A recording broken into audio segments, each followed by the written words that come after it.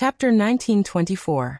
The breakthrough point of these 10,000 riders was precisely Huang Songpu's Central Army and Long Guan's Jia noble family's direct line of command cavalry, probably because nobody expected that the northern Liang border cavalry would avoid direct battle. The 10,000 riders cutting through the formation appeared to be like a hot knife cutting through bamboo, like a knife cutting through tofu, with ease and ease. The other group of dragon elephant light cavalry penetrated in even more easily. A few groups of cavalry gathered from the southern dynasty's families rushed out of the camp, so there was a gap between them and the central army formation.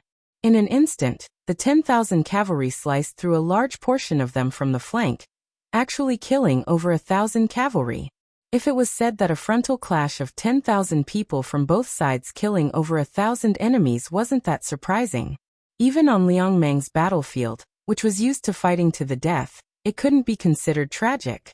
However, in this kind of pure charging formation, the side with the advantage in numbers losing over 1,000 people was a little preposterous. It was enough to see that the Beimeng Southern Dynasty Border Army's second-class elites met the Longxiang Army that was once hailed as the #1 light cavalry in Liangzhou's border army. Even if the Beimeng cavalry had a strong desire to fight and didn't show any signs of fear, they were still powerless. If it was said that the Longxiang army's left and right-wing cavalry avoiding the important and dwelling on the trivial was already inconceivable, then the Longxiang army's following actions made the Beimeng's western main force feel even more confused. After breaking through each other's formation, they should have turned their horses around and launched a second charge. This was the true meaning of the 20 years of Liang Meng cavalry war. However, a scene that made the Beimeng's left and right-wing cavalry flabbergasted happened. Under the leadership of Li Mofen and another Longxiang army deputy general, 20,000 cavalry actually charged straight for Beimeng's main camp. Beiliang's iron hooves easily broke through the Beimeng camp's simple and crude horse barricade. After entering the main camp, they were extremely familiar with the path, as if they were strolling in their own backyard. The light cavalry charged straight in without any hesitation. The two currents gradually merged together and charged towards the weak supply camp at the back. In comparison, the Longxiang army that clashed with Huang Songpu's Central Army suffered the most losses and their speed was also the slowest. Both sides left over 2,000 bodies on the battlefield. The Longxiang army had slightly over 2,000, while the Beimeng had close to 3,000. This exchange was already enough to be called heroic. Huang Songpu, whose armor was covered in blood, had already stopped his horse and stood at the end, shaking off the blood on his lance. The old general turned his horse around and stared with his eyes wide open.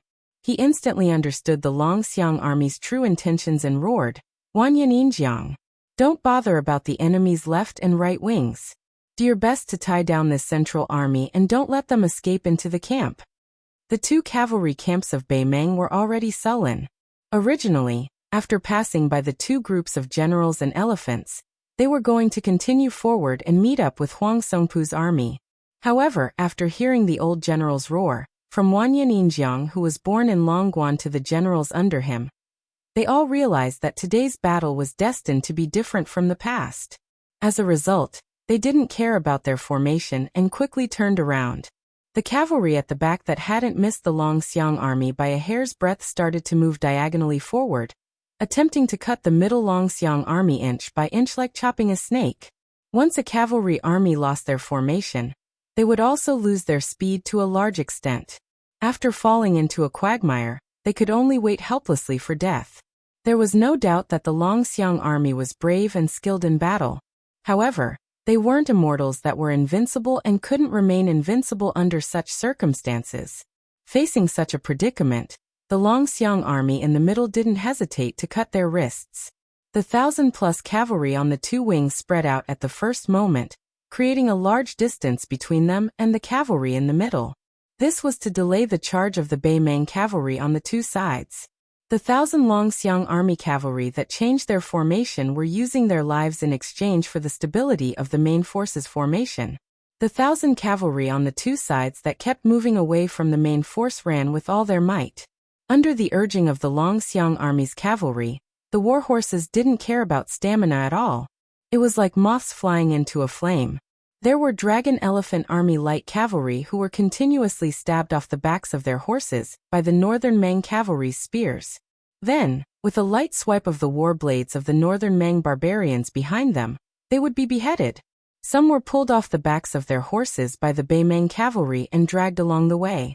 Their bodies were badly mutilated. The 1,000 Longxiang army cavalry that didn't form a system and fought on their own were doomed to die in the face of the endless Bei Mang enemy. One of the cavalry was stabbed in the shoulder by a Bei Mang spear. While he was on the verge of falling, he still managed to stab the neck of the enemy cavalry in front of him. However, he was quickly knocked off his horse by the next Bei Mang barbarian. In the end, before his body landed on the ground, a third Bei Mang cavalry with superb equestrian skills bent down and chopped his head off. They couldn't stop them. Huang Songpu, who was leading the main force to turn around and fight again, sighed heavily. The old general didn't think that the Longxiang army's true goal this time was actually the supply camp, which was an important source of food.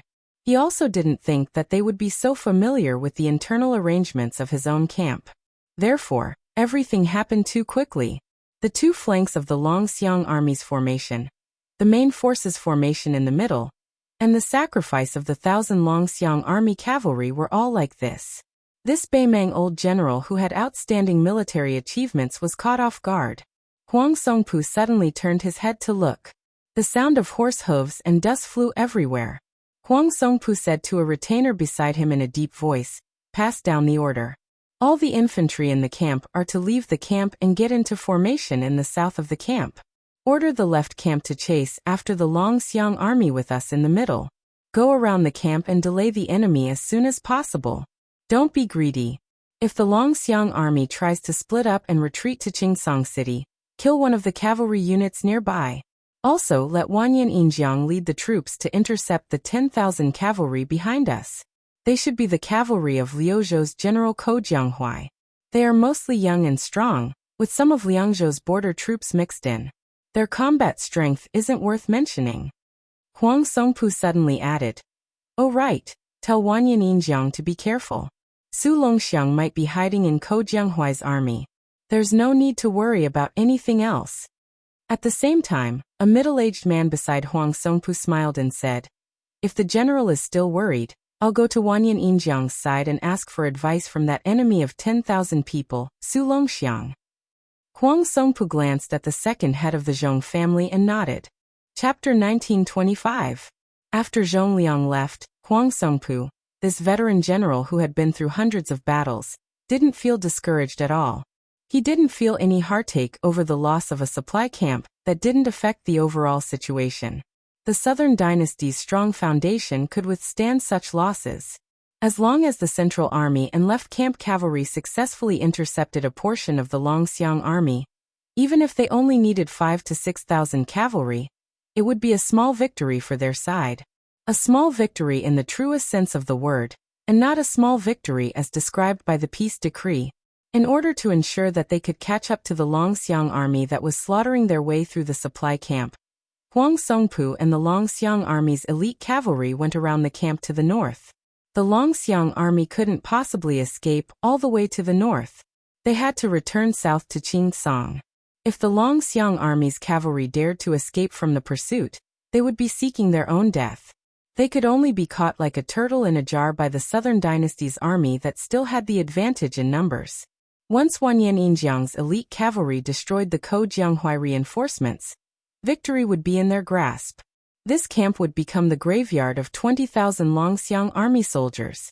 Huang Songpu believed that the deputy general of the Longxiang army, Li Mofen, wouldn't be so muddle-headed. In reality, the movements of the Longxiang army that broke into the enemy camp were all within Huang Songpu's expectations. The Dragon Elephant light cavalry of the three cavalry forces naturally cut down the Bei Mang supply camp without any suspense. They killed anyone they saw and burned any rations they saw. Afterwards, they left the camp from the north. They didn't split up, but maintained their formation and went south along the left side of the Bei Mang camp. Coincidentally, they met the 38,000 Qilong Pass B cavalry. There were still 16,000 elite cavalry under Huang Songpu's direct command. After making a slight detour, they began to gallop over from the rear. Further south, Beimang's Western Army's infantry also began to move out of the camp and into formation.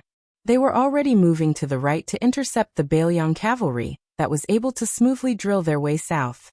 Further south, 20,000-plus elite cavalrymen of the A-ranked noble clans were facing off against the 10,000 Bailiang cavalrymen under Ko Jianghuai. According to the current situation, if the main force of the Longxiang army wanted to cross the three lines of defense and avoid the pursuit of Huang Songpu's elite cavalry, they would have to pay a heavy price. When Wanyan Yinjiang urged his horse forward, he was really proud of himself. He was already imagining himself holding the head of Bailiang Su Longxiang in one hand and the head of Ko Jianghuai in the other. He was already imagining himself stepping into the Western Imperial Palace where the Emperor was sitting on the dragon throne. He was going to become the first general of the Western Imperial Army to be conferred the title of king and marquis by virtue of his military achievements. This person in his prime couldn't help but laugh out loud. Bailiang's Huang Manor, Ko Jianghuai. Where are your heads? Liuzhou's Linyao and Fengxiang towns were surnamed Bailiang Su or Beimang's Morong. They almost changed their city flags. Originally, Malyoka, who was the deputy general of Liuzhou and also held the military power of Fengxiang garrison, was originally a local tyrant of Fengxiang. He was forced to rely on Mount Qingliang because of the circumstances. Afterwards, he was capricious and had many connections with the spider web. Finally, last year he was surrounded and annihilated by the Dragon Elephant Army's Deputy General Wang Lingbao. Malyoka's personal cavalry was almost wiped out. Kai Anshan, who was the mayor of Linyao military town, was much more obedient. Furthermore, Chao Wei's cavalry passed by Linyao military town twice, and Xie Shibian took over Malyoka's command of the two towns. Kai Anshan completely closed his doors to visitors and retired from the officialdom. Under such circumstances, the newly appointed deputy general of Liuzhou, Xie Shibian, who was supposed to lead 20,000 monk soldiers from Mount Lantua to Qingsong City, suddenly split up his troops when he was halfway to Mount Fengxiang and Linyao. He personally led half of the monk soldiers back to Mount Fengxiang, while the remaining 10,000 monk soldiers were handed over to the Bodhisattva of 6 Pearls to be stationed in Linyao. The female Bodhisattva of Mount Lantua did not have any objections to this. After all, the 20,000 monk soldiers to reinforce Qingsong City was the decision made by Qingliang Mountain and the Protectorate General. Without the young lords or Chu Lushan's personal orders, the fixed route could not be changed. Now, whether it was Mount Lantua or herself, they were all tied together with the Su family. She did not dare to do anything unnecessary. If she delayed the battle, a Bailiang newcomer Xie Shibian could atone for his crime with his death. However, she would implicate thousands of believers in the western region and fall into a miserable situation. Because of this, she had a tit-for-tat argument with the young deputy general. She did not know the meaning of wasting 20,000 monk soldiers in 2 towns far away from the main battlefield of Qingsong City. Could it be that it was a common occurrence in the spring and autumn unjust war? But Xie Shibian, did you really think that these 20,000 monk soldiers were your direct troops? Did you want to maintain your dignity and wait for the right price to sell? At that time, Xie Shibian only calmly told her that the battlefield was ever-changing. Linking the western region and Bailiang's Linyao and Fengxiang towns seemed to be the icing on the cake and dispensable. However, under some special circumstances, it was very likely to become the breakthrough point for Bailiang's surprise troops. Not only could it be used as a dangerous pass to cut off the retreat route of Yulwan's Dao Division's Yoqi and Chao Wei's cavalry, but it could also allow the Southern Dynasty's border army, which had never been a problem in terms of military strength, to comfortably rely on the 2 towns to expand their attack line to Qingsong City. Originally, the 2 towns were not enough to become the turning point of the war in Liuzhou. However, the current situation in Liuzhou highlighted the potential strategic significance of the 2 towns. It really allowed the old strategy of Bailiang's strategist, Li Yishan, to play a role. Chapter 1926. The female Bodhisattva had a profound understanding of Buddhism, but she knew that she was not good at military affairs, especially when Xie Shibian was a young military master who shone in the Guangling Taoist battlefield. She admitted that she could not convince him, but she did not dare to put the safety of Buddhism in the western region in the hands of that young man. Faced with Xie Shibian's insistence, She could only propose a compromise, which was for them to bring 20,000 monk soldiers to the military town of Linyao. At the same time, a middle-aged monk with a hidden identity who had the Vajra divine ability of Buddhism would rush to the provincial governor's mansion in Chingsong City as a scout to report this matter. What she meant was that even if Mount Qingliang and the Protectorate General's office could not respond in time, as long as the provincial governor's mansion agreed, she would agree to Xie Shibian's plan. However, Xie Shibian told her bluntly that in Chingsong City of Liuzhou, provincial governor Yang Guangdou, and even Chen Shiliang did not dare to make a decision on this matter. Moreover, they might not be able to make it in time. Thus, the two of them fell into a stalemate. In the end, it was a handsome gerfalcon that pierced through the clouds and stopped on Xie Shibian's arm. The Battle of Liuzhou had already begun, and the Battle of Liangzhou was about to begin. However, under these circumstances, this gerfalcon, which was personally cultivated by Chu Lushan and had followed the young king all these years, actually used the young Xie Shibian, who was far away from the two battlefields, as its only contact. At that moment, she had mixed feelings and was speechless. Xie Shibian told her in a low voice, "I will take responsibility for this matter." The young man added, "The king of Bailiang also believes that the deputy general of Liuzhou, Xie Shibian, can take responsibility for this matter." Only then did she tacitly agree to his deployment of troops. The 20,000 strong and fearless monk soldiers of Mount Lantua split up and entered the two towns of Fengxiang and Linyao. At this moment, the female bodhisattva, who was dressed in a white kasaya but had a head full of black hair, stood on the city wall of Linyao. She looked at the 10,000 elite soldiers of Beimeng outside the city, escorted by thousands of cavalrymen, and felt relieved. She had made the right bet. Beimeng did intend to ambush the two towns. Even someone like her who didn't know much about military affairs knew that the weak military strength that was continuously transferred out from the two towns was not enough to defend the two towns. She had some general understanding of some of the main elites of Liang Meng's border armies, for example, the Great Snow Dragon Cavalry and White Horse Crossbowmen outside Liangzhou Pass, Yan Wenwan's infantry within Yuzhou, and the Longxiang army in Liuzhou. She had heard of the Northern Meng Southern Dynasty's Dongzhuo's infantry that was said to be able to wrestle with Yozhou's infantry, as well as that Fatty Dong's Crow Cage, the Chang cavalry that had already been wiped out in Lu province, the Ruren cavalry that had now been disbanded, and so on. Apart from these, there were also some troops that she was not unfamiliar with. Among them, there were the infantry brigade of Beimeng's Southern Dynasty border army.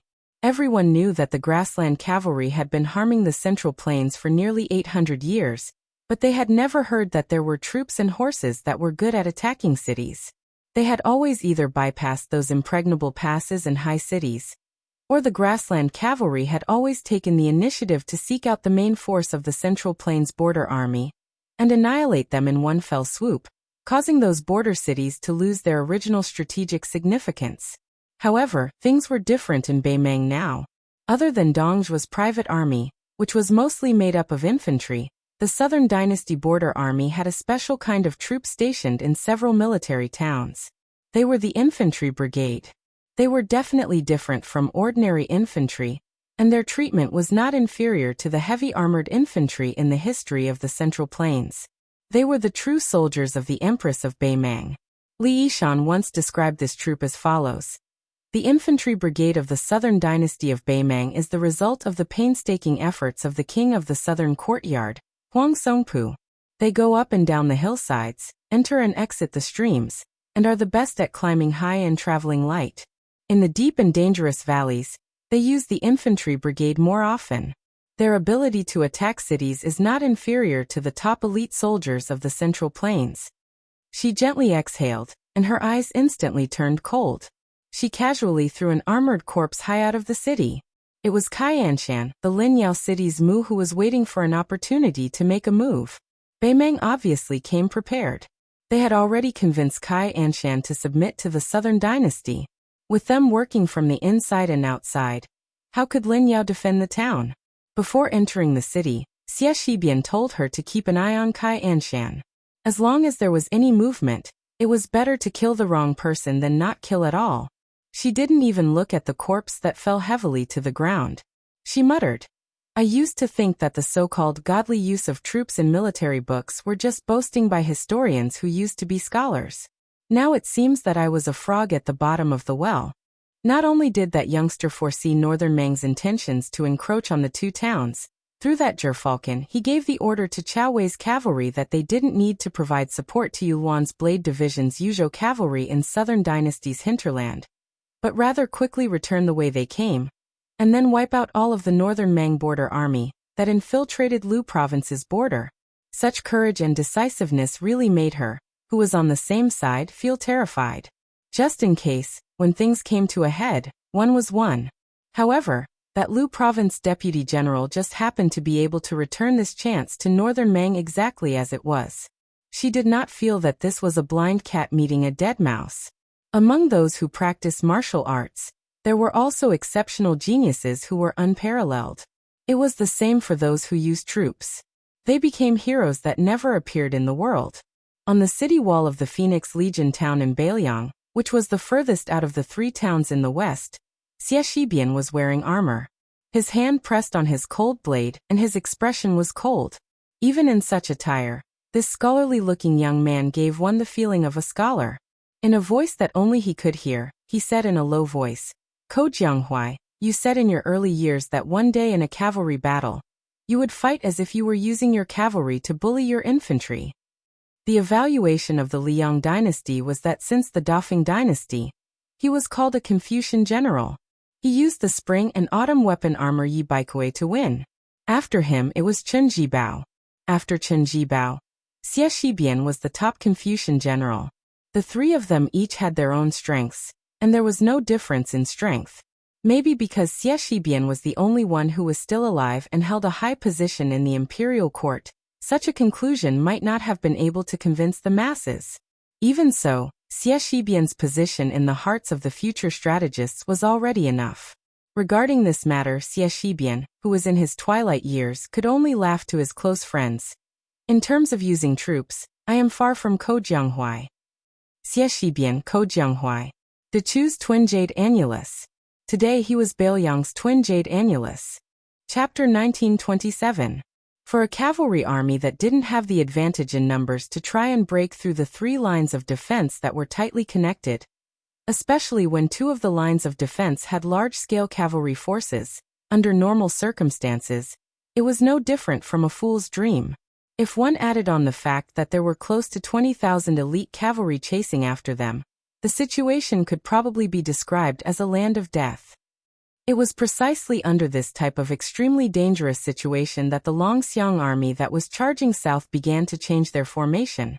The vanguard cavalry that had most of their spears and lances destroyed slightly pulled back the front line. With Li Mofen at the head, everyone pulled out their blades and formed a conical formation. It was clear that they wanted to use the fastest speed to break through the Yi Longguan family's 38,000 cavalry. At the same time, roughly in the middle of the Longxiang army's formation, a clear dividing line was stretched out. The 10,000 or so young and strong cavalry that slowed down their warhorses were gathered at the back.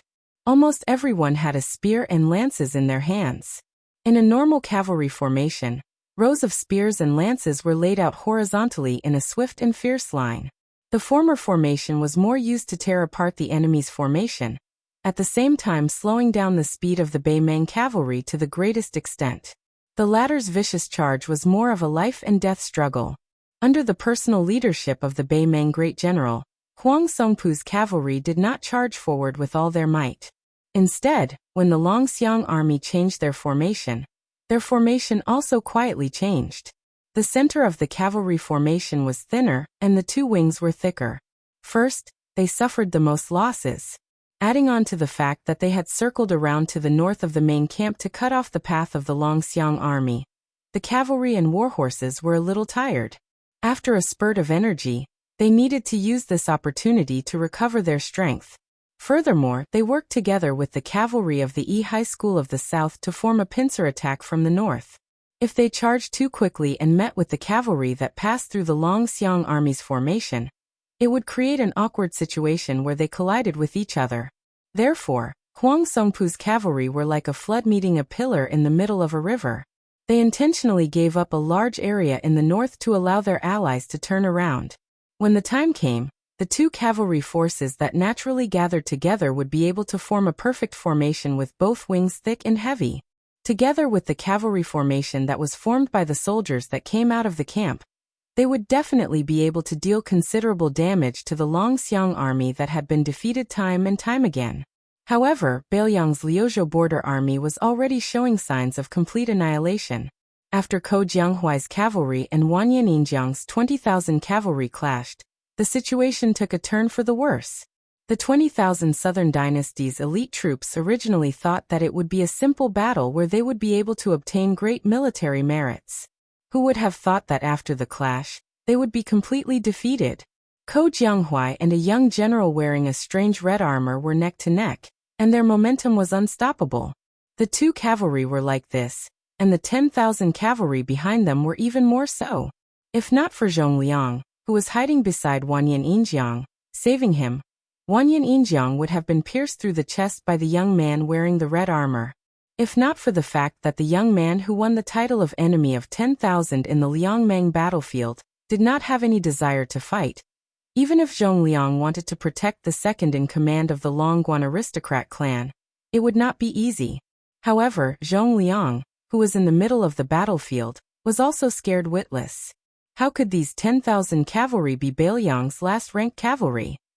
They were worthy of being the main force of the Longxiang army. Wang Yanjiang's 20,000 elite cavalry were like a piece of silk that was torn apart by a sharp weapon. After the clash, more than 3,000 of them were lying on the ground. This kind of heavy injury was simply unimaginable. Pull one hair and the whole body will be affected. Wang Yanjiang's elite cavalry was mysteriously unable to withstand a single blow, and it directly caused the hearts of the Bailiang's western infantry to waver. This was because as long as the Longxiang army from the north smoothly went south, it would form a situation where two cavalry armies would attack one infantry army from the north and south.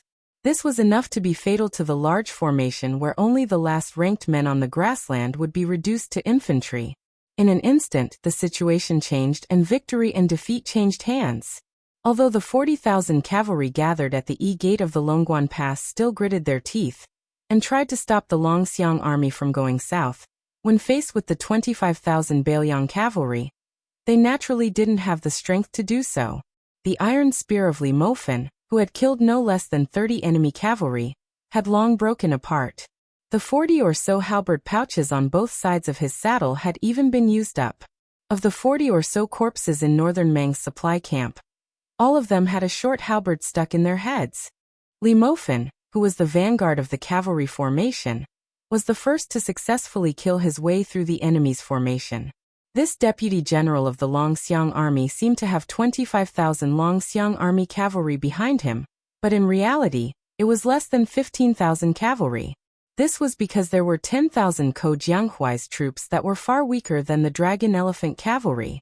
Those 10,000 outstanding vagrant youths, who had been conserving their strength from start to finish, were left with the corpses of the Beimeng cavalry wherever their long spears passed. Ko Jianghuai's sneaky substitution was precisely the key to this battle that gave the Beimeng cavalry a feeling of absurdity from start to finish. In reality, these 10,000 people had been following behind the left wing's two groups of dragon elephant light cavalry from start to finish. From breaking through the enemy's formation to entering the camp, and then to now heading south, their losses were negligible. In the early stages of the battle, the two wings of the Longxiang army broke through the enemy's formation too easily, so the Beimeng didn't see through their identities. As a result, on the current battlefield, the Beimeng army was in an incomparably awkward and comical situation. The southernmost Wang Yanjiang's cavalry was beaten to the point where not a single bit of their energy was left. From the main general to the ordinary cavalry, everyone was panicking and at a loss. Then there was the infantry formation that had yet to completely solidify. The top-notch infantry of the northern Meng and southern dynasty's border army, more than 20,000 infantry soldiers, had already been deployed to launch a surprise attack on Phoenix Town and Linyao Town. This infantry army that had hurriedly left the camp and formed the formation were mostly clad in light leather armor. After all, they were not the heavy armored infantry that specialized in facing the grassland cavalry in the history of the Central Plains. Moreover, the original intention of this infantry army was to attack Chingsong City in Lu Province. How could they possibly be used to resist the frontal assault of the Northern Liang cavalry? For this type of infantry and cavalry battle, the Beimang infantry, be it in terms of equipment or training, were all abnormally immature. The men of the Northern Mang grassland had always been the weakness of the men of the Northern Mang grassland. They were naturally unfamiliar with the heavy crossbows that they were not used to. Suddenly, they had to stand still and face the charge of the Northern Liang cavalry. It was easy to imagine the extreme discomfort they felt. Further north was the Yi High School cavalry that had brushed shoulders with the Longxiang army. The northernmost was the Huangsong Pu cavalry that had given up their corps. The perfect defensive line that should have been united was now in tatters. Beimang still had the advantage in numbers, but the morale of the Liangmang side was like heaven and earth. Li Mofen raised his head and looked at the Kojianghuai cavalry that was a Beimang infantry formation. That was the true main force of the Longxiang army. The corner of this general's mouth twitched as he raised his cold blade and lightly spun it. The 10,000 dragon elephant light cavalry behind him didn't even bother about the infantry formation. They circled around the formation and easily went down south. When Li Mofen heard a voice, he suddenly turned his head in shock. After the frontal collision, there were still 8,000 strong refugees behind him. One of them actually charged straight at the Beimang infantry formation, his spear pointing forward as he furiously hollered, "Liuzhou cavalry! May the dead die! Follow me to death!" Li Mofen, whose face was cold, slowed down his horse, turning his head to look towards the north. Was that fellow crazy? The start and end of today's battle was due to Ko Jianghuai's careful planning. Originally, everything was within Ko Jianghuai's calculations. However, that Liuzhou general didn't allow the refugees to die on their own accord. One must know that such bold actions would result in military merits after the battle. Based on Beiliang military law, a light punishment would be a demotion in rank, and a heavy punishment would be beheading in public. In Li Mofen's field of vision, he saw that when that rider was about to collide with the Northern Mang infantry's barricade spears, he suddenly tightened his reins. That A-ranked warhorse from the silken pasture suddenly leapt high into the air. It jumped over the first 2 rows of spears that were slanted forward, crashing into both the man and the horse. The heavy fall of the horse's iron hooves trampled a Beimang infantry soldier to death on the spot. The war horse that couldn't bear the heavy burden had its knees broken. That Liuzhou cavalry viciously thrust out his spear, piercing through the chests of 3 infantry soldiers in a row.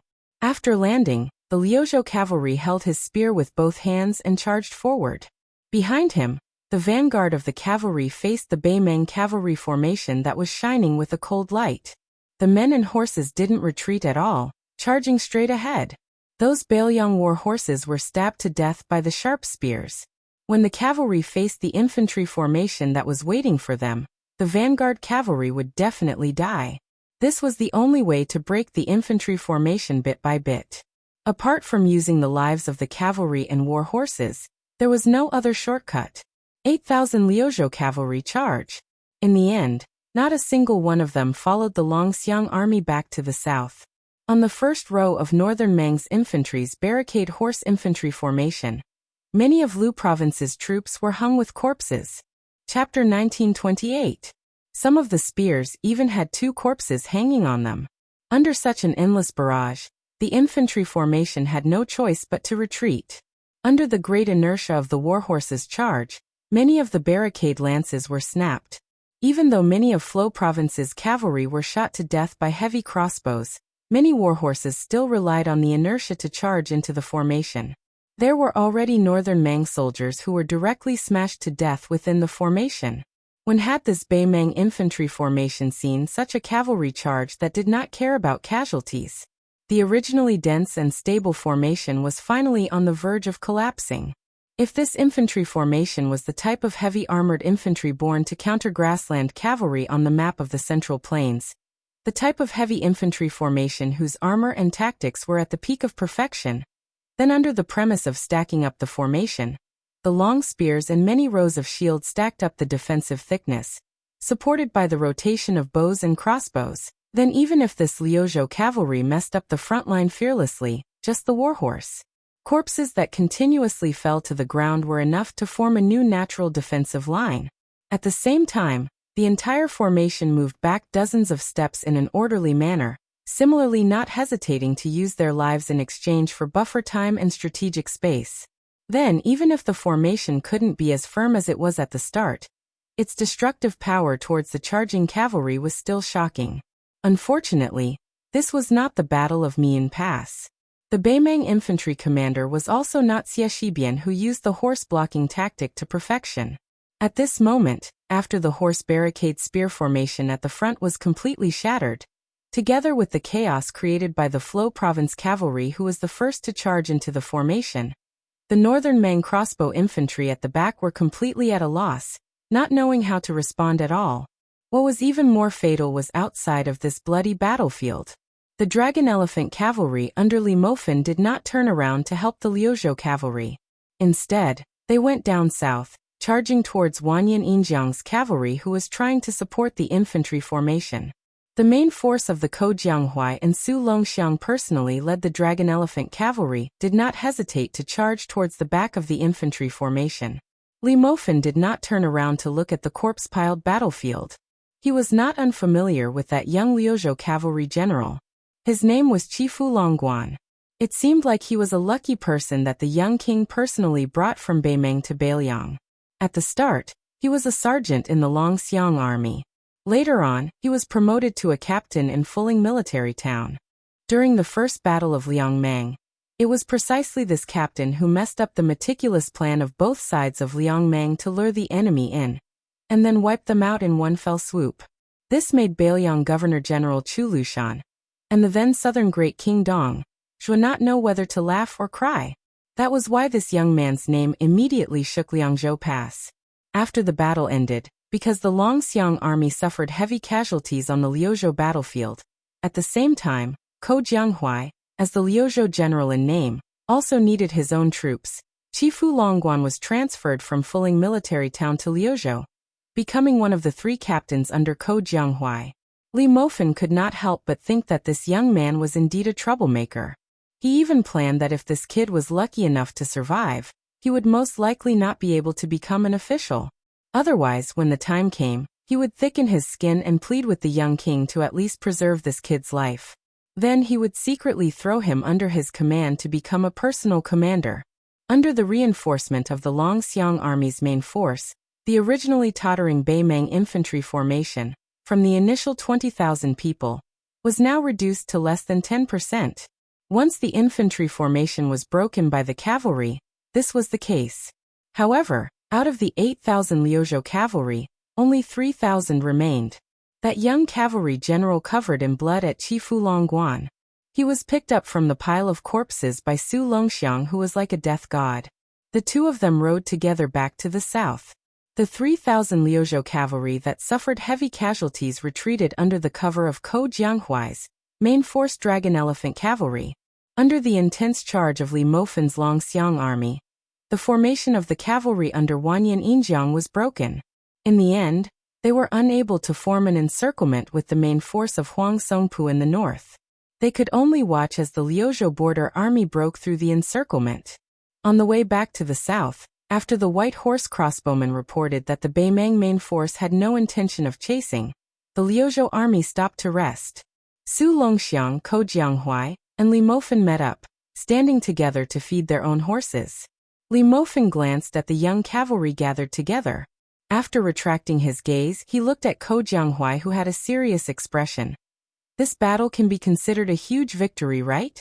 The expected supply camp of the northern Mang barbarians has already been wiped out by us. As for the cavalry exchange, it's roughly 1 for 2, which is still within the acceptable range. Moreover, we even managed to wipe out Old Man Huang's infantry in one go. No matter how you look at it, we've profited from this. Ko Jianghuai nodded his head expressionlessly. Li Mofan sighed. Before you said that in this battle, the Longxiang army would die first, followed by the vagrant cavalry. Apart from stopping Huang Songpu, you could also use this to train the troops. Both sides would not be delayed, and in the final battle, those Liuzhou rookies would drag down the Longxiang army. However, after being tormented by that brat, although they died later, The number of casualties was too much. In the end, we lost 7,000 cavalry. Ko Jianghuai, what are you going to do next?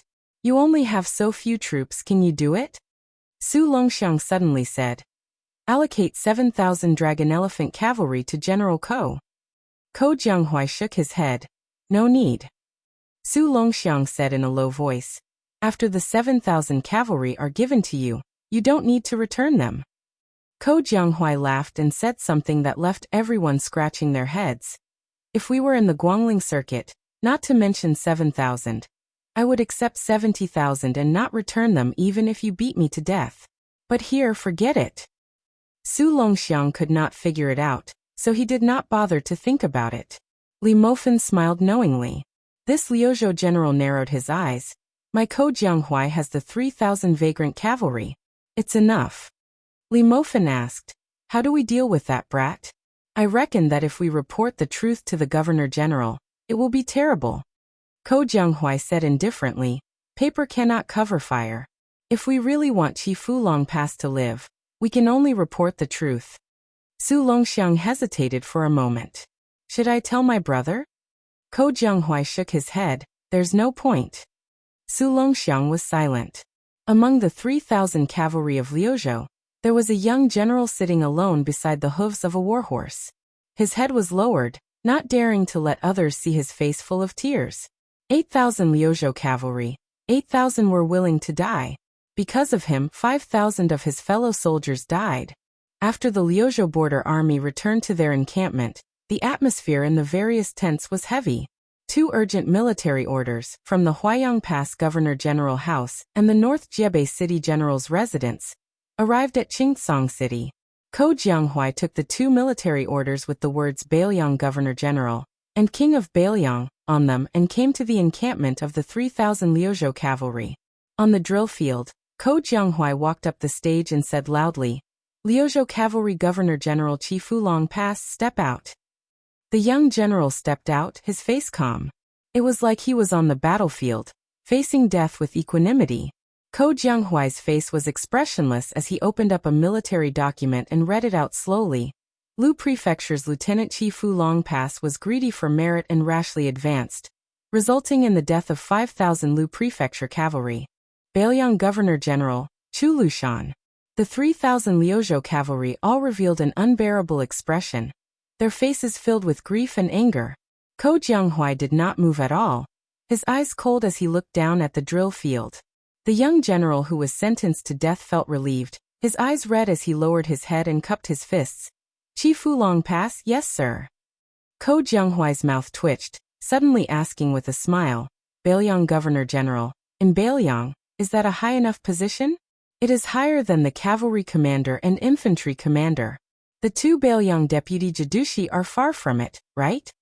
All the cavalrymen on the drill ground who were originally refugees were confused, especially those at Qifulong Pass.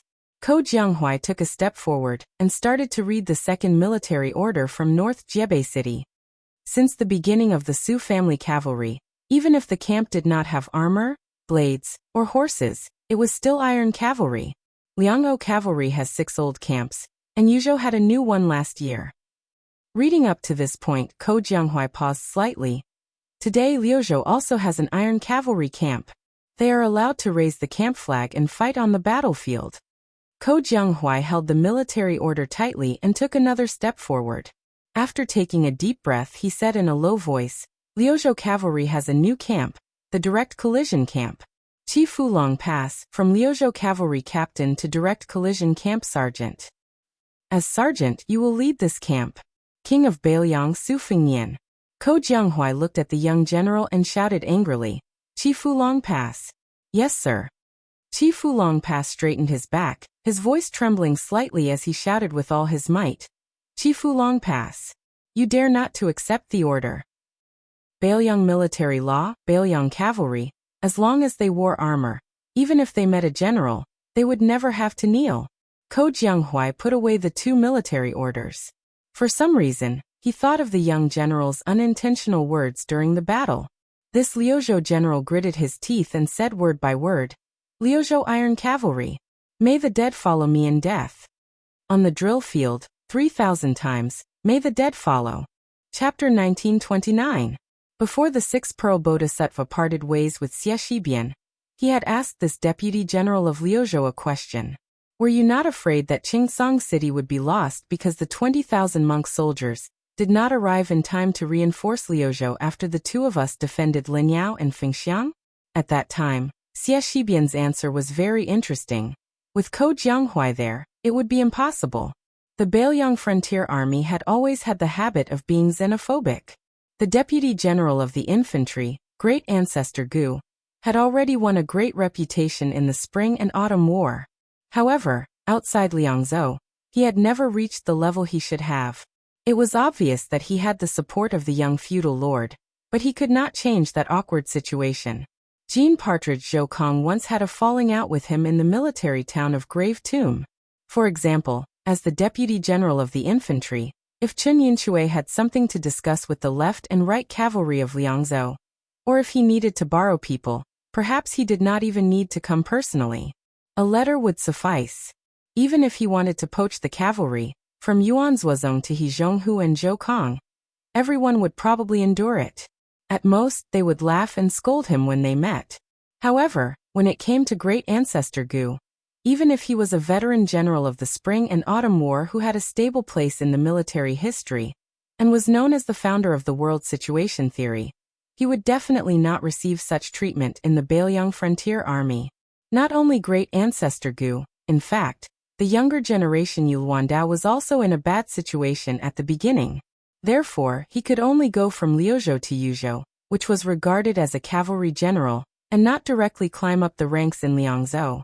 It should be known that before the Yuzhou cavalry won the series of battles outside Gourd Mouth, the Yuzhou cavalry had always been ridiculed by the arrogant Liangzhou frontier cavalry as the embroidered cavalry. In private, they laughed that they were the daughter of the old General Yan Wenwan. After the first battle of Liangmang, General Ko Jianghuai of Liuzhou, who was the neighbor of the Longxiang army, the Longxiang army needed to replenish its troops. Whether it was Hezhonghu, Zhoukong, or even the young cavalry general Chao Wei, who had never been to the border, all of the Liangzhou frontier cavalry had to do as the young lord wished. Although the entire Bailiang officialdom knew that this person was a genius in the art of war who had made great achievements in Guangling, in the end, most of the troops and horses under his command were young and strong. It was also said that after Ko Jianghuai managed to gather a cavalry of 10,000 people, neither the Xianli pasture nor the Tianjing pasture in Lianglong were willing to give them good war horses. It was only because of the young lord's strict military order from Mount Qingliang that they did not give him inferior war horses. Ko Jianghuai was like this. In fact, Xie Shibian, who was also one of the twin jade annals of Dechu, was not much better. Before he was temporarily promoted to the position of deputy general of Liuzhou, he had rushed to Miyun Pass with Chao Wei's elite cavalry. At that time, the cavalry under his command was of mixed origins. Most of them were the cavalry of Fengxiang and Linyao, who were originally horse bandits of the western regions.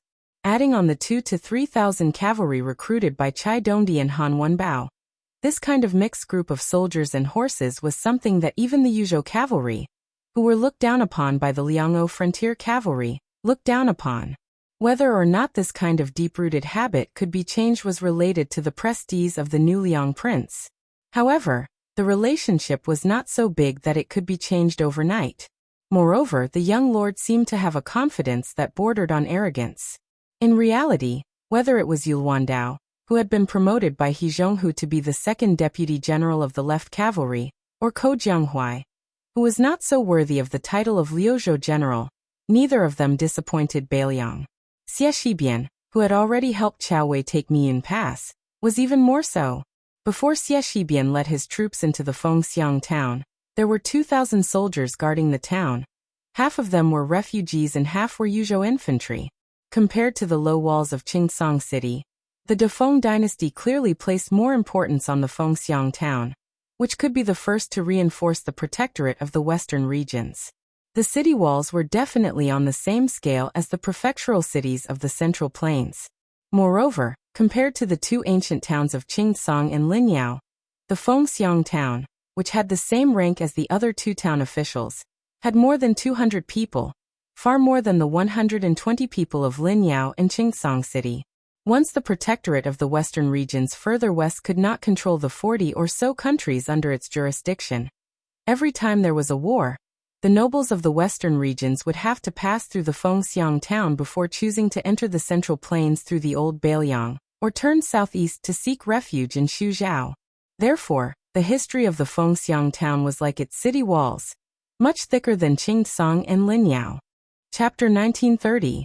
If they didn't have the 10,000 monk soldiers from the western border serving as their backbone, facing the 10,000 southern dynasty infantry attacking the city, as well as the 3,000 cavalry waiting outside the city for an opportunity, Phoenix Soaring Town would have only been able to lay down a few more northern Mang barbarian corpses below the city walls and above the city walls. Phoenix Soaring Town would still have been lost. Northern Liang could only hand over this strategic location that covered a small half of the western regions. Perhaps after Lu Province suffered a great defeat to Huangsong's Pu tribe's western army, Phoenix Soaring Town and Linyao's gains weren't all that significant. However, as long as both sides were in a deadlock, whoever grasped these two towns had a high chance of changing the battle situation. One side needed to provide Yulwandao and Chaowei with a great rear. The other side could use this opportunity to gather troops from Gusai Province to assist Huangsong's Pu tribe, especially if the Liuzhou cavalry won by a fluke and still had the strength to break through the southern dynasty defense line and attack Gusai Prefecture. Then Bailiang losing two towns could be said to be a fatal mistake. The 10,000 southern dynasty infantrymen besieging the city could be said to be fearless of death. However, because this was a surprise attack where victory was within their grasp, they didn't bring along large amounts of supplies and siege weapons that would slow down their advance. As a result, even though Northern Mang believed that their siege power wasn't inferior to Northern Liang's Yuzhou and Liangji's southern dynasty infantrymen, it was extremely strenuous for them to fight. Even though the infantrymen under the city walls didn't have any geographical advantage at all, they still displayed astonishing accuracy. Many of the refugee youths who were truly participating in a battle for the first time, even though they were warned not to stick their heads out between the 2 rounds of arrows, many of their corpses could only be dragged down the horse path. Under the premise that Xieshi did not use the monk soldiers of Mount Lantua, the groups of dare-to-die warriors with shields and blades in their mouths attacked the city several times. Then they were forced back time and time again by the Yuzhou infantry and refugee youths. From noon to dusk, the infantry paid close to 2,000 lives. More than half of them died on the city walls and were thrown down. During this period of time, Xieshi Bian only let the strong and powerful monk soldiers participate in the defense twice. Twice only. Night battles were naturally not beneficial to the siege side. The infantry gave up after trying to attack the city once. They had attacked the top of the city many times, but were unable to break through. It was just like how the grandmasters of the Jianghu were only one step away from breaking through. Naturally, they would not give up just like that. The second day was destined to be an even more tragic battle. The defenders were extremely silent. Everyone looked at the monk soldiers from Mount Lantua, especially the expressionless young commander. Their eyes were filled with grief and indignation. It was not that they were afraid of death, but as long as the young man with the surname Xie was willing to send 1,000 people to the front line, they could reduce the number of casualties.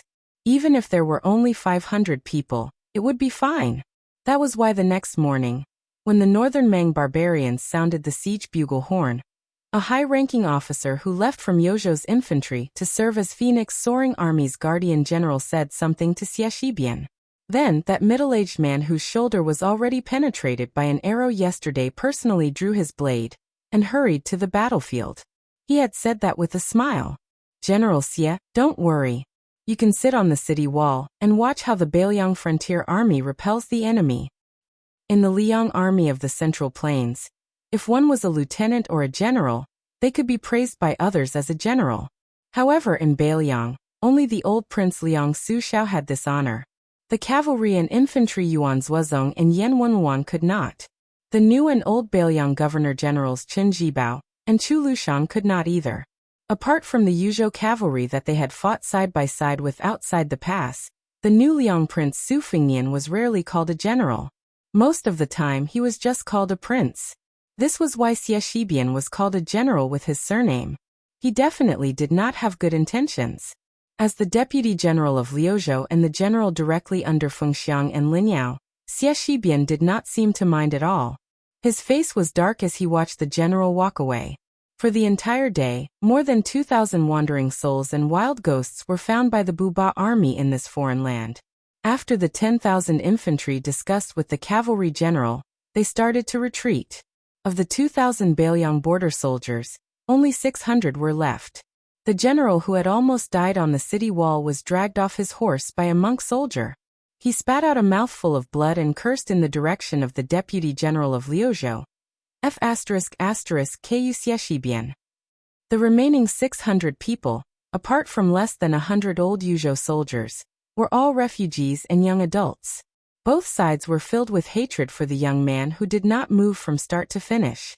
Just as Bei Meng was about to retreat, Xie Shibian ordered. Xie Shibian had already ordered, "Monk soldiers, follow me out of the city. No matter the cost, hold them back for at least 6 hours."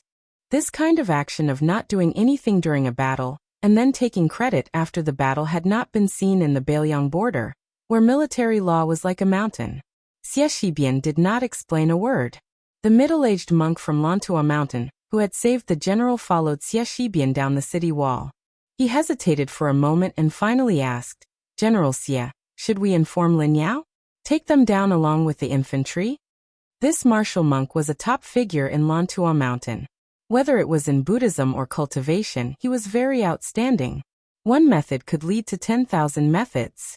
Through the female bodhisattva's secret message, he knew that the Yuan sword cavalry would turn around and help them stop the infantry. But for some reason Xie Shibian shook his head, no need. The monk could not understand, but he did not say anything. After all, Xie Shibian was the main general. The middle-aged monk had personally experienced the terror of Bailiang's military law. No matter how dissatisfied the 2,000 infantry were, no matter how close Xie Shibian was, they still fought to their deaths.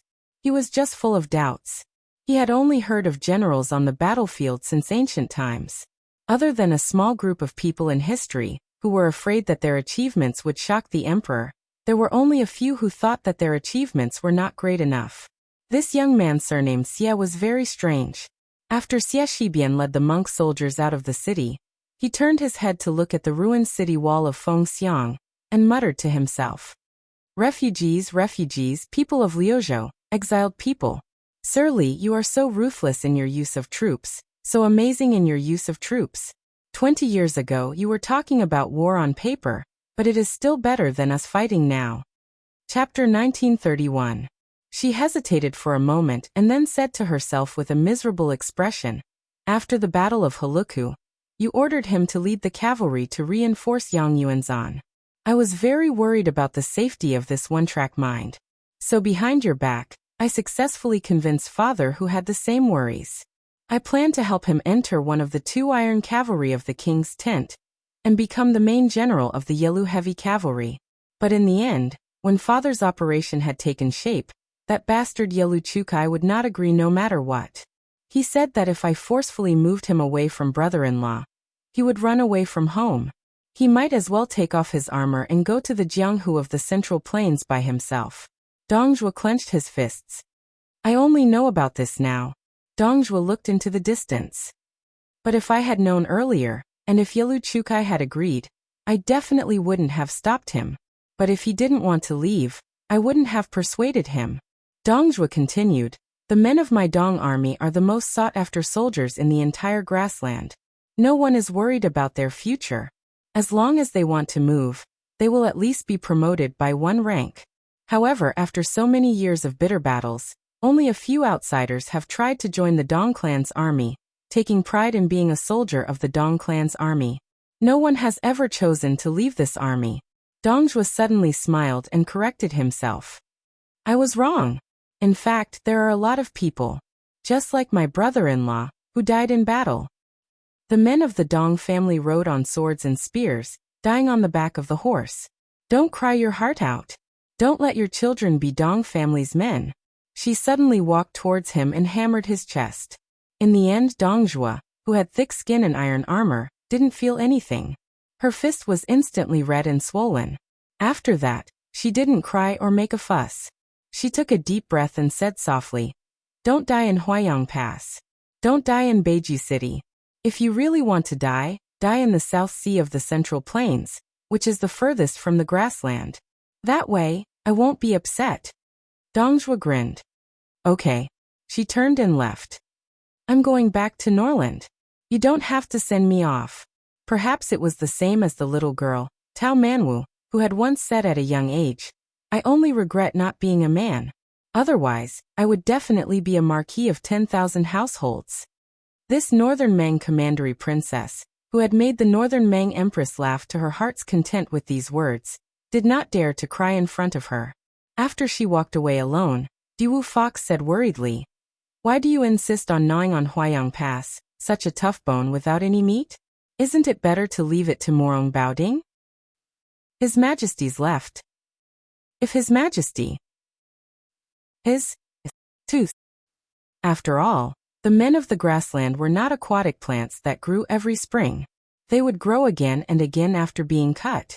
Now that the grassland has lost its vitality, if Norland continues to push its luck, I'm afraid there will be internal strife. Even the gods can't fix such a big mess. When the time comes, I, Dongjua, will be the one to suffer. The Bailiang Frontier Army will reap the benefits and make a great contribution. Dongjua looked to the south. He was looking at Huta City, which had been destroyed by him. Further south was Huayang Pass, which had a natural advantage. It was funny. The grassland army of millions had been fighting with the northern Liang for 20 years. When Old Tu was still alive, the number of times the border army of the southern dynasty had seen Huta City could be counted on one hand. It was not until Su Zhao's death that Dongjua finally grasped power. Northern Mang's horse hooves had stepped on the ground to the south, but they had only advanced a little. But now, the 10,000 light cavalry of Bailiang's Yulwan Saber Division had followed the Great Snow Dragon cavalry in the early years, and once again entered the hinterland of the southern dynasty. Dongjua pointed to the south and said to his wife, "In the Huayang Pass, there is a fatso who is fatter than me. It is said that the Liyang imperial court has always claimed that the battle between me and Fatso Chu was over." This Tu's adopted son said some rebellious words, saying that the world's cavalry was only divided into the Su family's iron cavalry and all the other cavalry forces. In fact, the truth was not like that. It was just that the Bailiang Frontier Army was so conceited that they gladly accepted the Liang civil official's slander and took it as a compliment. Dongjua did not retract his arm and kept pointing to the south. With a gloomy smile, he slowly said, "Chu Lushan did say some words at that time. I remember that guy was sitting high on the horse and pointed the tip of his iron spear at me. He laughed and said, 'I heard that you are called Dongjua?' My adoptive father had some concerns and could not use his full strength. Therefore, Chenji Bao and Yuan Zuozong were too lazy to play with you. I, Chu Lushan, had nothing to do and came to fight with you. Otherwise, with your little ability and your lousy troops." Dongjua did not speak for a long time. The fifth fox curiously asked, "What happened next?" Dongjua retracted his hand and said resentfully, "Then I was seriously injured and fainted." Dongjua seemed to feel a little embarrassed. He lowered his head and made a face at the little girl Tao Manwu. The little girl, whose face was full of tears, clenched Dongjua's wrist tightly. She was not amused. Instead, she was about to cry. The little girl looked up and choked with sobs. "Uncle Dong, don't die." In the mind of this child with a rough life, she was like a jinx who always killed the people closest to her, from her father Tao Qianji to Yelu Chukai. Who would be next? So she was very scared. Dongjua squatted down and stretched out his big hand that was full of calluses and used to wiping the tears of the little girl. "Little Manwu, don't cry. Bad people like Uncle Dong have the longest life. Even the king of hell is not willing to accept them." Hearing this, the little girl's tears flowed down even more. Because in her mind, Uncle Dong had always been the second best person in the world, after her father. And the guy who was once regarded as the best person in the world could only be quietly lowered to the second. Dongjua did not know how to persuade her, so he let her sit on his shoulder. After standing up, they looked to the south together. Dongjua said softly, "Don't worry, Uncle Dong will take you to see him for the last time." Tao Manwu put her little head on Dongzhua's big head. Dongzhua asked softly, "Little Manwu, how do you hum that ballad? Uncle Dong always can't remember the words. Your little uncle used to sing it in front of me, but he sang it very badly. Little Manwu, why don't you teach him one last time?" The little girl gave a heavy hum, but there were too many tears and too much crying. She did not speak immediately. Dongzhuo was not in a hurry. For no reason, he remembered a passage of scripture. This Beimang general who killed people like scything flax put his palms together, bowed his head and recited piously, "Convert to Buddha and not suffer from all the sufferings of reincarnation. Convert to Dharma and enjoy the blessings of 3 lives. Convert to a monk and not fall into the evil path of reincarnation." At the same time, Tao Manwu's tender voice also sounded lightly above Dongzhua's head. "The grass grows next year. The geese go and come back. The spring breeze blows this year. Will the young master return? The green grass on the green flagstone. The man in green on the green flagstone bridge, humming the tune of Jinling, whose daughter bows her head and smiles. The yellow leaves fall this year, year after year. The autumn wind rises next year. Will the wife be there? The yellow flowers in the yellow river flow yellow. The yellow flowers in the yellow river city fluttering yellow butterflies. Whose son's sword is in the sheath? The sword is still in the sheath. The young master has not returned." For many people who were still alive on both sides of Liangmang, this was the case. However, perhaps in the eyes of the Central Plains, the 3 kings rebelled together. Their war seemed to come for no reason. It was just those Beiliang barbarians and Beimang barbarians. The deaths there were justified and justified. On the yellow sand of the Longyan plain, the fat man who was still carrying little Manwu on his back put down his palms and said in a low voice, "Chu Lushan, since you want to die, then I will generously accept your 300 pounds of meat." The Huaiyang Pass, which controlled the main road to the south, was divided into inner and outer cities. The overall terrain increased toward the south, especially the inner city, which was built on the cliff, and the city walls were made of stone.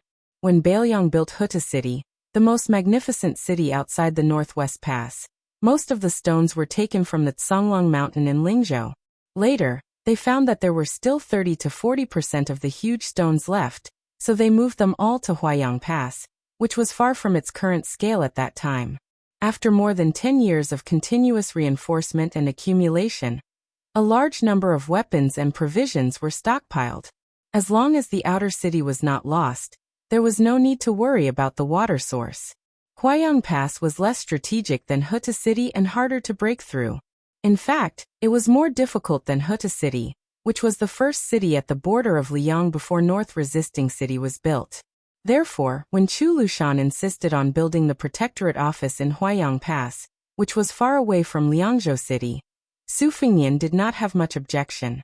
But after the shattered Huta City lost its defensive significance, Su Fingyan and Mount Qingliangshan both requested that Chu Lushan retreat to North Resisting City, but Chu Lushan still insisted on defending Huaiyang Pass to the death.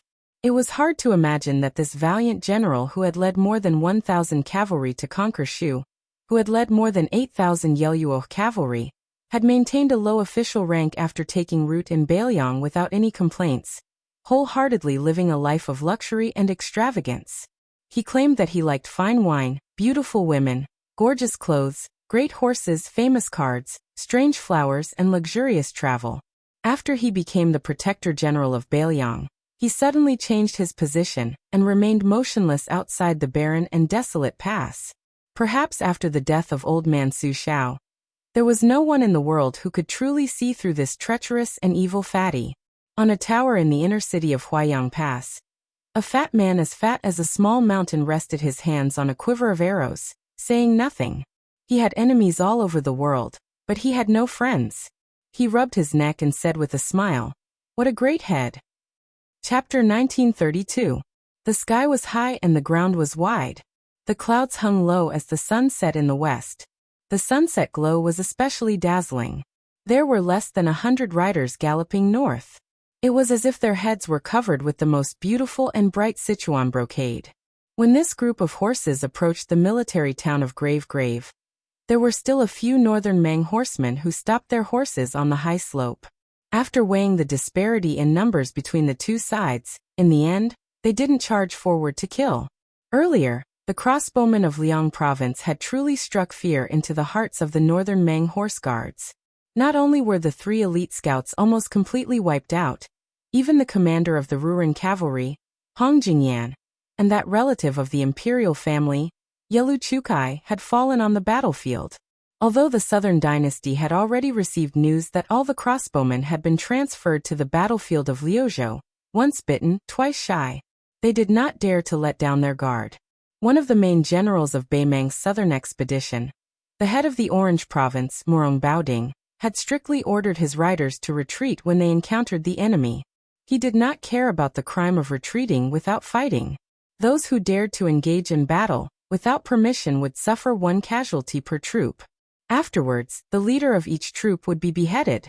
If 3 or more people died per troop, the leader of each troop would be beheaded. The 100 or so cavalry that did not wear the armor of the Northern Liang Border Army also did not pay any attention to the groups of scouts from Orange Province who had retreated after smelling the scent of blood. They continued north without stopping, and did not have any intention of entering the military town of Grave Tomb. They continued north along the perimeter of the military town. In this strange cavalry formation of 2 riders side by side in a long snake formation, there were about 80 riders. All of them carried swords and urged their horses forward. Clearly, they were not the Bailiang frontier army who would not take out their sabers without permission. One rider spurred his horse forward, and came to the side of the only rider with a cold saber at his waist. He said with some annoyance, "Surname Su, even a mosquito leg is meat. We've encountered 8 or 9 groups of Beimang riders along the way. If you allowed us to act, we would have killed at least 40 to 50 of them. What's wrong? Is your Mount Qingliang really so poor that you can't even afford to pay the reward of this little bit of military merit? Even if we take a step back and let's say we owe them the money first, killing 40 to 50 Beimang scouts will probably save some of your Liangzhou cavalry. How did you become the king of Bailiang?" Su Fingnian continued to look to the north without slowing down his horse. He explained patiently, "Dongzhuo's army is about to attack Huayang Pass. If we delay here for a moment, Bailiang might." Wu Luding, the current sword crown of Wu family's sword tomb, interrupted the young vassal king and said, "Even if you arrived at Huayang Pass earlier, could you move the entire pass to North Reject City? Huayang Pass and the Protectorate General don't have legs. They can't run away. After all, after you became a great grandmaster, you became arrogant and looked down on those weak people. You only have eyes for people like Tuoba and Hong Jingyan. Otherwise you wouldn't be willing to fight, right?" Not far behind them, a Wu family swordsman said in a strange tone, "A great grandmaster should have the demeanor of a great grandmaster. His Highness is arrogant and has his own confidence. What's wrong with that? A land immortal can stomp hundreds or thousands of ants to death. Wouldn't he be afraid of dirtying the soles of his shoes?" Wu Luding rolled his eyes. He didn't want to argue with the Xiongho behind him. He couldn't help it. Even in the Wu family's sword tomb, where the family's sword art was the world's sword art, only the old ancestor could slightly suppress Demon Ju. No matter how conceited Wu Luding was, he still had to admit that there was still a gap between him and Zhu Huang in terms of cultivation and attainment. The Wu family's ancestors had long established a family rule. The length of the sword qi determined the size of the principal. Although Wu Liuding's skin was not thin, he didn't go to the extent of arguing with Zhu Huang. However, if Cui Hua, who carried the ancient sword Su of Gojoseon, was willing to join forces, Wu Luding was confident that he could beat Demon Ju into a pig's head. Unfortunately, Cui Hua was a sword attendant. According to the Wu family's unshakable rules, she couldn't participate in the competition between Sword Crown and other Jianghu people. To put it bluntly, a sword attendant was someone who specialized in collecting Sword Crown's corpse. Su Fingnian smiled and shook his head. He didn't continue to explain. Some Bailiang's family matters couldn't be explained to these Wu family swordsmen, who had left behind the teachings of their ancestors. Don't seek the wall of Lianqing, seek the killing sword. Su Fingnian's mood was much heavier than what he showed on the surface. Chu Lushan refused to leave Huayang Pass. He only gave one sentence to North Resisting City. "Whether I, Chu Lushan, am at Huayang Pass or not, the situation on the battlefield outside Liangzhou Pass will be completely different. Su Fingnian understood the meaning behind these words, but he still hoped to fight for one last time, to fight for it in person. Not as the master of the 300,000 Bailiang cavalry, not as the vassal king, not as the Bailiang protector general, but as the eldest son of the first wife of Su Xiao, to meet Lu Qiu'er, who had killed his foster son. The reason why he was so nonstop was because Su Fingnian knew very well that once Dongzhuo personally appeared outside Huaiyang Pass, Chu Lushan would definitely not leave. Su Fingnian couldn't just knock Chu Lushan unconscious and tie him up back to North Resisting City. It was meaningless. As for why he didn't abandon the 80 Wu family sword tomb cavalry and rush to Huaiyang Pass alone, this was somewhat complicated. There were thousands of things in the world, but peace of mind was the most difficult to find. The closer they got to the rugged southern entrance of Huaiyang Pass, not only the bored Wu Luding, who was beside the young vassal king, and the beauty Nailan Huayu, who was secretly looking at the back of the young vassal king from time to time, even Suehua, who had a pure heart of sword that had reached the spiritual perception realm, noticed Su Fingnian's strange mood. Huaiyang Pass was known as the most dangerous pass outside Liangzhou Pass. The narrow and winding mountain road at the southern entrance played an important role, which made this pass have no worries. Perhaps realizing that there was a problem with his mental state, Su Fingnian suddenly turned his head to look at Wu Luding and asked with a smile, "I heard that in the past 20 years, your Wu family's old ancestor has commented on the swordsman of the sword catacomb. Other than Deng Taiye, who has the strongest innate killing intent, Zhu Huang has the heaviest killing intent, and Suehua has the deepest killing intent. Then you Wu Luding, as the sword crown?" Wu Luding said with a shameless face, "Me? Obviously, I have the best bone structure and the highest talent." Zhu Huang, who was sitting on the back of the horse with his arms crossed, snorted disdainfully and sneered. Su Fingnian said with a smile, "Wu Luding, don't bully me because I haven't seen the world. Not to mention other things, I have seen a few natural sword embryos. The charcoal girl of the Guanyin sect and Chen Tianyuan of the Tai-Bai sword sect, their bone structures are better than yours." Chapter 1933. Wu Luding nodded and said indifferently, "I have the highest talent, what is there to be afraid of? When I was very young, the old ancestor told me that I am a sword Dao genius that only appears once in 100 years. My sword Dao can't be improved by normal methods." Su Fingnian chuckled. Wu Luding stared at the young king and said seriously, "Su, think about it. When you and I first met on the river, what realm was I at? I was only at the fake Xian finger level, but at that time, I was already roaming the pugilistic world as the sword crown. What do you think I relied on?" Su Fingnian smiled and said, "Your face." Wu Luding paused for a moment, then he smiled brightly and rubbed his face. "That's right." Sword maid Suehua, who had her eyes closed, sighed slightly. The first time was when Lu Ding entered the sword mountain for the first time when he was young. At that time, almost everyone didn't think that this lazy kid could pull out a sword.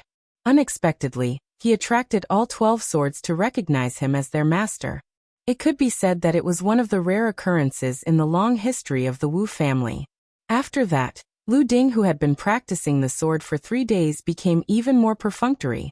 Until the sword tomb decided on the new sword crown candidate, Lu Ding, who had been stagnant at the 3rd grade realm, suddenly comprehended a few finger Xian sword techniques. Wu Luding laughed and said, "This is a genius. If I really practiced the sword diligently, wouldn't that be amazing?" Su Fingnian agreed for the first time, but the next sentence made Wu Luding completely deflated. "If I didn't calculate wrongly, Sword Crown Wu still has one more chance. Now that he is at the Finger Xian realm, then it is still possible for him to stagger into the celestial realm. Not bad, he should be able to fight with people of the same age. That Xianyuan Qingfeng of the Hui Mountain, who was said to have comprehended immortality after watching snow for a night. Of course, the premise is that she only uses one hand." Wu Luding was furious. "Even if I can only break into the celestial realm, even if I can't reach the great celestial realm, I will definitely be able to use 1 or 2 moves of the Earth Sword Immortal." Su Fingnian replied with an "oh," and added fuel to the fire. 1 or 2 moves. That's pretty impressive. Like me, I only have a few dozen moves. Wu Luding looked pitiful and turned to look at Nailan Huayu. Aunt Naylan, this guy is too much of a bully. She smiled sweetly and added insult to injury. Aunt is not your mother, it is useless to complain to me. Su Fengnian smiled and said, yes, Sister Naylan, don't pay attention to him. Naylan Huayu raised her eyebrows, and her smile became wider. The charm between her eyebrows was like smoke curling in spirals. Wu Luding instantly came back to life and was in high spirits. He turned his head and whispered to the sword attendant, Suehua. Listen to this fellow's tone. He is indeed an old hand who has been through thick and thin. Suehua, right? Unexpectedly, Suehua's words were not shocking, and she said with an indifferent expression, no. The young sword crown Wu, who seemed to have suffered a fatal blow from the earth sword immortal, suddenly felt like his heart was dead, and he only felt that life was meaningless. Su Fengnian took a deep breath. They arrived at the south gate of Huayang Pass. If this time Beimeng Pass was attacked by Murong Baoding's troops, Su Fengnian would not have to come here at all. But the world was unpredictable. Dongzhou came. Not only that, the number of Dong family's private army that was originally known in Liangmang had doubled. In the first battle of Liangmang, although Dongzhou's private army did not suffer serious damage, it was not light. Moreover, the matter of Dongzhou's private army had always been a joke in the Beimeng Southern Imperial Court. It was rumored that after the old woman met the little fatty who liked to call her sister emperor, she smiled and told him personally, Fatty Dong, you can have a private army in the Southern Imperial Court, but don't mess around with 100,000 people. If you cross this line, it doesn't matter. I will promote you and let you go to Norland to be a general. No one knew if the rumor was true or false, but after that, Dongzhou's cavalry and infantry armies were maintained at around 60,000 people, and did not exceed 80,000 people at their peak. This time, when Dongzhou submitted a letter to the Beimeng Empress requesting to attack Huayang Pass, it was as if overnight, 80,000 grassland cavalrymen had poured into the camp of the Dong family's private army, in addition to the 10,000 Ruren cavalrymen that the old woman gave him. The scale of Dongzhou's private army had far exceeded that of all the generals including Tuoba, Huang Songpu and Lu Gui, and it was superior to Beimeng. Now the two imperial courts of Xijing and Norland must be shocked and confused at the same time. Was this fatty Dong, who secretly possessed such a terrifying amount of wealth, going to rebel or not? At this moment, in the vision of the Wu family swordsman outside Huayang Pass, a fatty with a flattering face stood at the gate, like a small mountain standing in front of the gate. In the 20 years of war at the border of Bailiang, there was a different kind of person who was best at flattering. Li Gongda liked to flatter Su Xiao, and his skill had reached the point of perfection. There was a fatty who won the title of Chu Basha in poetry, and he liked to flatter His Royal Highness, and did whatever he could to disgust him. Su Fengnian dismounted from his horse, and Chu Lushan naturally helped to lead the horse, his movements skillful. In the dusk, the two entered the city first. Su Fengnian did not speak. After a moment of silence, Lu Qiuer said slowly, I am very at ease, and I ask that your highness be at ease. Su Fengnian looked ahead and said softly, it's very difficult. Chu Lushan stopped and said to himself, to be honest, this world, has always made me, Chu Lushan, very unhappy. Inside the city gate, the vision was dim. Chu Lushan stopped, turned his head and smiled. Because this world made my most respected adoptive father and adoptive mother, their son, unhappy. The young king also stopped and remained silent. Chu Lushan couldn't see his face clearly, and he didn't want to see it clearly, so he turned his head again. Just like that, the two of them stood still in the dark. Chu Lushan suddenly said in a deep voice, Don't send me off. Chu Lushan has fought countless battles in this life. Every time I bring someone to die, I don't need anyone to send me off, and I don't want anyone to collect my corpse. Chu Lushan strode forward, walked out of the city gate, and looked up at the sky. He had flattered the young man many times in his life, and said countless words of flattery. This fatty, at this time, was thinking of many years ago, when he let the child ride on his neck, and he rode on the Su family's warhorse at that time. Two brothers with different surnames, riding together in the west wind. The fatty, who had his back to the young man, whispered in his heart, Xiaonian, I am Chu Lushan's younger brother. You and I don't need to see each other again. Chapter 1934. Since ancient times, there had been a poem about the Northwest being filled with energy. Today, the west of the Northwest was even more so. The Deputy General of Liuzhou, Xieshi, personally led 10,000 monk soldiers out of the city. He did his best to slow down the Beimang infantry and the 2,000 Nanchao border cavalry as they retreated to the north. He did not go all out to kill. Once the Beimang army turned around and got into a charging formation, the monk soldiers also got into formation and did not move. They were like a rich man entertaining his guests. They prepared enough wine and waited for the guests to arrive. The infantry, who had suffered heavy losses in the attack on the Phoenix military town, quickly realized that the situation was not good. After all, there were still 6,000 soldiers in the infantry who could fight. Along with the 2,000 cavalry who came and went like the wind from the side, they had more initiative to fight or retreat. The commander of the infantry was born in the biting Shui way. Beimang established the country through martial arts. Relying on family background and military merit were the two most important paths to promotion. To be able to become one of the 3 generals of the infantry, he might not be a genius in the art of war, but he was definitely not a mediocre person who relied on his family background to gain power. The defense of this Phoenix military town was filled with a treacherous aura. Clearly, from the very beginning, the defense could have been even more impregnable, but that commanding general was clearly whetting their appetites on purpose. Like a brothel girl who wanted to say something but didn't say anything, he clearly wanted to sell his art and not his body, but he gave people a false impression that he wanted to refuse but was still willing to accept. This caused the infantry soldiers who were slow to realize the situation to leave 4,000 corpses for nothing. Then, the 10,000 monk soldiers were biting their tail. It was not hard to guess the reason. It was definitely a cavalry from the Beiliang border army that was about to arrive. As for who it was, the infantry generals could not figure it out. Logically speaking, the cavalry of Liuzhou should not have the time to stop them. In this sneak attack on the 2 towns of Fengxiang and Linyao, the Nanchao border army had sent out 20,000 infantry and 5,000 elite cavalry to escort them. Even if they split into 2 groups, it was not something that the few thousand Beiliang cavalry could defeat. Furthermore, the cavalry of Liuzhou was already at a disadvantage. How could they send out a large group of cavalry to leave the main battlefield north of Qingsong City? Could it be the 2 Beiliang light cavalry units that bypassed many military towns and forts and drove straight into the hinterland of Gusai Prefecture? But the problem was, how could they get back to the border in time? Could it be that these 2 weak military towns were bait from the beginning? But this was even more unreasonable. Even he, a foot soldier generals, didn't know where to go after receiving Huang Songpu's order to leave the encampment at top speed. He only went all the way south. It wasn't until he crossed the Liangmang border that he learned he was going to launch a surprise attack on Fengxiang Linyao. During this period of time, the confidential spying report in his hands said with certainty that the 20,000 monk soldiers of Mount Lantua should have passed through Fengxiang Linyao and headed straight for Qingsong. Or was there really an immortal who could predict the future in Mount Qingliang and the Protectorate General's office in Beiliang?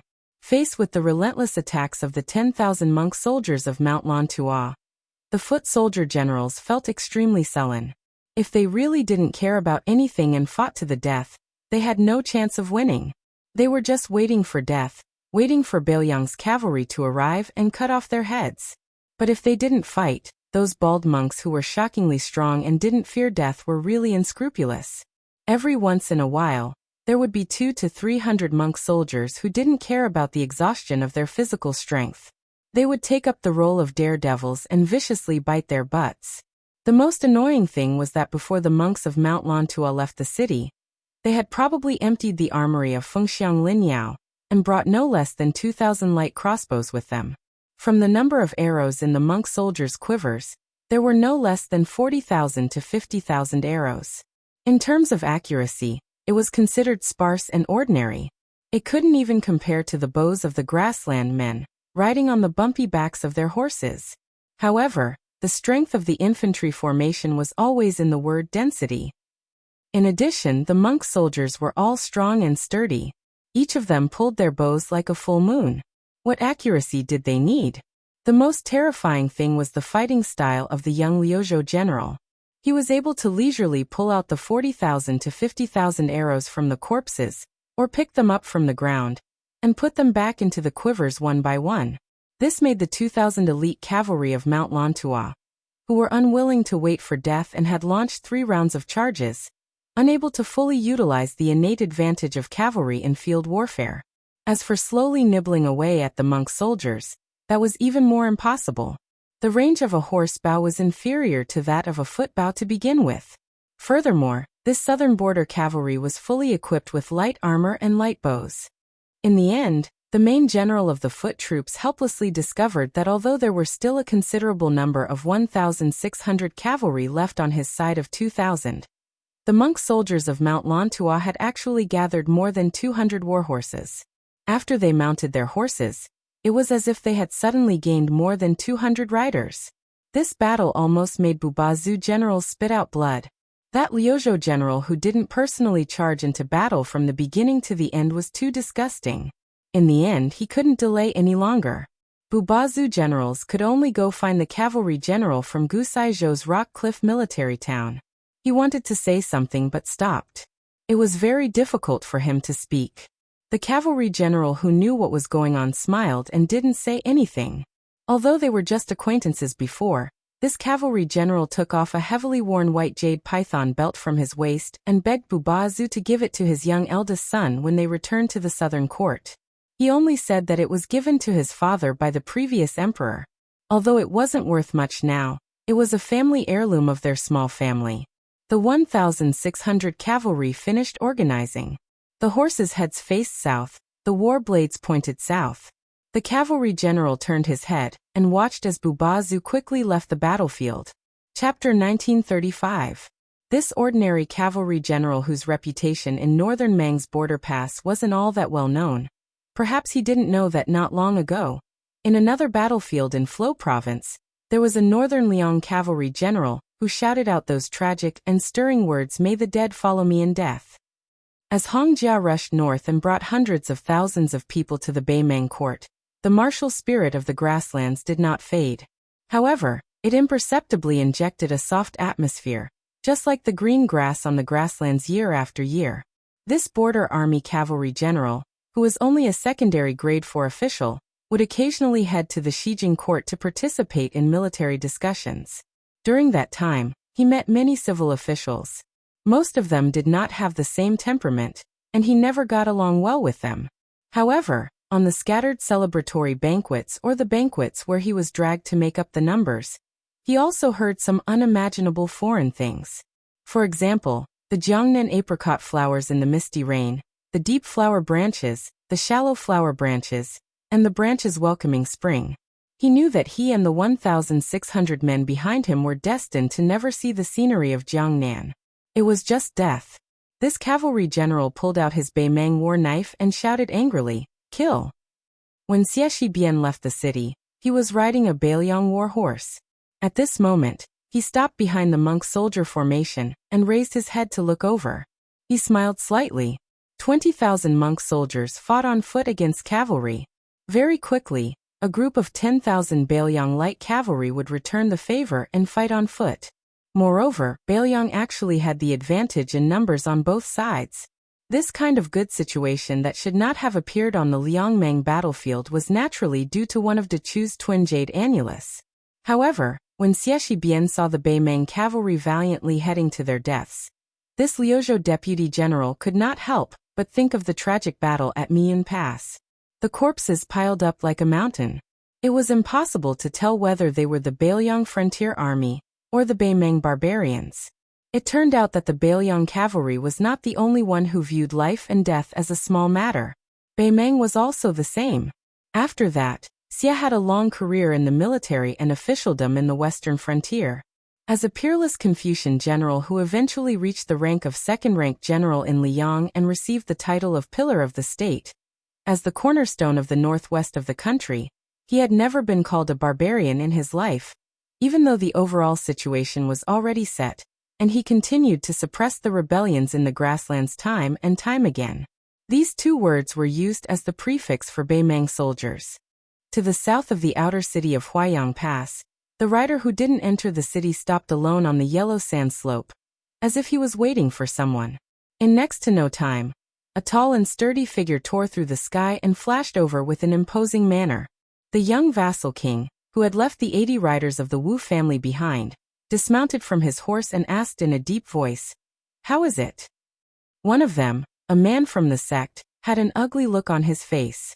By the time I arrived at Dunhuang City, it was already too late. Tens of thousands of grassland cavalry had already broken through the city and were still heavily surrounded. After I broke into the city, I didn't find the woman you mentioned. After that, I only found out that the man named Su Pu had died in the battle. Su Fengnian pursed his lips tightly and trembled slightly. Su Pu, a man he once called Uncle Su when he was young. Like Wu Qi, he was the first cavalry general of the Su family. His seniority in the army was even higher than Chen Jibao, Yuan Zuozong, and Chu Lushan. Huyan Daguan, who had secretly sneaked into the grassland of Beimang, hesitated. It seemed that there were some words on the tip of his tongue that were difficult to say. Su Fengnian smiled bitterly. "Is there any worse news than this?" Huyan Daguan was silent. Su Fengnian calmly said, "Say it." Huyan Daguan breathed a sigh of relief. That old woman gave the order to the cavalry that besieged the city. No matter if Dunhuang City was fighting or surrendering, when the city was broken, they should kill anyone they saw. Su Fengnian slowly loosened the reins of the horse. His figure instantly disappeared. The next moment, there was a loud bang on the high slope. Huyan Daguan stood in the north of the hillside and shook his wrist casually. The young king stood on the edge of the hillside in the south. There was a sudden gully between the two. Huyan Daguan said expressionlessly, "There are at least 30 to 40,000 Beimang cavalry waiting for you to walk into the trap. In addition, there are hundreds of spider web spies who are personally led by Li Mibi. They are all waiting for you." There was another thunderous bang. Huyan Daguan maintained the posture of hammering forward with his fists and said sternly, "Su Fengnian, don't you know that the reason why there is no definite news about that woman is because the old woman and Li Mibi deliberately lure you to die? Can't you see through such a crude method?" In an instant, the loud bang was far louder than the previous two. Huyan Daguan almost used all his strength to push back the young man who was determined to go north. Huyan Daguan coldly said, "Since you can't reason with your mouth and you don't listen anyway, that's fine. Although I, Huyan Daguan, may not be able to defeat you, but it is not difficult to fight half to death. I want to see how you, Su Fengnian, will enter Dunhuang City." Perhaps it was because of the old saying of the Central Plains that one should not do things more than 3 times was true. The young king no longer continued to rush to the north. Instead, he slowly walked to the north of the high slope and stood side by side with Huyan Daguan, one facing north and one facing south. The young man squatted down with his hands in his sleeves and quietly looked to the north. Huyan Daguan comforted him. "If you don't show up, she will have a chance to live. Do you understand?" The young man nodded. "I just figured it out." Huyan Daguan was relieved. If he really wanted to have a life and death battle with this young man, he was really afraid. There was no other way. He, Huyan Daguan, was an old man with a family to feed. Huyan Daguan, who was in a complicated mood, could only sigh. The young man's lips moved slightly and whispered, "Don't say that I'm so poor that my sleeves carry the wind. Don't say that when I am sleepy, I have no place to sleep. Don't say that when I am thirsty, I have no wine. Don't say that my life is not happy. I have a 3-foot sword hanging at my waist. There is no one as lucky as me in the world. There is no one as lucky as me." Chapter 1936. Su Fengnian and Huyan Daguan took a detour in the middle of the night and entered Bibei City from the south gate. The general's mansion was still brightly lit, the stream of people weaving in and out. Most of them were in the prime of their lives. Compared to the ordinary northern Liang border army soldiers, they had a bit more scholarly air. They did not wear armor, nor did they wear military officer's uniform. Most of them wore scholar's green gown, but every one of them had a cold saber hanging from their waist. Moreover, hanging from their waists was a small and exquisite seal ribbon made of green jade. This group of people had a complicated background. Some of them came from Song Dongming's mansion in Mount Qingliang, which was known as the Dragon Gate in Beiliang. Some of them were young scholars who were recommended by famous scholars such as Huang Changwang Xihua. Some of them were young military officers who were transferred from the border army of Liangzhou and Yuzhou. The oldest one was in his early 40s, but there were fewer of them. Most of them were in their 30s, and young men were also not rare. These people had one thing in common. Whether they were born in Beiliang or not, they were all well educated since childhood. Most of them were interested in the art of war. Due to the special status of the military counselor, it was difficult to determine their official rank.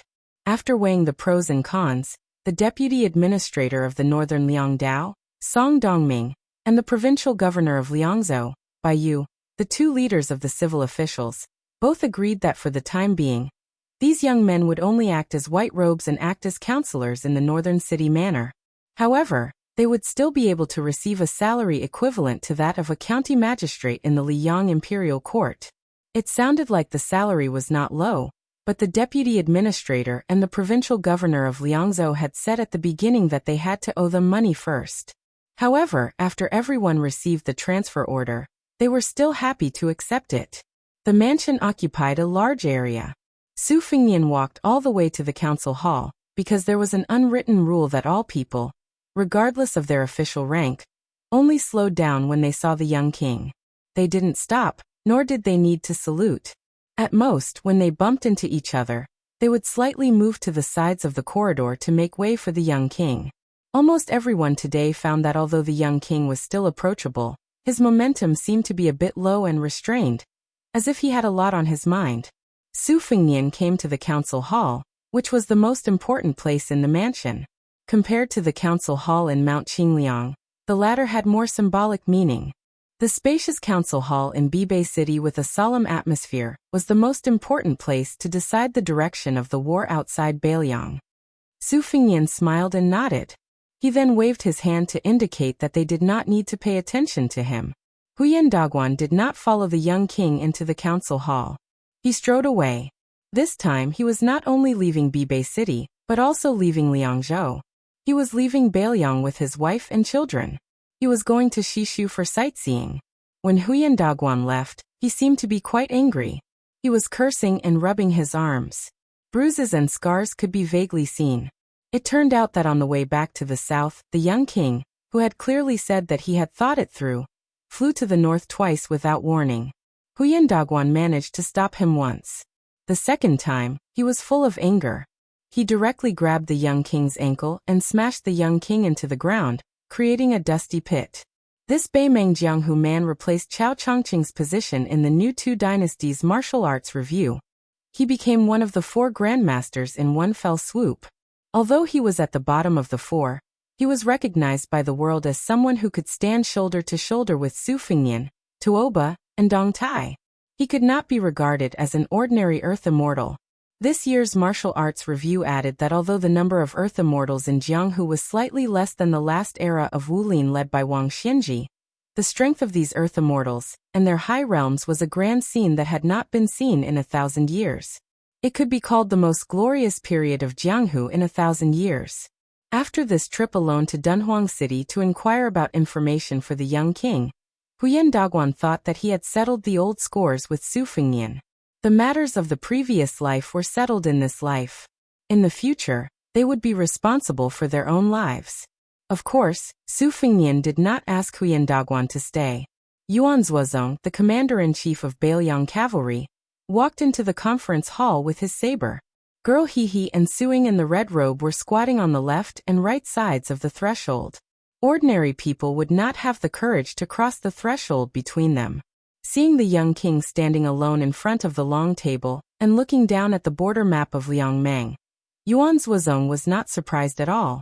He walked slowly to Su Fingnian and said softly, when Chu Lushan was stubborn, even the general could not persuade him. Only when his adoptive mother spoke, Chu Lushan was willing to listen to her. Yuan Zuozong thought of an old story and could not help smiling. In fact, when we just settled down in Beiliang, the general intended to let Chu Lushan be the deputy commander of the cavalry. Half of it was to reward Chu Lushan for his military exploits in the Spring and Autumn War and the Northern Grassland, and the other half was to restrict Zhong Hongwu. the only one of the Su family who was conferred the title of Huaihua General by the imperial court. At that time, Zhong Hongwu was very envious of the title of general given by Zhao Dun of Liang, but he was also very hesitant. After all, it was deliberately used by Zhao Dun of Liang to disgust his adoptive father. In the end, his adoptive father laughed and said that it was a second-rank official for free. Zhong Hongwu accepted it with a clear conscience. However, Chu Lushan was so angry that he did not want to be the deputy commander of the cavalry outside Liangzhou Pass. He said that he was afraid that he could not help but slap the old guy surnamed Zhong to death. Therefore, he became a small official in Liangzhou City, neither civil nor military. Only Chu Lushan himself was willing to endure the hardship. Others could not understand that the 8,000 old Yelyuo cavalry he trained were also disbanded at that time. After all, the General Chu Lushan left the border army, so the name of the cavalry was not legitimate. Otherwise, they could not establish themselves outside Liangzhou Pass. That would be too unreasonable. Su Fengnian suddenly raised his head and put his fists on the table. He asked, "Is Chu Lushan staying in Huaiyang Pass really more beneficial to the overall situation of Bailiang than strategizing in Bailiang City?" Chapter 1937. Yuan Zuozong was not in a hurry to give an answer. Instead, he calmly digressed. Chu Lushan used to be a true cavalry general. He joined the cavalry army in the early days of the Spring and Autumn War. In fact, he was an elder of the Su family. However, Chu Lushan was too ruthless in leading his troops to fight. He was ruthless to the enemy and even more ruthless to himself. If he was given 1,000 cavalry, others might have at least 400 or 500 men left after a hard battle. However, it was lucky for him to have 200 or 300 cavalry left.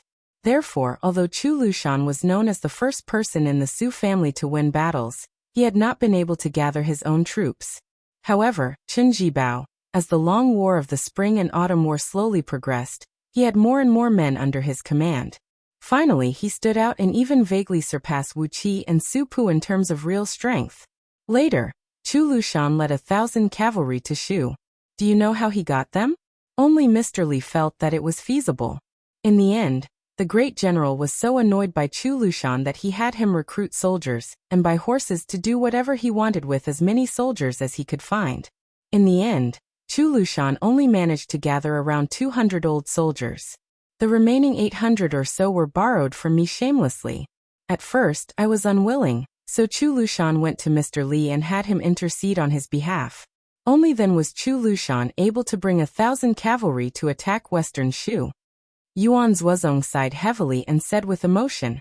After that, he led 1,000 cavalry to Shu. Originally, our Su family army was prepared for the worst. We did not bring a single horse and only infantry to western Shu. However, on that territory, there were 20,000 enemy cavalry, which had never been heard of in the hundreds of years of western Shu's history. You know, in the last years of Dafeng dynasty, 300,000 grassland cavalry successfully went south with irresistible force. However, in the end, less than 10,000 cavalry successfully entered western Shu.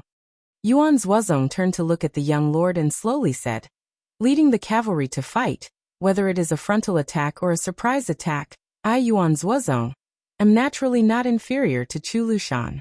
If there are a series of big and small battles in a war, I dare to say that in the end, I and Chu Lushan are roughly equal. If you, Chu Lushan, can get a real general, then I, Yuan Zuozong, will not only be a general. However, in that series of battles, if someone has to face 2 or 3 extremely difficult battles in a row, I, Yuan Zuozong, dare not to say that I can win all of them. However, Chu Lushan, he absolutely can."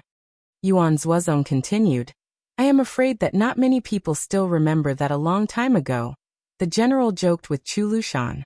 He said that Chu Lushan was too much of a bastard. Although he won a lot of battles, how many people were left alive in the end? My old Su family's property cannot afford to be tossed around like this. So you have to wait patiently. When I, Su Shao, have 100 or 200,000 cavalry under my command, at that time, it will be no problem to give them to you, Lu Qiu." Yuan Zuozong laughed at himself. To be honest, when Mount Qingliang decided to let me be the general of the cavalry, and let Chu Lushan be the governor of Bailiang, I found him and wanted to exchange positions with him. It could be considered as fulfilling the promise of my adoptive father, because I knew that Chu Lushan's infatuation with the cavalry was unparalleled. However, Chu Lushan refused at that time. He smiled and said to me, "I have been an insignificant official for so many years. How can I not be the governor of Bailiang when I have a chance to make a comeback?" Yuan Zhuozong calmed himself down.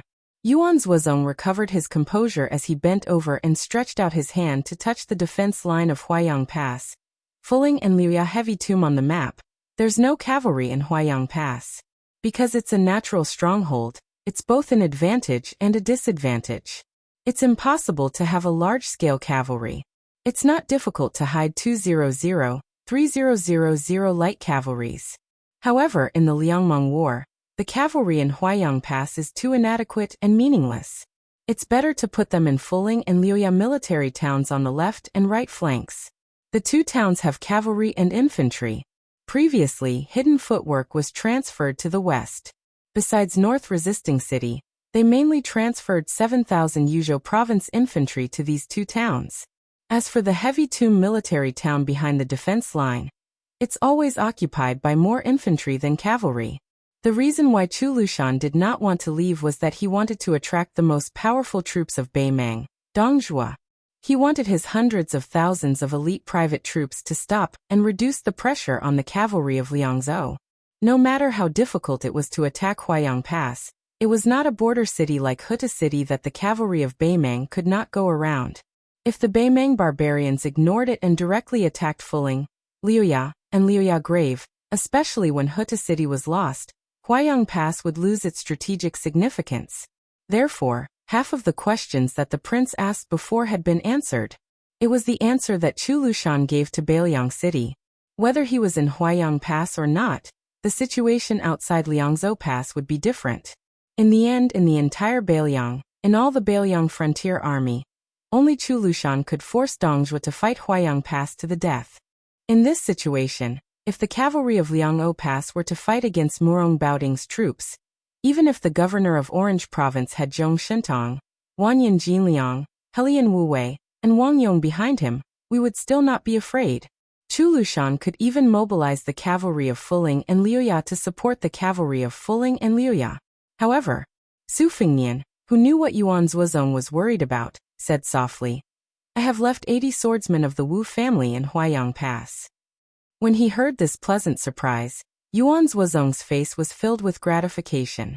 He nodded, his tone also becoming a bit more relaxed. "This is for the best. When the time comes, the battles outside the pass will definitely be extremely bitter. Northern Meng will definitely do their best to obstruct our military intelligence. Normal scouts or carrier pigeons won't have a chance to pass on military orders. With the help of 80 Wu family swordsmen, the burden on Chu Lushan's shoulders will be much lighter." Su Fingnian lowered his head and stared at the map of Huaiyang Pass again. He was lost in thought. Yuan Zhuozong suddenly asked curiously, "How did you know that the Yelu family helped Dongzhua raise a large number of private troops in the northern grassland? And the number was so accurate?" Su Fingnian's face was gloomy. It was the last spy report from Dunhuang City on the border of Heshi Province. Yuan Zhuozong's face was solemn. He wanted to say something but stopped on second thought. Su Fingnian said bitterly, "In order to prevent our identity from being exposed, the whisk room cut off the contact with Dunhuang City early. Before this spring, there was only one spy report from Dunhuang City. Last time at the Longyan Plains, Tuoba Bodhisattva purposely revealed a piece of information. The old lady of Northern Meng ordered Helian Wuwei and a few prairie tyrants to besiege Dunhuang City. For a long time after that battle, until I left Mount Wudong, I had no way to travel north." Yuan Zhuozong carefully chose his words. "I thought that you would go to Dunhuang City on this trip to Huaiyang Pass. To be honest, I have prepared to lead 10,000 Great Snow Dragon cavalry to bypass Beimang's army and enter Dragon Waste Province from the northeast. Then we will rush north to help you return." Su Fingnian suddenly raised his head. Yuan Zhuozong smiled. "Although I will definitely scold you when I see you, it won't prevent me from taking risks." Su Fingnian lowered his head and looked at Dunhuang City on the map, lost in thought. Yuan Zhuozong looked dignified. "I don't know why you didn't go to Beimang in the end, but I have to be honest.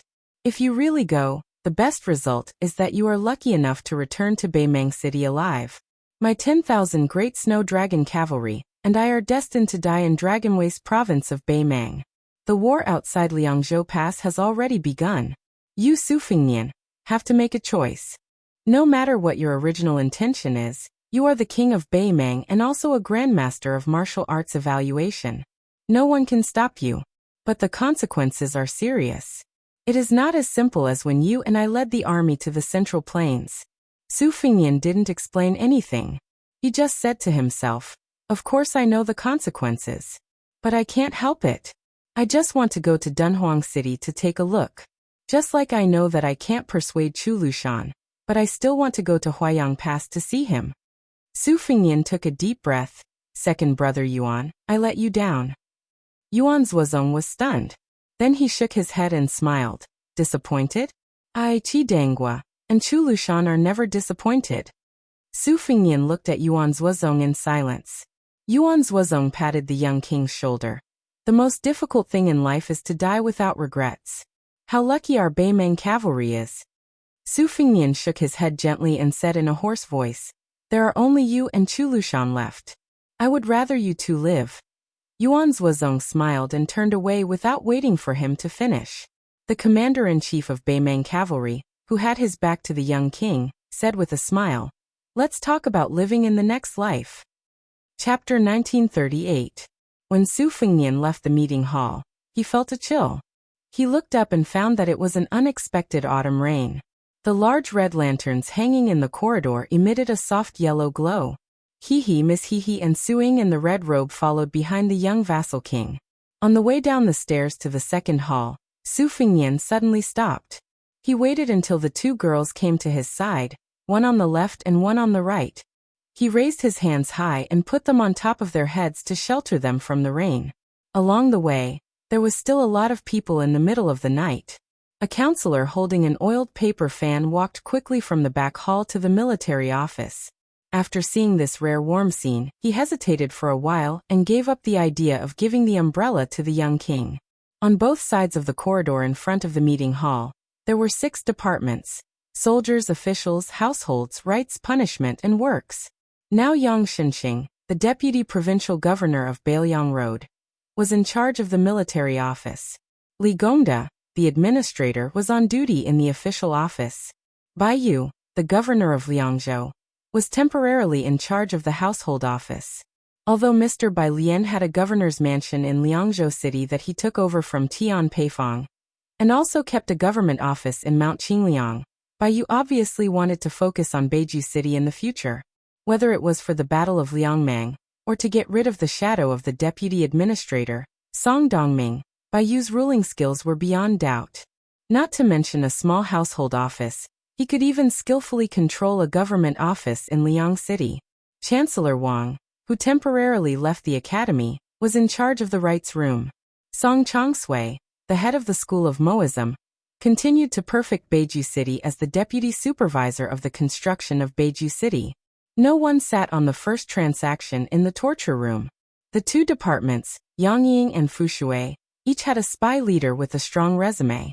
After the main hall on the central axis, there was a second hall with a plaque, "Summer Seeking Hall," hanging.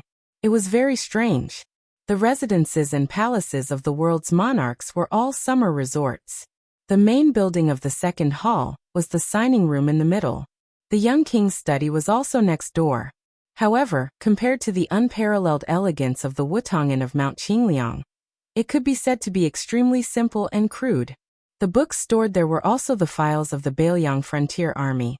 Apart from this, the Liangzhou Left and Right Cavalry Army, the Liuzhou Longxiang Army, the Iron Stupa, the White Feather Light Cavalry, and many other elite border armies outside the Liangzhou Pass also had their own barracks here. There was also the Yuzhou Infantry Division, the 4 Prefectures General Division, and the 14th Lieutenant Division. They all had their own yamen to facilitate the smooth transmission of military orders. The plaque hanging above the 3 halls, Hall of Contemplation, was taken from Li Yishan's words, "1,000 years of merit requires the most contemplation." The couplet also came from this tide-listening pavilion strategist's famous words, "I came here because I was fated with the common people. I want to have a clear conscience. Even if I die, I have no regrets. More than 20 military counselors were stationed here, while the remaining 30 or so Bai aides, who wore the imperial seal ribbon, were on duty in the main hall's 6th room. They could come and go as they pleased. These blue-robed men's path of advancement was similar to that of Liang's imperial examinations in Jinshi, but their duties were more like provincial officials in the Privy Council. The military counselors' roots came from the Liuzhou provincial governor's mansion. Yu Luandao, before entering Yuzhou as a cavalry general, had a similar role. His position was low and his authority was high. This was the creation of one of the prime ministers of Liang, Song Dongming. In the first battle of Liangmang, people related to this role also appeared in the Beimeng border army. Not only did they pacify a large number of grassland bigwigs, they also greatly increased the military strength of the Southern Dynasty's border army. This was the work of the imperial tutor of Beimeng, the Taiping decree. Su Fingnian walked all the way to the 4th hall at the very back of the mansion. This was where he and his family lived. The Hall of Thought was separated from the 4th hall by a wall of flowers. There were more than 10 rooms on the left and right. The corridors, lintel, and beams looked ordinary, and the material was definitely not the wood of the imperial family like sandalwood. However, upon closer inspection, one could see that they were ingenious and the carvings were exquisite. It was said that the administrator Li Gongda had used the style of the Gangnam-do courtyard as a reference. Jiang and I, He and Suing lived here. If Su Beiji stayed in Beicheng, he would definitely have a place. As for the others, perhaps only Yuan Zuozong and Chu Lushan, the 2 adopted sons of the old Liang prince, had the qualifications to live here. This kind of thing had nothing to do with one's official rank or military merit. As a transport envoy, Su Beiji quickly went south to Lingzhou after hanging the horizontal board in Beicheng. In his words, when he was done with this, he would be busy for a while. At that time, the young king felt guilty and wanted to comfort him. However, just as he finished saying that he did not know whether to say it or not, Su Beiji, who was also the transport envoy and deputy Jidushi, bluntly said, "Then don't say it." This made the new King Liang, who had good intentions, feel sullen. However, he got used to it. When they arrived at the 4th hall courtyard, He went into the house and took a brand new oil paper fan. She pulled Suing, who was dressed in a red robe, and jumped onto the roof. The 2 of them huddled under a small umbrella and whispered. The night was quiet and the autumn rain was long. Su Fingyan saw that Jiang Ni's house was pitch black. He thought that she had already fallen asleep. Since he was not sleepy, he moved a chair to sit under the eaves. He leaned forward and reached out to catch the raindrops falling from the roof. Chapter 1939. This first autumn rain that covered the entire northern Liang did not stop. It was as if it would not stop until the fish were drowned. Jia and Suing probably felt that they couldn't wait for the moon to come out, so they floated back to the courtyard from the roof. Su Fingyan, who slowly turned around, smiled softly at the girl. There are 2 old spies from the Whispering Chamber in Western Shu. They will return to Baoyang in the near future. I will give you a gift at that time. Jia snorted expressionlessly, which was a reply that he got it. Only those who were most familiar with this heaven-class killer would find that her footsteps seemed to be lighter. Splash, splash, splash, splash, countless fine water droplets on the bluestone floor of the courtyard. Gazing at the young girl's footsteps from afar, the young king smiled and slightly narrowed his long and narrow eyes. His eyebrows were gentle. When the young girl and Suing closed the door, Su Fingyan still sat quietly on the chair. The chair was an old-fashioned wooden armchair that had been passed down from West Chu to the whole spring and autumn period. In fact, it was not comfortable to sit on, because the person who wanted to sit on the chair had to sit upright. Suddenly, a happy face peeked out from the door. Su Fingyan looked away and winked at her. At that moment, she smiled even more and closed the door completely. 1 night watch, 2 nights watch, 3 nights watch, 1 night watch, 1 night watch passed. Su Fingyan folded his hands in his sleeves and leaned back on the chair. From the beginning to the end, he looked up at the rain and was lost in thought. Suddenly, there was a slight squeaking sound. Su Fingyan looked in the direction of the sound and the corner of his mouth curled up. Jiang and I, who was neatly dressed, stepped over the threshold and passed through the rain. She stood beside Su Fingyan and didn't say anything. Su Fingyan stood up, pressed her to sit on the chair, and then squatted beside her. Su Fingyan looked at the puddles of water at the bottom of the stairs and asked softly, "When you were young, besides wanting to kill me for revenge, what else did you want to do?" Jiang and I pondered for a moment and said seriously, "I really want to have money to buy pen and paper, so that I don't have to write in the snow with a tree branch in the middle of winter. I also want to have a bigger bed with soft bedding. I want to have a lot of thick clothes. I want to eat delicious almond biscuits until I'm full. I want to sleep in." Su Fingyan couldn't help but laugh. "You think too much." Jiang and I turned her head and glared at him. She had answered his boring question so attentively, yet he still had the nerve to make fun of her. Su Fingyan smiled and asked, "Then guess what my childhood dream was?" The little mudman tilted its head and ignored him. His Royal Highness was a young man back then. Other than bullying and womanizing, what else did he think of? Oh, he even wanted to bully her. When she thought of this, she became a bit angry. Su Fingyan took his hand out of his sleeve and rubbed his cheek. He said helplessly, "Maybe I've mentioned to you before. When I was young, I wanted to be a hero and have a famous nickname. I wanted to be chivalrous in the Jianghu. But actually, even earlier, before my mother passed away, I wanted to be a scholar. I wanted to wear a scholar's robe and be full of strategies. I wanted to speak eloquently." Listening to Su Fingyan's chatter, the little mudman didn't feel annoyed. In fact, she didn't even feel sleepy when she went out. Su Fingyan pointed at the curtain of rain in the courtyard. "Doesn't it look like a waterfall without any momentum?" The little mudman only felt that it was strange. She curled her lips and shook her head. "I can't see it." Su Fingyan asked, "Have you ever heard of a famous writer's waterfall watching song?" The little mudman was even more confused. "No, whose article is it?" Su Fingyan smiled. "Anyway, I admire this scholar the most. It's a pity that you haven't heard of this poem." Knowing that this little mudman didn't have a good impression of all the scholars in the world, her curiosity was immediately aroused. "Who is it?" Su Fingyan didn't say who it was. He only said, "The waterfall of lotus flowers is green with smoke, the waterfall of bull is thunderous. Only the waterfall of 9 flowers is not strange in the waterfall's spine, like a celestial being lying on his side. Its power can stretch out 94,000 feet, like a Dunhuang fairy's skirt, releasing the 9 Milky Ways of the green sky, like the hair on the temples of an old general past his prime. When I came, it was raining ink, the 2 cliffs were tight and the wind was angry. The clouds rose and the flood washed away the traveler's path. I once watched the tide and the waterfall. Under the waterfall stood a white deer.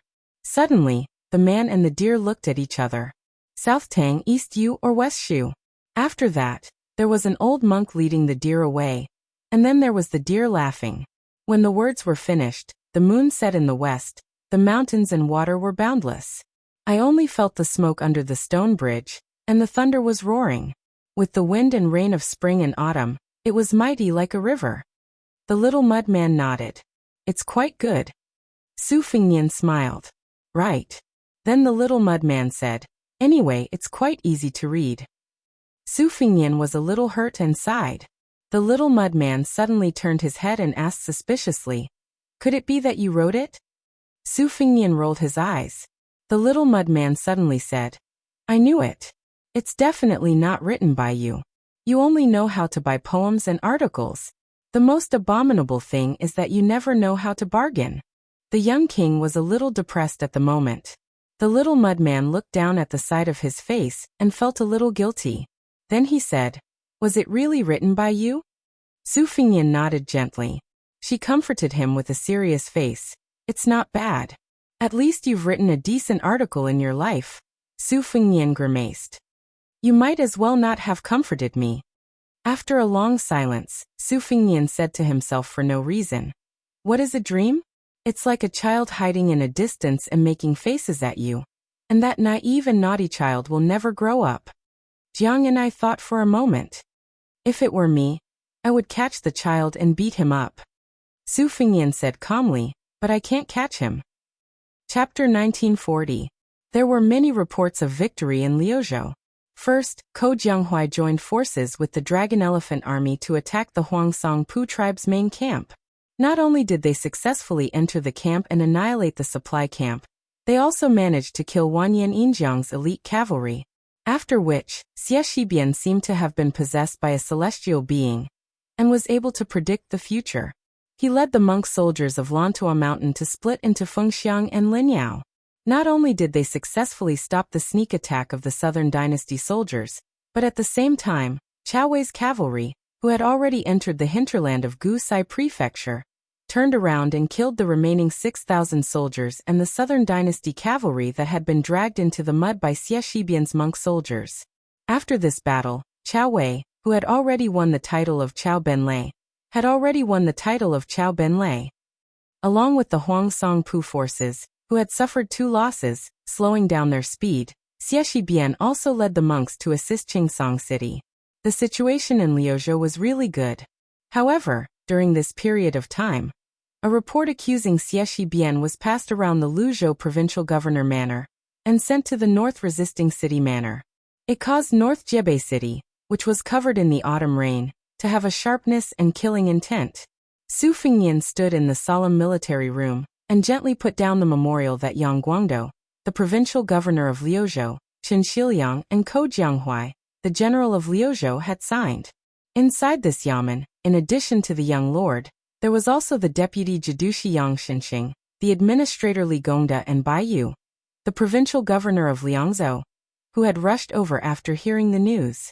Su Huang, who had just been promoted to the governor of Jibiqing, and Li Yanchao, who had just transferred from the left cavalry to the right cavalry as the first deputy commander, and many other border generals. The initial content of the report was written by a Yuzhou infantry colonel, who was promoted to Phoenix Troop's town commander. It described in detail the start and end of the Battle of Phoenix Troop. There was only one point in the report, which was that during the Battle of Phoenix Troop, Xie had overestimated the strength of the monk soldiers of Lantua Mountain. After 2 days and 1 night of defending the city, the monk soldiers only participated in the defense of the city. This caused the soldiers of Phoenix Troop to be sacrificed for nothing. There were only 92 Yuzhou infantry soldiers left.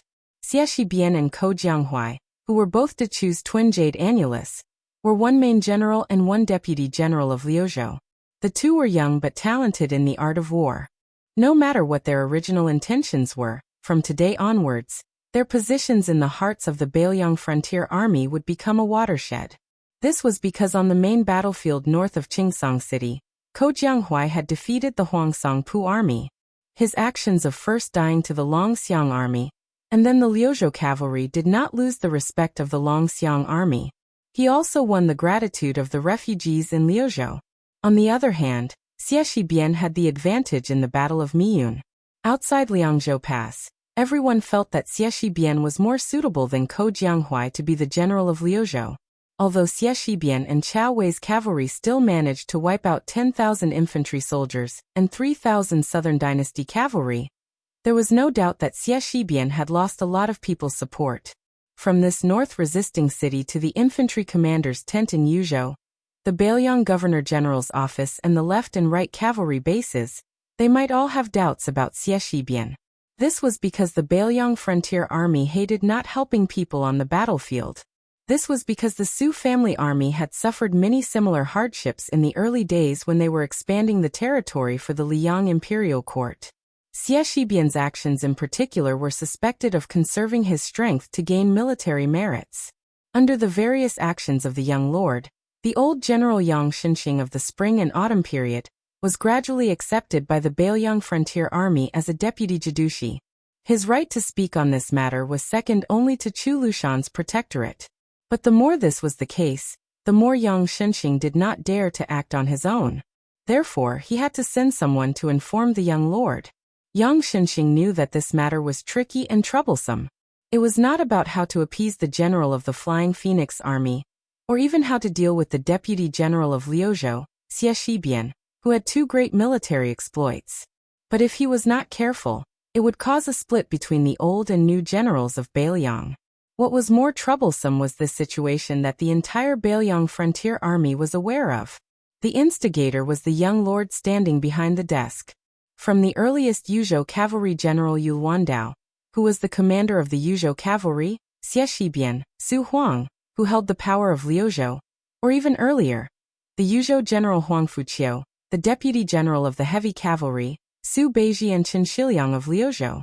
The new Prince Liang not only promoted young people, he also did not hesitate to make an exception to appoint a foreigner who had no connection to Beiliang.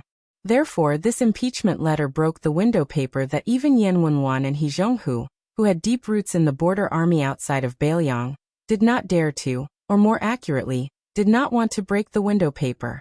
Bai Yu took a few steps forward and picked up the letter. Mr. White Lotus, who had poor eyesight, almost pressed the letter to his nose. Such a comical scene, but no one could laugh.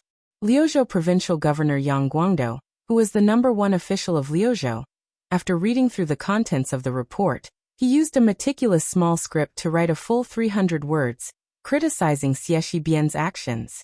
His words were even harsher than the Phoenix Legion general guarding the city. Especially that sentence, "My Yuzhou infantry can die, but your Xie Shibian's monk soldiers can't die?" This sentence pretty much hit the nail on the head of the entire northern Liang border army. Qin Shiliang's words were relatively gentle, but he still did not agree with Xie Shibian's actions. Liuzhou Deputy General Xie Shibian's actions did not go against the Beiliang military laws, but it was unforgivable. As for Liuzhou General Ko Jianghuai, who was not on good terms with Xie Shibian in West Chu's Guangling Road, his words were even more concise. Read it. Chapter 1941. Although Bai Yu's eyes were hurt from reading, it was only because he held the book at a higher height than ordinary people. This little celestial master of Mount Longhu was recognized as being able to read 10 lines at a glance and remember everything he saw. Therefore, he browsed through the memorial very quickly. He turned around and handed the memorial to Li Gongda. He was the first to break the silence and said with a smile, "Ko Jiangjuan's handwriting is not bad." Then there was nothing else to say. Yang Xinqing suddenly smiled bitterly. He thought that Bai Yu, who had a high status in Beiliang, could help him and the prince break the deadlock. He didn't expect him to be so shameless. The administrator took the memorial, as if it were a hot potato. After a cursory glance, he wanted to say that Chen Bie's handwriting was actually not bad, but after a moment of hesitation, he decided to simply keep silent. He handed the memorial back to Li Yanqiao behind him.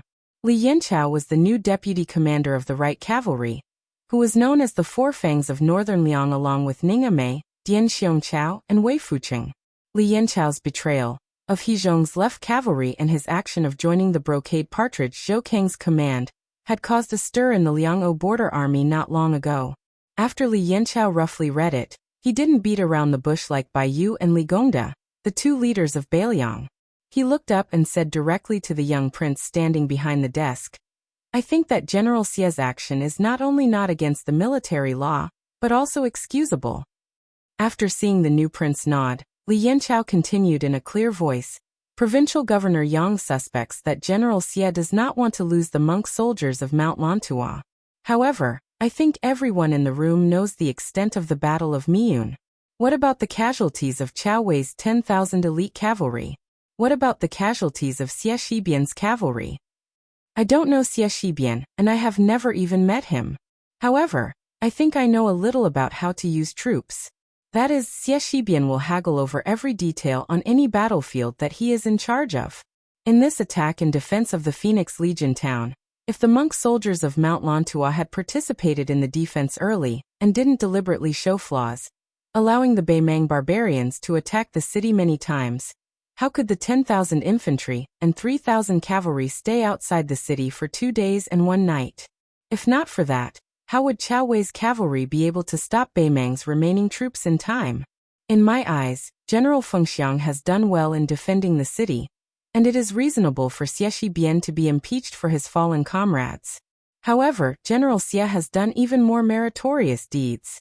Li Yanqiao handed the booklet to a lieutenant behind him, then he cupped his fists at the young lord and said in a deep voice, "If General Xie comes to North Rejecting City in the future, I, Li Yanqiao, would like to lead your horse for you." As the deputy commander of the Beiliang Frontier Army, he was willing to lead a horse for someone else. This was almost the highest praise he could give to the person who got off the horse. Butcher Su Xiao had only led a horse for someone else twice in his life. This time, it was for the old soldier of the Lotus Seed Camp, Lin Dofeng, who was still alive. The other time was for someone who had died in battle. He was leading the horse back to the camp for the corpse on the horse's back. Su Huang, who had a beautiful beard, frowned and asked, Wang Ye, did General Xie come to this north-resisting city with a memorial to explain himself? We shouldn't just listen to one side of the story. Su Fengnian shook his head and said, there was a memorial, but it wasn't about the matter of Fengxiang defending the city. It only explained why he didn't let the 10,000 monk soldiers in the military town defend the town to the death, and why he didn't stop the 7,000 infantry soldiers who returned without any success. Regarding the fact that the monk soldiers of Mount Lantua of the Linyao army did not take the initiative to leave the city, this was indeed a strange matter. North resisting city was surprised. Since the facts proved that Xie Shibian had predicted the enemy's moves, then with Xie Shibian's decisiveness on the battlefield, he should have let the female bodhisattva of Mount Lantua lead the army out of the city. With the speed of Chao Wei's cavalry that had shocked Liang Mang, they should have been able to stop the infantry soldiers at the southeast border of Gusaizhou. However, Xie Shibian missed out on this easily obtained military merit. In reality, as long as this deputy commander of Liuzhou could wipe out the 20,000 infantry soldiers and 6,000 cavalry of the Southern Dynasty's border army, and bring a perfect end to most of the western battlefield outside of Qingcang, then even with this impeachment memorial, North resisting city would not be so hesitant. Since Beiliang established itself as a vassal through martial arts, in the end, military merit still counted. Yang Xinqing asked curiously, Wang Ye, how did General Xie explain himself in the memorial? Su Fengnian said calmly. Xie Shi said that the battle in the west of Luzhou had already been settled. Bei Meng only left a few thousand foot soldiers and horses, so it would not affect the overall situation. However, the area north of Qingcang City in Luzhou is the main battlefield against the Pu tribe of Huangsong. Whether he has 15,000 Laotua mountain soldiers, or only 10,000 monk soldiers to reinforce Qingcang City, the difference of 5,000 is like the difference between heaven and earth. Su Huang, who was well versed in military matters, was silent for a moment. He sighed and said, I am also willing to lead General Xie's horse. Su Fengnian suddenly smiled. Thank you for the 2 unbelievable victories at the western border. In the second battle, Ko Jianghuai even reduced the hundreds of thousands of cavalry in the Pu tribe of the Yellow Song dynasty to the level of infantry. The situation at Liuzhou is already clear. Next, it will be up to us outside the Liangzhou Pass. Then Su Fengnian sat on the chair that originally belonged to Yang Xinqing. He spread out a piece of paper and before he started writing, he raised his head and said to everyone, I will write a letter to explain to the general of the Flying Phoenix Division. Everyone, I will have to trouble you with Jubei City and the area north of Jubei City. Everyone in the room felt as if a heavy burden had been lifted off their shoulders. Li Gongda turned around and stepped over the threshold. He smiled at the city magistrate beside him and said, Our Wang Ye's handwriting is really good. It is full of vigor and spirit. Su Huang also smiled and said, We are so far away. Aren't you afraid that the Wang Ye won't be able to hear you? Li Gongda lowered his voice. The Wang Ye is a grandmaster in martial arts. Su Huang gave him a thumbs up. Admirable. Su Fengnian, who was thinking about the wording of the letter, did not know whether to laugh or cry. At this moment, the spy from the Fu Shui division led a woman to the door. The woman was wearing a curtained hat. Then the two stopped in their tracks. Even though this small house was worthy of being Beiliang's most important place, the spy still felt that it was inappropriate to introduce the woman's identity. Su Fengnian stopped writing and looked up. The spy did not make a sound. He only moved his lips cautiously. East Peak. Su Fengnian stood up in shock. Chapter 1942. Su Fengnian stood up and put down his brush. He had only finished writing half of the letter. He was going to send to the military town of Phoenix when he told Yang Xinqing to leave the writing desk empty for now. The deputy Jidushi, who had a profound state of cultivation not inferior to Li Gongda's, naturally agreed calmly. Su Fengnian let the head spy of the Dushui chamber return to the torture chamber first while he led the woman in the veil hat to the study next to the signing room of the second hall. When he personally closed the door gently, the woman took off the veil hat, revealing a face that could be described as beautiful. She, who could bring light to a simple study, was indeed a stunning beauty. In this North Jebei city, only the beautiful Jiang and I could completely suppress her. When Su Fengnian saw the lips of the spy of the Dushui chamber, the words that came to his mind were not the more natural two words of Dongyue, but the relatively rare Dongyue. This was the real reason why Su Fengnian was so cautious. It could even be said that this was a long and unknown wait. Before Su Fengnian inherited the throne, he had been waiting for the day when the truth would come to light. Back then, when he went to Beimeng alone as His Royal Highness, it was like a chess piece at the end of the first stage. Even if the first soul-stirring battle of Beimeng had ended and the second battle was in full swing, it could only be considered the middle game of the spring and autumn chess game. It could only be considered the real end of the game when he waited for this woman. Everyone knew that Nalin Yusi, who was more like a vassal king than Zhao Bing, the king of Yen, was the only surviving strategist of the spring and autumn period. He was often followed by 5 beautiful personal maids with strange nicknames: Fengdu Dongyue, Shishu 3 Corpses and Chenglu. She was one of Nalin Yusi's maids, Dongyue. Facing the young king with the most military power in the Liang dynasty, she was calm and composed. She smiled and said, "Since your highness is so nervous, you must already know about the plan of my master and his old friends. This is even better. It saves me from wasting my breath." Su Fengnian did not sit down. He just stood near the ordinary boxwood desk, and did not bring a chair for her. The two of them stood facing each other like this. He went straight to the point and said, "The pawns chosen by my master, including the king of the Old North Courtyard, Su Huainan, are all dead now. Who is left on your master's side?" Dongyue smiled and said, "Why don't you guess, your highness?" Su Fengnian narrowed his almond-shaped eyes and his face darkened. She turned a blind eye to this and clicked her tongue. Right now, it is widely known in the Central Plains that it took 10 years to cultivate Song Yushu, 100 years to cultivate Su Fengnian, and 1,000 years to cultivate Lu Dongxian. Your Highness, your current performance is somewhat unworthy of the name. The 9 Kingdoms of Spring and Autumn was a game of chess. Hong Jia's journey to the north was the curtain of the War of Spring and Autumn. It was not only the ending, but also the first move. The 4 scholars from the Central Plains, who originally belonged to different camps, worked together to set up the trap. Huang Longshi of the Spring and Autumn 3, Li Yishan of the Tide Listening Pavilion, Li Yishan of the Southern Border, and Li Yishan of the Liang Emperor, Shi Yuan Bunshi. Ever since the founding of the Great Qin dynasty, the northern grassland cavalry had invaded the south countless times, causing chaos in the Central Plains. The Central Plains commoners and commoners sought refuge and migrated, retreating from the north to the south time after time.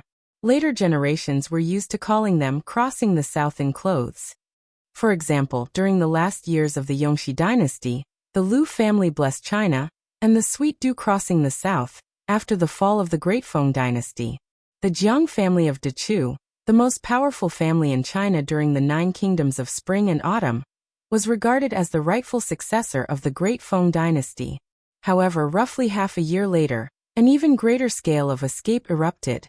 The most unyielding West Chu, the Southern Tang, the Western Shu, and the Western Shu, who were used to living a debauched and extravagant lifestyle, and the most sentimental Western Shu, in addition to a small number of Northern Han and Great Wei adherents, all headed north one after another. In the end, they mostly converged at the present-day Liangyu province of the Northern Liang Path, and the river province of the Tu-Huai Path. Almost the moment before Su Shao was slaughtered and enfeoffed as a prince, they successfully fled to the northern Mang and southern dynasties Gusai province and Longyao province. Almost immediately before Su Shao was slaughtered and enfeoffed as a prince, they successfully fled to the northern Mang and southern dynasties Gusai province and Longyao province. Among them, there were many well-hidden key players. One was Su Shao, who had been enfeoffed as prince of another surname by the old Liang Emperor Zhao Li, suddenly declaring that he would kill all the scholars of West Chu and have their corpses block the estuary of the Guangling River. Because the Battle of the Western Wall was too bitter. Regardless of whether it was the defeated Dechu Jiangshi or the victorious Su Shao, both sides were filled with resentment.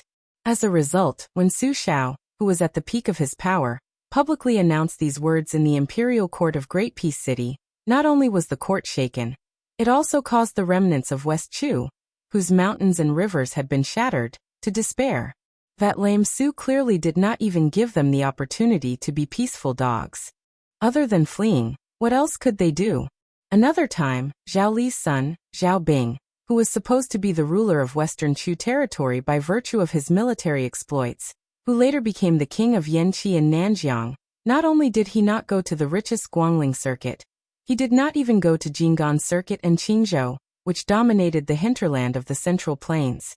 At that time, Zhao Li only intended to let this son, who was most like me, go to Huainan circuit, probably because he wanted to let Zhao Bing, who was good at war, and Su Xiao, the only king of Liang with a different surname, be neighbors when Su Zhao's title as king of Northern Liang circuit was a foregone conclusion. But in the end, Zhao Bing, who had wanted to go to the Liangliao Pass, went to the most unexpected southern border, a place that was vast but full of miasma. Unofficial history said that before the bloodthirsty Zhao Bing left the capital, he chopped down a 1,000-year-old cypress tree in the prince's mansion and swore to kill all the young men of southern Tang, who were taller than a wheel to vent his anger. Coincidentally, when Zhao Bing was on his way south, southern Tang, who definitely did not resist tenaciously in the late spring and autumn period, actually rebelled and killed thousands of Gu Jiantong's soldiers who stayed behind. Zhao Bing originally wanted to deliberately wrestle with the new prince of Guangling, Zhao Yi, in Guangling circuit for fun. He had no choice but to suddenly speed up his horse's hooves and head south. The third time was when Su Xiao was enfeoffed as Prince of Liang the earliest, and Prince of Liang the latest. The key point that people did not think deeply about the first two times, Yuan Bunshi, who was half an inch away from the emperor of Liang, watched coldly from the sidelines because he was happy to see it happen. The Zhao family that he was loyal to wanted to truly let the fire of peace spread across the world. They had to let those 100 years of country, 1,000 years of family, noble families, move the tree and die. They wanted to let them obediently move to the Liang capital under the eyes of the emperor under the threat and intimidation of the two Prince of Liang, which was very likely to come true. Like the scholars of the imperial examinations, all the heroes of the world will enter the Zhao family's jar, at the same time, to prevent future troubles. It could prevent the remnants of the countries that had lost their foundations from rebelling, and could also ensure that when Liang went north to conquer the grasslands, there would be no worries in the south. It was a pity that at this time, unforeseen events occurred. Su Zhao's army traveled west very slowly. They enjoyed the scenery along the way and even stopped in Jizhou for a full month. When Yuan Bunshi and the Liang imperial court realized that the situation was not right, they let Kai Nan, who was the minister of war and the #1 fierce general under Gu Jiantang, who was stationed in Gangnam-do, lead the army all the way to try to stop the flood of remnants that suddenly gathered in the northwest direction, and force them to turn east and enter Tian City. Because the scale of Kai Nan's army was not large, and they were extremely unfamiliar with the northwest terrain, in the end, they were still unable to stop that vast and mighty group of spring and autumn remnants. At the time, Jizhou's Han family, who had defended the border pass against the grassland horse hooves for generations, did not make a move that time, leading to the tragedy of their family's destruction.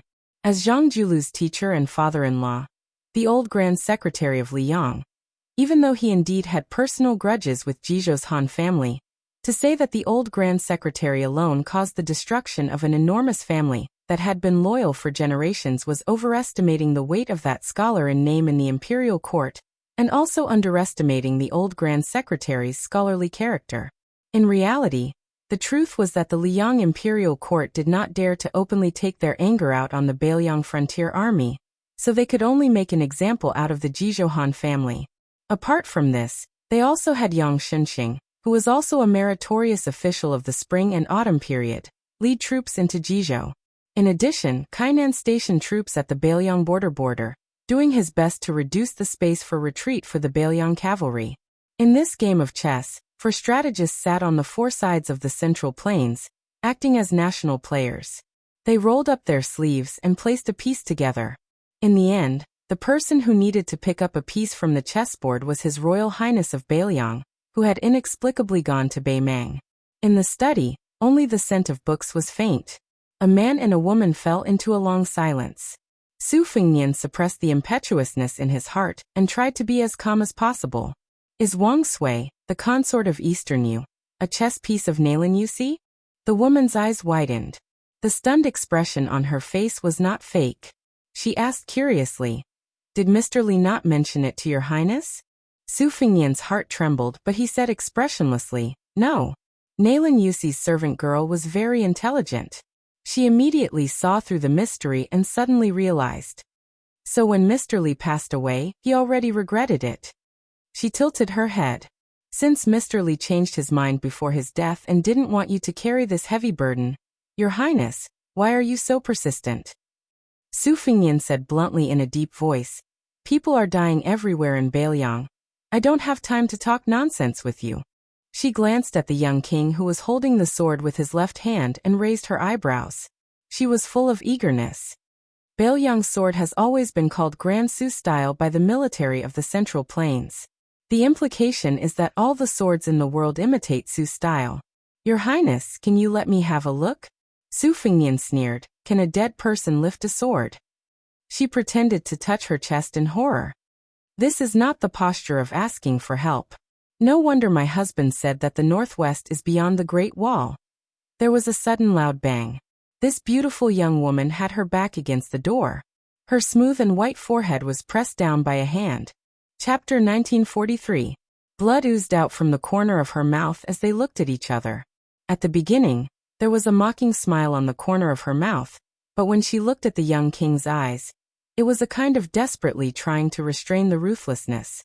On the verge of life and death, she couldn't help but remember that her master once laughed and said that when he was angry to the extreme, the scholars couldn't wait to cut off the arms of all the martial artists in the world, and the martial artists also couldn't wait to cut off the hands of all the scholars that held books. Just when she thought that Su Fengnian would kill her even if the secret was buried in the pile of old books, there was a light knock on the door. Then she saw the young king's face suddenly changed into a clean and warm smile. He glanced at her with undisguised disgust. Then he let go of her hand and pushed her to a wall. He gently opened the door. She wiped the blood from the corner of her mouth and turned her head to look. As a result, she saw a face that even she was stunned. After the woman of the same age stepped through the threshold, she immediately looked around. After seeing him, she quickly looked at him from head to toe, and then awkwardly put on a cute and naive look as if she didn't see anything. The woman who brought a pot of tea said to Su Fengnian indifferently, "Hee, the young lady said that you have a guest here, so I brought a pot of tea for you." Su Fengnian's mouth twitched. Jia, that girl who was observing in all directions, must have added that the guest was a beautiful woman. Otherwise, with Jiang Ni's temperament, she would be too lazy to care whether the guest in Su Fengnian's study was the Emperor of Beimang or the Emperor of Liang. "Jiang and I seem to have just found the big living person standing at the foot of the wall." She lifted the warm teapot in her hand and asked, "Young lady, are you thirsty? Do you want to drink some tea?" The maid, Dong Yue, who had already wiped the blood, deliberately pulled her collar together and bit her lips as if there was a lingering fear in her heart. She was really pitiful. Jiang and I suddenly widened her eyes and secretly stepped on the back of the king of Beimang's foot and twisted it fiercely. Dong Yue saw that the poor king who had his back to her seemed to take a deep breath, and then pressed his hand on the head of the peerless beauty. Compared to the palm that pressed on her forehead, it was much gentler. He smiled and said, "What are you thinking? This aunt who is good at retaining her youthful appearance is from Nanjiang. She is Nailan Yusi's personal maidservant. She came here to discuss business with me. Just now I didn't control of my strength and I accidentally hurt her." The little mudman glanced at the pale woman. Although he was still a little skeptical, the words aunt were extremely important, so he relaxed a little. Su Fengnian resentfully retracted his hand and said helplessly, Okay, I won't close the door." She curled her lips and turned around again. Her voice was not soft as she said to herself, "If you don't have a guilty conscience, why don't you just close the door?" Su Fengnian sighed and shook his head gently. He turned around and put the teapot on the table. Then, he took out 2 white porcelain teacups that he bought from the market outside the North Jiebei city. After sitting down, he waved his hand to the maidservant Dong Yue and said, "Sit down and drink tea." She hesitated for a moment, but still moved a chair and sat across the table from the young king. Just now, The two of them had a falling out, but it was as if nothing had happened. At this moment, the study room was calm and peaceful. All of this was due to the woman who brought the tea. She had complicated thoughts. Right now, in the Central Plains, just the great city of Liang, which was known as the most virtuous city in the world, had countless extroverted young ladies who had almost eloped to Liangzhou just to see Su Fingnian. This was not some exaggerated joke on the streets. A person's life was less than 100 years, and it took 100 years to cultivate Su Fingnian. This new King Liang could be said to have achieved success by taking an unconventional path. She originally did not believe that a man in the world could be more romantic than her master. Seeing it with her own eyes today, although she still felt that he was not as good as her master, he was not far off. Su Fingnian leaned forward and poured a cup of tea for her. The woman's thoughts were as deep as the sea. The servant girl Dong Yue, who had been at loggerheads with the young king, straightened her expression and did not pick up the teacup. She slowly said, "Before I left, my master told me that the matter of the chess piece was only a telepathic connection with Tide Listening Pavilion's Mr. Li. The two of them had no contact after parting on the way to Graydon City. My master also said that because Mr. Li had spoken frankly at that time, he had guessed the identity of the chess piece that Mr. Li had chosen. With Mr. Li's cautiousness, it must have been Su Huainan. In fact, Su Huainan was the most unexpected. He actually succeeded in becoming the king of the northern courtyard of Beimang. My master also said that with Su Huainan's contradictory personality, this chess piece might not be able to last until the end. Of course, Su Huainan would not reveal the secrets of heaven. At most he would choose to give up." Su Fingnian nodded and said, "When Su Huainan saw me at the bank of the Ruoshui, he could have lived, but the old man still chose to die. It was probably because he did not think that Bailiang could defeat Beimang. Rather than letting down the Central Plains, and then letting down the Empress of Beimang, rather than being disappointed, it was better to not see and not be bothered by it, and not do anything." The servant girl Dong Yue raised the teacup and took a sip. She said softly, "My master said that his chess pieces were not as important as Mr. Li's. There were more of them, exactly 10 of them. However, after 20 years, most of them died young. 3 died of illness, 2 committed suicide. Because they had thoughts of betrayal, they were cleaned up by the men of sacrifice by my master's side. 2 more died. Therefore, on this trip to Bailiang, I, Dong Yue, was the one who delivered the message for my master. Just as your highness had guessed, Wang Sui was one of my master's most attentive chess pieces. However, this old prince consort of Dong Yue, one of the 4 great generals of the spring and autumn period, was the same as Su Huainan. Both of them showed signs of indecision. Compared to the other chess piece revealed in my name, Wang Sui was more selfish and harder to control." Su Fingnian fell into deep thought and did not speak. She said with a grave expression, "Your Highness, please remember the other person. His surname is Wang and his given name is Du. He once called himself Old Man Shan Qiu. The old man himself did not have many achievements in the Southern Dynasty, but his family had cultivated a young man who could not be underestimated. Wang Jingcheng is the current Dongyiabo of Beimang. Moreover, the Wang family's heart is definitely with the Central Plains. There is no doubt about it." Su Fingnian frowned. The Southern Dynasty's valiant border general Wang Jingcheng was no stranger to the entire Bailiang frontier army. This person was currently leading his direct troops to Gusai Prefecture, and was in charge of intercepting the Yuluandao cavalry that was penetrating deep into the enemy territory alone. Su Fingnian suddenly asked, "The last remaining chess piece?" She shook her head and said, "Regarding this person, my master said that it was not yet time to use him." Su Fingnian was stunned and said self-deprecatingly, "Could it be that he still has to wait until I defeat Beimang?" She said calmly, "Master did not say, so I naturally do not know." Su Fingnian did not make things difficult for this maidservant, and did not ask further. Knowing the identities of Wang Du and Wang Jingcheng's chess pieces was already a pleasant surprise. She did not finish her cup of tea and stood up. "My master finally said that Huang Longsher had finally chosen Zhao Zhu, the crown prince of Yanqi, as the true son of heaven. That was why the southern frontier army was able to move up north so smoothly. Master hoped that your highness could guard the northwest with ease." When you succeed in the future and help Zhao Zhu complete the magnificent feat of incorporating the vast grasslands into the new Liang territory for the first time in history, Your Highness and the Bailiang Frontier Army will definitely not be mistreated. Su Fingnian dismissed it with a smile. Before she left, she blinked her eyes and the corners of her mouth curled up. She whispered, after saying my master said so many times, I actually also want to say something off topic. Your Highness, you are more handsome than I imagined. Su Fingnian did not have any complacent expression.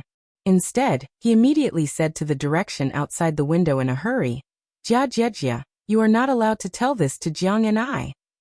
The confused maidservant, Dong Yue, only vaguely heard a laughter coming from outside the window behind her. Su Fingnian reached out to touch his forehead and sighed. It's over.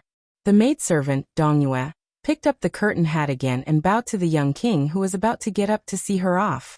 She gently advised him, Your Highness, you don't have to see me off. Su Fingnian glanced at the teapot and smiled bitterly. Don't talk about drinking tea.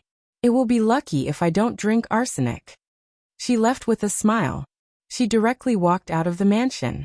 After riding a horse and leaving the north-resisting city under the escort of the spies of the Fu Shui house, she looked back at the towering city wall and couldn't help but cry.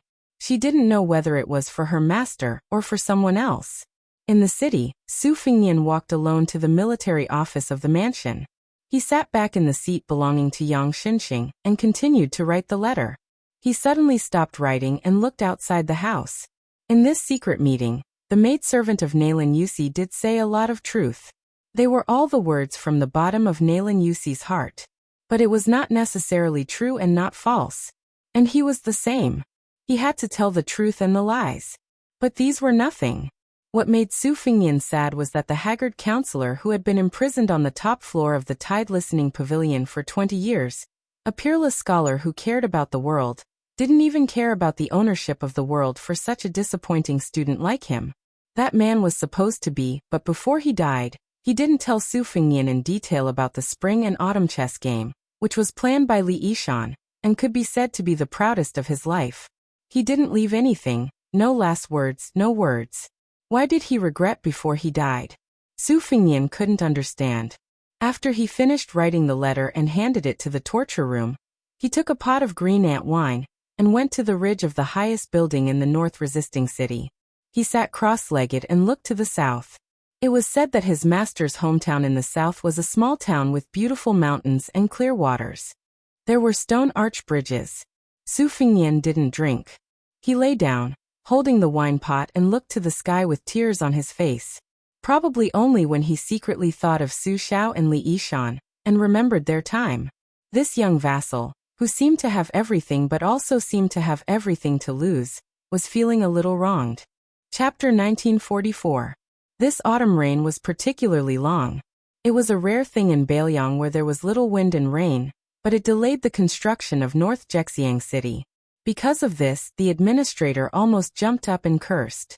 He either stayed in his office inside, or went to the top of the city wall with an oil paper umbrella to watch the sky and bitterly waited for the sky to clear up.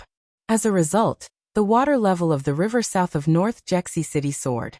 The rainwater mixed with the yellow sand, making it extremely muddy. This made some of the young heroes and heroines who came to the bazaar outside the Great Wall to enjoy the scenery outside the Great Wall the most annoyed. It was supposed to be a cool autumn season, but the autumn rain made the ground muddy. They used to walk hand in hand with their admirers by the river at dusk every day, enjoying the scenery outside the Great Wall where the lone smoke in the desert stretched straight to the long river and the round sunset.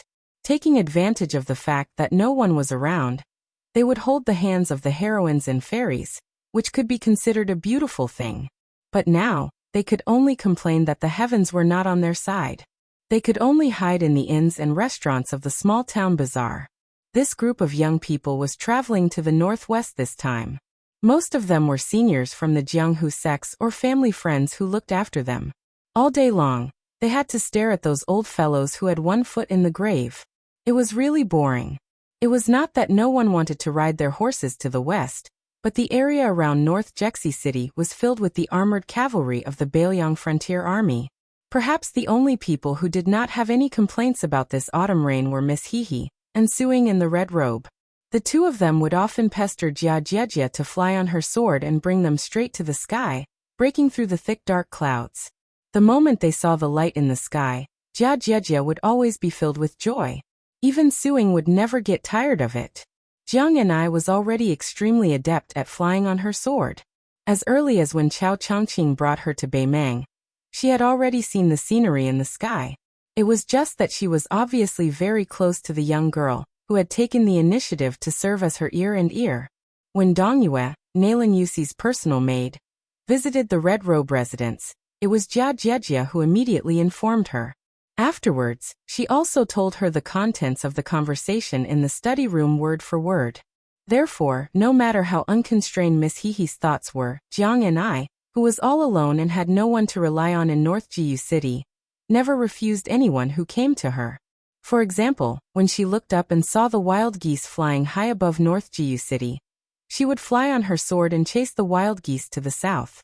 Occasionally, she would even help Jia Jiejia catch 2 or 3 pitiful wild geese and tie a piece of paper to their claws.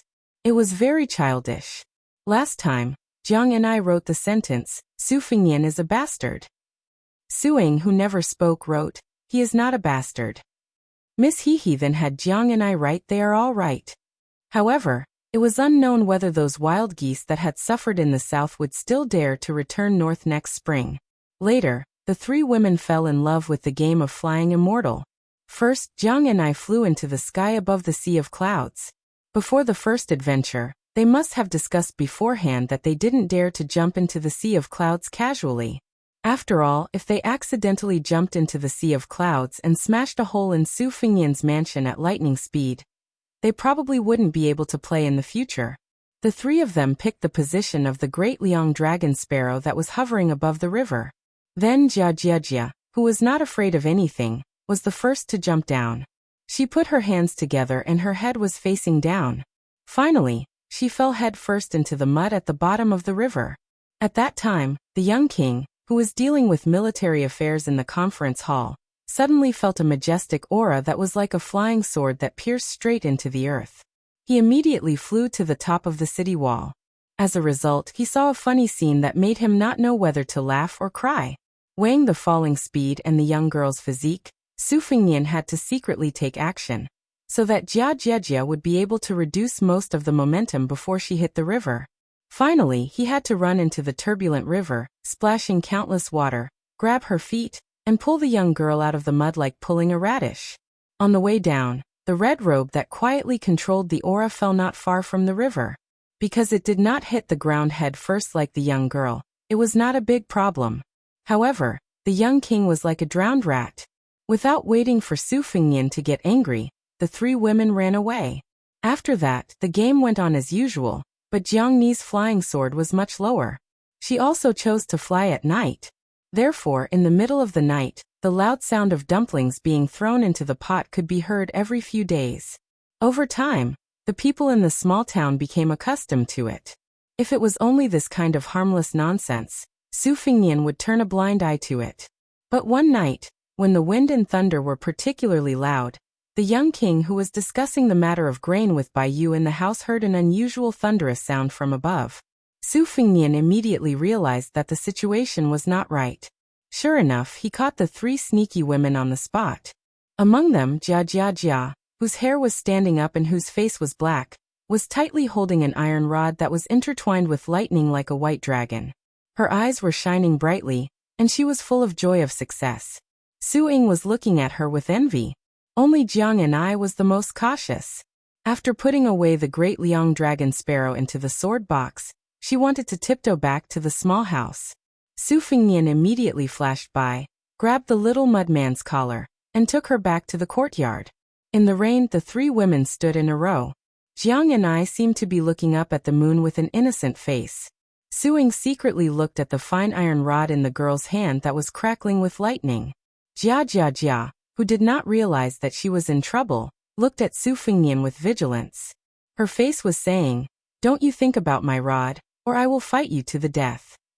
Su Fingyan asked with a serious face, "You even dare to summon the lightning from the sky without permission? Do you want to die?" Jiang Yan'ai secretly made a face and muttered, Obviously, she was going to break the pot. Su Ying's face was blank and innocent. Jia simply turned around and was too lazy to argue with this guy. Chapter 1945. In front of the three people, Su Fengnian, who did not have the majesty of a vassal king nor the aura of a great master, waved his sleeves and cut off the curtain of rain above the women's heads. It was actually a small world of its own within the abbot. He bent his finger and gently knocked on the little clay man's forehead, then touched Su Ying's head, and finally turned He's body over. He looked at the three people and smiled bitterly. During this period of time, there are a lot of things to do in the vassal mansion. I really can't leave to accompany you. This is my fault, the little clay man whispered. Who wants you to accompany me? Su Fengnian stared at her. Although in front of outsiders, the young vassal king could not do anything to her and always gave in to her so that the entire vassal mansion was in awe of this female sword immortal. But when Su Fengnian was really angry, Jiang Anai was immediately beaten back to her original state. At this moment, she was standing in the same place like a cicada in winter, and even she did not know where to put her hands. Su Fengnian sighed and said softly, "In the future, if you want to go to the sky to play, it's okay. But remember, you must never go to the sky outside the territory of Bailiang." After the sage of the Zhang family turned into a rainbow, although the Confucian spirit accumulated for hundreds of years cut off the connection between heaven and man for the human world. A cornered dog will jump over a wall, let alone those celestials in the sky who are used to looking down on all living beings. In Bailiang, even if they want to take the opportunity to do something to you, I can at least help to mend the pen after the sheep is lost. But if I can't get to other places in time, you will be in danger. I'm not deliberately saying this to scare you. If I didn't sense it, and went out of body to the side of the sea of clouds and watched coldly from the side, I'm afraid that the next thunder you receive will really be the heavenly thunder of purple clouds with hidden murderous intent. Jiang Anai lowered her head guiltily and did not dare to look at Su Fengnian. The girl looked at the iron rod in her hand, which was still like dozens of slender white pythons, and was reluctant to part with it. Su Fengnian looked at the girl whose hair was standing on end and her face was charcoal black. He couldn't help but laugh. "I didn't say that you can't keep the stick. You took such a big risk and got struck by lightning. The residual lightning on the stick can still last for a few days. There's no reason not to treat it as a treasure." Su Fengnian looked up at the curtain of rain and said to himself, "It's just that it's impolite not to reciprocate." After hearing the young king say, "I'll be right back," Jiang Anai said worriedly, "Do you want me to lend you the Great Liang Dragon Sparrow?" Su Fengnian smiled and shook his head. His figure rose from the ground and disappeared in a flash. Not long after that, the three of them heard a thunderous roar from the sky. It was Su Fengnian shouting, "Get lost!" Jiang Anai was secretly speechless. This guy's courage was really big. In the night, two bright white rainbows cut through the sky. One fell into the grassland of Baimang, and the other fell into the territory of the Central Plains. After half an hour, Su Fengnian floated back to the ground. His hands were behind his back, and his expression was calm. Jiang Anai asked curiously, "Did you fight with someone?" Su Fengnian nodded and didn't explain in detail. In the face of the 7 immortals who were sitting in the clouds and spying on Northern Liang's luck, Su Fengnian beat up 2 of them, who dared to walk out of the gate of heaven, and turned them into banished immortals. Jiang Anai took off the sword box and handed it to Su Fengnian with both hands. Su Fengnian was puzzled and asked, "What?" The little mud man wrinkled his nose. "You take it for safekeeping, so that we don't get into trouble." Su Fengnian said helplessly, "In the end, North Rejecting City is a boring place for you. I'm just angry that I can't let you have fun, not angry that you sneaked out to play." Who would believe that? In any case, the little mud man didn't believe him. Just now he glared at him fiercely. Su Fengnian smiled. With his hands behind his back, he suddenly stretched out a hand. 3 to 4 inches above his palm, there was a fist-sized snow-white ball. It was actually condensed from the essence of lightning. The 3 girls immediately opened their eyes wide, as if they had seen the cutest thing in the world. Su Fengnian retracted his hand, and allowed the ball of lightning to hover in the air in front of him. He reminded them with a smile, "Don't touch it with your hands." A normal Vajra physique won't be able to withstand an explosion. In today's world, other than me, perhaps only the white-robed monk Li Dongxin's prayer beads, Dong Tai's sword, and Tuoba's fist can remain unharmed after touching it. However, as long as you release a little bit of your qi, it won't consume too much energy and you can easily control this ball of lightning. Let me say this first, you can't let this little thing leave this courtyard, and you can't let it touch anything in the courtyard. Otherwise, I won't have the time and energy to help you get another one. Su Fengnian stretched out his hand and lightly touched the iron rod in the girl's hand. I left a trace of my qi on it. When you're not playing with the ball of lightning, it will automatically hover near the rod. Jiang and I and the other two nodded vigorously at the same time. Really like chicks pecking at rice. Jia Jiejia didn't say anything else. With a bang, she placed the iron rod on the limestone floor of the courtyard. Then, the ball of lightning began to slowly revolve around the rod. The three heads gathered together and stared intently at the little toy that was spinning leisurely. Su Fengnian, who was left aside, glanced at the cracked ground inside. He left the courtyard and returned to the house. When the figure of the young lord disappeared, the abbot world that was supported by his qi also quietly dissipated. The small courtyard reappeared in the rain. The three women moved the chairs and benches to sit side by side under the eaves. Jiang and I suddenly came back to her senses. She turned to Jia Jiejia and said seriously, "Little Hihi, the copper coins to repair the ground. You can't renege on the debt." The girl who was nicknamed Little Hihi slowly shook her head. Jiang and I frowned and said, "Jia Jiejia, you can't do this." Hihi girl rolled her eyes and leaned over to whisper in Jiang Ni's ear. After Jiang and I heard the secret words, she coldly snorted and said loudly, "Little Hihi, you don't need to pay this money, I also won't pay. Isn't someone's female confidant all over the world? Even a woman that you've only met once will fall in love with him. Why would you lack these copper coins?" In fact, Su Fengnian, who had not walked far away from the courtyard, suddenly staggered and shook his head with a bitter smile. In order to escape the debt, Jia Jiejia was very disloyal to her friends.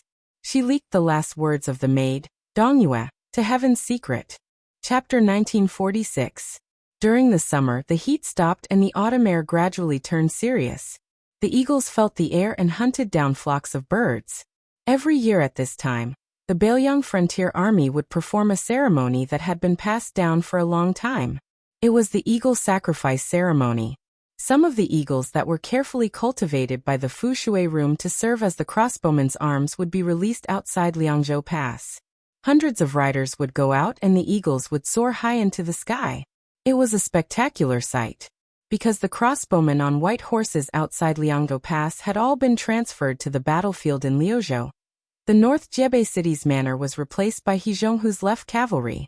First, the old commander was seriously ill, and only had the title of left cavalry in name. This eagle sacrifice ceremony was also the end of the old commander's career. Second, a new left cavalry deputy commander named Lu Deyuan, who had been away from the border army for more than 10 years, happened to be leading the hundreds of riders north of North Jebei city to release the eagles. On the day of the eagle sacrifice ceremony, the sun was setting in the west. The North Jebei city's horse path was crowded with people. The right cavalry commander Jean Partridge Zhou Kong, accompanied by Li Yanchao, slowly walked to the top of the city wall with a straight face. When he saw the old commander He Zhonghu, who had to wrap himself in a thick fur coat after taking off his armor, his expression became slightly better. The fierce border army general Li Yanchao, who betrayed the left cavalry and joined the right cavalry, had an indifferent expression. Only in the depths of his gloomy eyes was there a bit of guilt. However, he was still ashamed but not regretful. The young lord with a cold blade at his waist stood in the middle of the city wall. He looked into the distance and saw a flock of eagles soaring in the sky. He felt relaxed and happy. After seeing Lu Deyuan leading hundreds of riders back to North Jebei city, Su Fengnian turned his head to look at He Zhonghu beside him. His old body could no longer bear the bumpiness of the horse's back. Even hanging a blade and hanging an armor had become an extravagant hope. After the eagle sacrifice ceremony today, the old commander would officially leave the battlefield. However, the old commander had no children and had no residence within the pass. Su Fengnian originally thought that based on the old commander's temperament, he would choose to retire in North Jebei City. After all, he could hear the familiar sound of horse hooves closer. Su Fengnian had even personally asked people to set up a quiet residence near the manor. However, in the end, the old commander actually wanted to take advantage of the fact that he still had some strength to go to North Jebei City to take a look around. He said that North Jebei City was Jiangnan beyond the Great Wall of Bailiang. He had long heard that it was rich and populous there. He had been dealing with horse dung outside the pass for 20 years. No matter what, he should go there to enjoy life and eat a few good meals. Su Fengnian was well aware that the old commander was lying when he said that he wanted to enjoy life. He did not want the left cavalry's commander-in-chief to meet him, the retired emperor, face to face from time to time. Even if the successor did not think this way and would not feel that his hands and feet were tied, the old commander still insisted on his opinion. Su Fengnian had no choice but to let Qin Yinshui, Lin Dofang, and the other elders of the Su family, who were of the same generation as the old commander, come forward to persuade him. However, it was useless.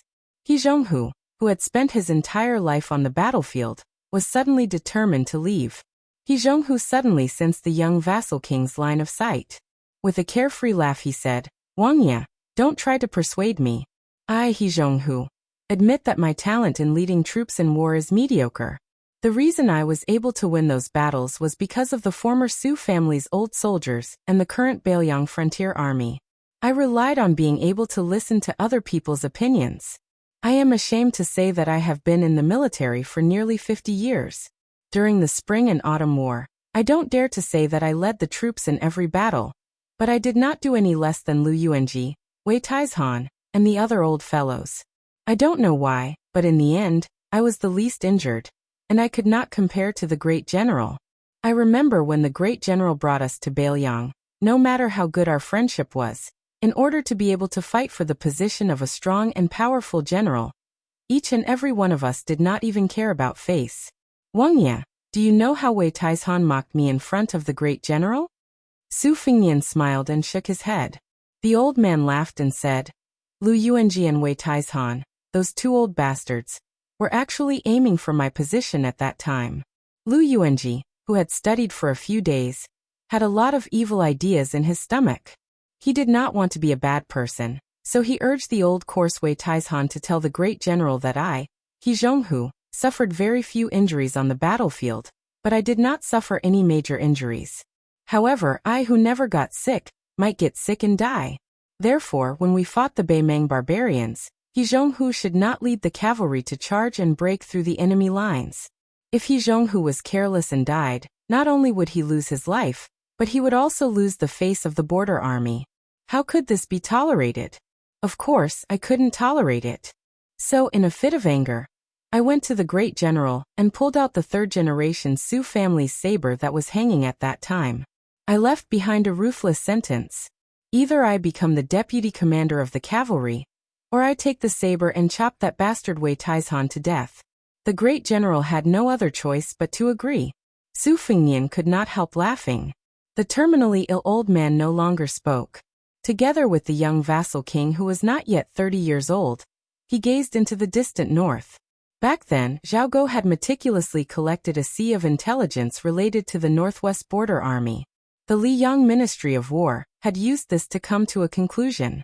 The Bailiang cavalry was divided into mountains, and there were many conflicts between the cavalry and infantry. The relationship between the cavalry outside Liangzhou Pass and the Liangzhou cavalry outside Liangzhou Pass was even stiffer. The generals outside the pass and the military officials inside the pass also had mediocre relations. Therefore, the so-called 300,000 Bailiang cavalry could be united only because Ren Tu Su Xiao was not dead, enough to intimidate the heroes, and also because Chen Jibao, who had great prestige, was standing behind the old man. But during the transition period between the two generations of cavalry, it was very likely that there would be great turbulence. Yen Wenwan, as the head of the Bailiang infantry, would be determined to have Bailiang Protector General Chen Jibao take the position. Zhong Hongwu He Zhonghu, and the other important mountain leaders who controlled the cavalry outside Liangzhou Pass, might not be willing to lower their heads.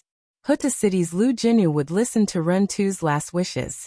Li Yanchao Li Mofan, and Chao Xiaojiao were young and strong generals who were famous in Beiliang for being rebellious and difficult to tame. The Beiliang Protector General Chen Jibao and His Royal Highness Su Fengnian were mostly dishes. Among these generals, the existence of the spring and autumn old man He Zhonghu was rather special. While he and Yan Wenwan had once been Zhao Chongling's supporting dragon sect general, and thought highly of Chen Jibao, he was publicly recognized as the most loyal to the old prince of Liang, Su Shao, and the least selfish.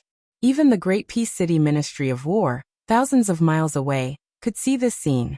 The Tide Listening Pavilion naturally saw it even more clearly. So Yan Wenwan's two deputy commanders, Wei Taizhan and Lu Yuanji, left the infantry. The spring and autumn old generals like Zhong Honggu and He Zhonghu, who were of similar age and seniority, firmly held the border cavalry. Then Chen Jibao rode alone to Shu and betrayed Beiliang. The arrogant Zhong Honggu lost his integrity. The power of the Beiliang cavalry was transferred to Yuan Zuozong, Jean Partridge, Zhou Kong and the others. At the same time, the outsider great ancestor Gu was like a nail hammered into the infantry mountain as a deputy commander. Then, with His Royal Highness's approval and the secret support of Mount Qingliang, Qin Shiliang, a poor scholar from Gangnam-do, suddenly took power. While there was great resistance to the reform of salt and iron, causing Qin Shiliang to stumble and die, before some people could clap and cheer, Qin Shiliang started to set up 14 captains with real power. Su Fengnian, who had just been crowned as the king of Beiliang, was especially decisive. After Yan Wenwan met Su Fengnian, she maintained her silence. This caused the military reform that involved half of Beiliang Road to proceed smoothly. Chapter 1947. As for the Beiliang cavalry's gradual change in power, the Liang imperial court, which had already lost Grand Secretary Zhang Julu, was completely helpless. They could not sit on top of the mountain and watch the tigers fight, nor could they interfere. However, in the end, the changes in the Beiliang frontier army all came from Li Yishan's words when he was alive. The Su family's 300,000 troops were enough to deal with Beimang's southern dynasty border army. However, if they were to face the grassland cavalry, they would not be able to handle it. The outcome would not change with the Beiliang cavalry being the best in the world. Therefore, the Beiliang frontier army needed a new batch of people to create a new atmosphere. If one said that Su Fengnian was biased towards Su Beiji and Qin Shiliang, between the two young strategists, in terms of selfishness, he might be biased towards Su Beiji. However, in Li Yishan's heart, his expectations for Qin Shiliang were slightly higher than Su Beiji when he was alive. Today, Qin Shiliang's reputation in the Beiliang frontier army, especially among the refugees and the Liuzhou cavalry, was not inferior to provincial governor Yang Guangdou and Liuzhou general Ko Jianghuai. He was also very close to Yulwandao Chaowei and other young generals. Su Beiji, who was also the transport envoy and deputy provincial governor of Beiliang, could be said to be like the sun in the sky. During his time as the Lingzhou provincial governor, he had a deep relationship with Lingzhou General Han Laozhan and Huang Xiaokuai, who had real power within the borders. When he returned to the border army, the Su family's old soldier Lu Deyuan, who held a lot of power, led over 100 elite cavalry to appear outside the city walls. The old commander, who originally had his hands on the cold arrow pile, turned his body. He did not call the young man prince, only holding Su Fengnian's hand. The old man, who had mixed feelings, said softly, "It's been hard on you." Su Fengnian held the old man's hand instead. "It's a little hard, but it's not bitter." The benevolent old man asked with a smile, "Then I can rest assured?" Su Fengnian nodded and smiled. "Don't worry, old general." The old man did not let Su Fengnian escort him out of the city. It was just a simple and crude carriage. The retainers were the 4 or 5 old soldiers who left the left cavalry with the old marshal. They were together in life and death. It was the same on the battlefield. After the carriage left the city, a rider had already stopped outside the city. The old coachman who didn't like this rider originally didn't want to stop, but He Zhong seemed to have expected this. He lifted the curtain and asked the coachman to wait for a moment. After the deputy commander of the right cavalry, Li Yanchao, got off his horse, he looked at the old man who was struggling to get off the carriage. He did not deliberately go forward to help him. He Zhong suddenly walked to Li Yanchao's side and stretched out his hand to pat the back of the warhorse. He smiled and said, It is worthy of being the Bailiang horse that is unique to silken pasture. Although its leg strength is slightly inferior to that of courtyard pasture's A-class warhorses, it is most suitable for cutting through enemy lines. Li Yanchao's mood was complicated. He didn't reply. The silken pasture and courtyard pasture were located to the left and right of Lianglong. The former had a better relationship with Zhou Kang's right cavalry, while the latter had a better relationship with the left cavalry. This was because the elders in charge of the two pasture were mostly from the left and right cavalry. How could Mount Qingliang and the Governor-General Manor order the allocation of A-class and B-class warhorses? Naturally, the pasture didn't have the authority to make any decisions. However, there were some top-notch A-class warhorses. Because of their scarcity, the pasture would naturally reserve them for the high-ranking officers of the left and right cavalry.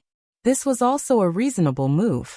The two generations of vassal kings of the Bailiang Su family had never interfered in this matter.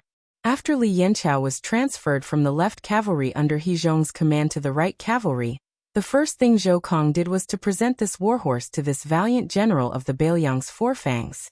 The commander's seal and tiger tally were actually things that followed closely behind. The stooped He Zhong and the tall and sturdy Li Yanchao slowly advanced side by side. The old man said softly, "General Zhou's management of the army is strict. Most of the brothers by your side have violent personalities. After you are transferred to the right cavalry, you must not act arrogantly. Don't leave any evidence that can be used against you in trivial matters. It's not worth it." Li Yanchao nodded and said, "This general has already greeted my brothers." This time, Li Yanchao's official position change led to a significant change in the Liangzhou cavalry. This was because Li Yanchao was not only transferred to the right cavalry alone. More than 10 of his trusted lieutenants and commandants had also become Jean Partridge's subordinates. However, other than Li Yanchao, who was promoted, the other generals were all transferred or demoted by one rank. After all, Zhou Kang's left cavalry had already established a solid foundation. If more than 10 people were suddenly promoted, the old men of the left cavalry would probably rebel. Fortunately, Zhou Kang and Li Yanchao had long reached an agreement on this matter. Li Yanchao's brothers were easy to talk to. From this, it could be seen that Li Yanchao truly had an extraordinary ability to control people. After all, in the officialdom, when one person achieved the Tao, all his chickens and dogs would ascend to heaven. This was common sense. He Zhong suddenly smiled calmly and said softly, "Yanchao, I know you are very confused. Why did I tell you to give up when I clearly could have stayed on as the left cavalry's commander-in-chief for another year and a half? It is clear that I want to use an outsider's Yulwan Dao and not you, Li Yanchao, to take the first position of the left cavalry, right?" Li Yanchao nodded. This was like a family's property. No matter how big or small it was, if the father was willing to give it to an outsider rather than the eldest son of the first wife, anyone would have complaints. Especially if the eldest son of the first wife was not the kind of son who was destined to lose the family property. The old man suddenly smiled. "Li Yanchao, there is something that you young people may not care about, but old people like me, as well as Wei Taizhan and Lu Yuanji, all care about. That is that our family property in the border army is actually not ours, but the Su family's. It is the new and old Liang princes." The old man looked at the fierce general of Bailiang who wanted to speak but stopped. He waved his hand and said, "Don't be in a hurry to refute. Let me finish. There is no need to say more about the great general. Even you all are convinced. In reality, from the spring and autumn period to the present Xiangfu, from Liang to Beimang, no one is unconvinced. When it comes to the new Liang prince, you all may be convinced, but generally speaking, you cannot admire and respect the great general. To tell the truth, I He Zhonghu am no exception. However, don't forget, this is not a reason for us to have soldiers for ourselves. It is not a reason for us to treat the soldiers under our command as exclusive property. Of course, if you say that our young princes are ambitious and ruthless, just like the 3 generations of Liang Emperor, then you Li Yanchao, Chao Xiaojiao, and the other famous troublemakers in the army, in order to protect themselves, everyone holds on to military power to leave a way out for themselves. I He Zhonghu can understand, but..." The old man lightly stamped his foot on the road that was slightly softer after the continuous autumn rain.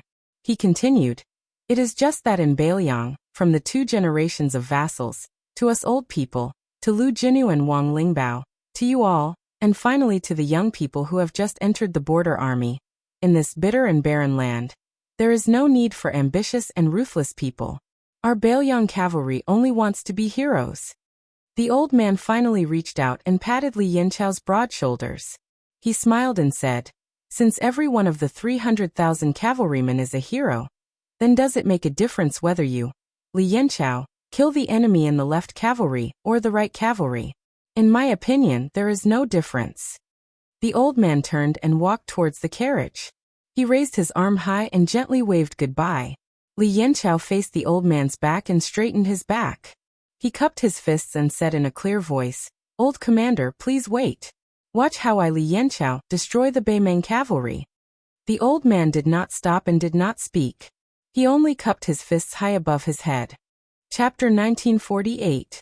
In the study room next to the second hall's signing room, an old man and a young man were sitting on 2 chairs, a stool and a chess block, chatting.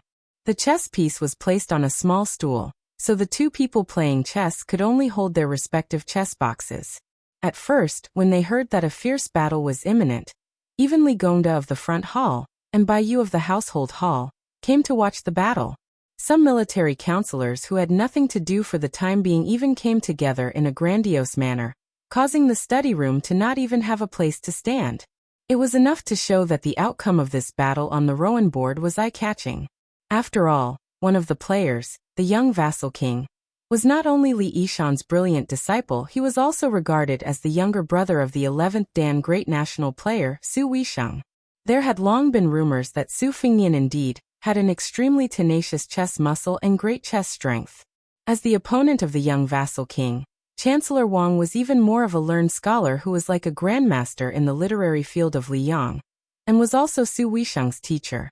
Although there had never been a famous chess game that was passed down to the world, everyone felt that even if Chancellor Wang's chess strength was not as good as Su Weisheng's, he should still be a match for the young vassal king.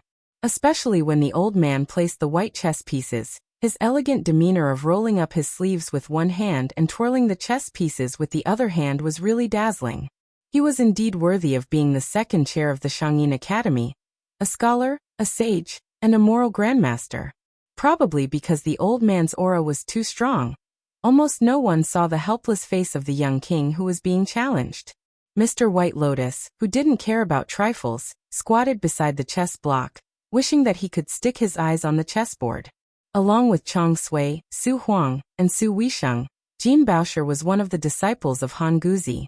She stood behind the old man without any expectation. She didn't want to come here to make a fool of herself, but she couldn't stand this old man's pestering, so she pulled him here to boost her courage. In the old man's words, this old man and Su Fingyan's chess skills were on par, and the odds of winning were 50-50.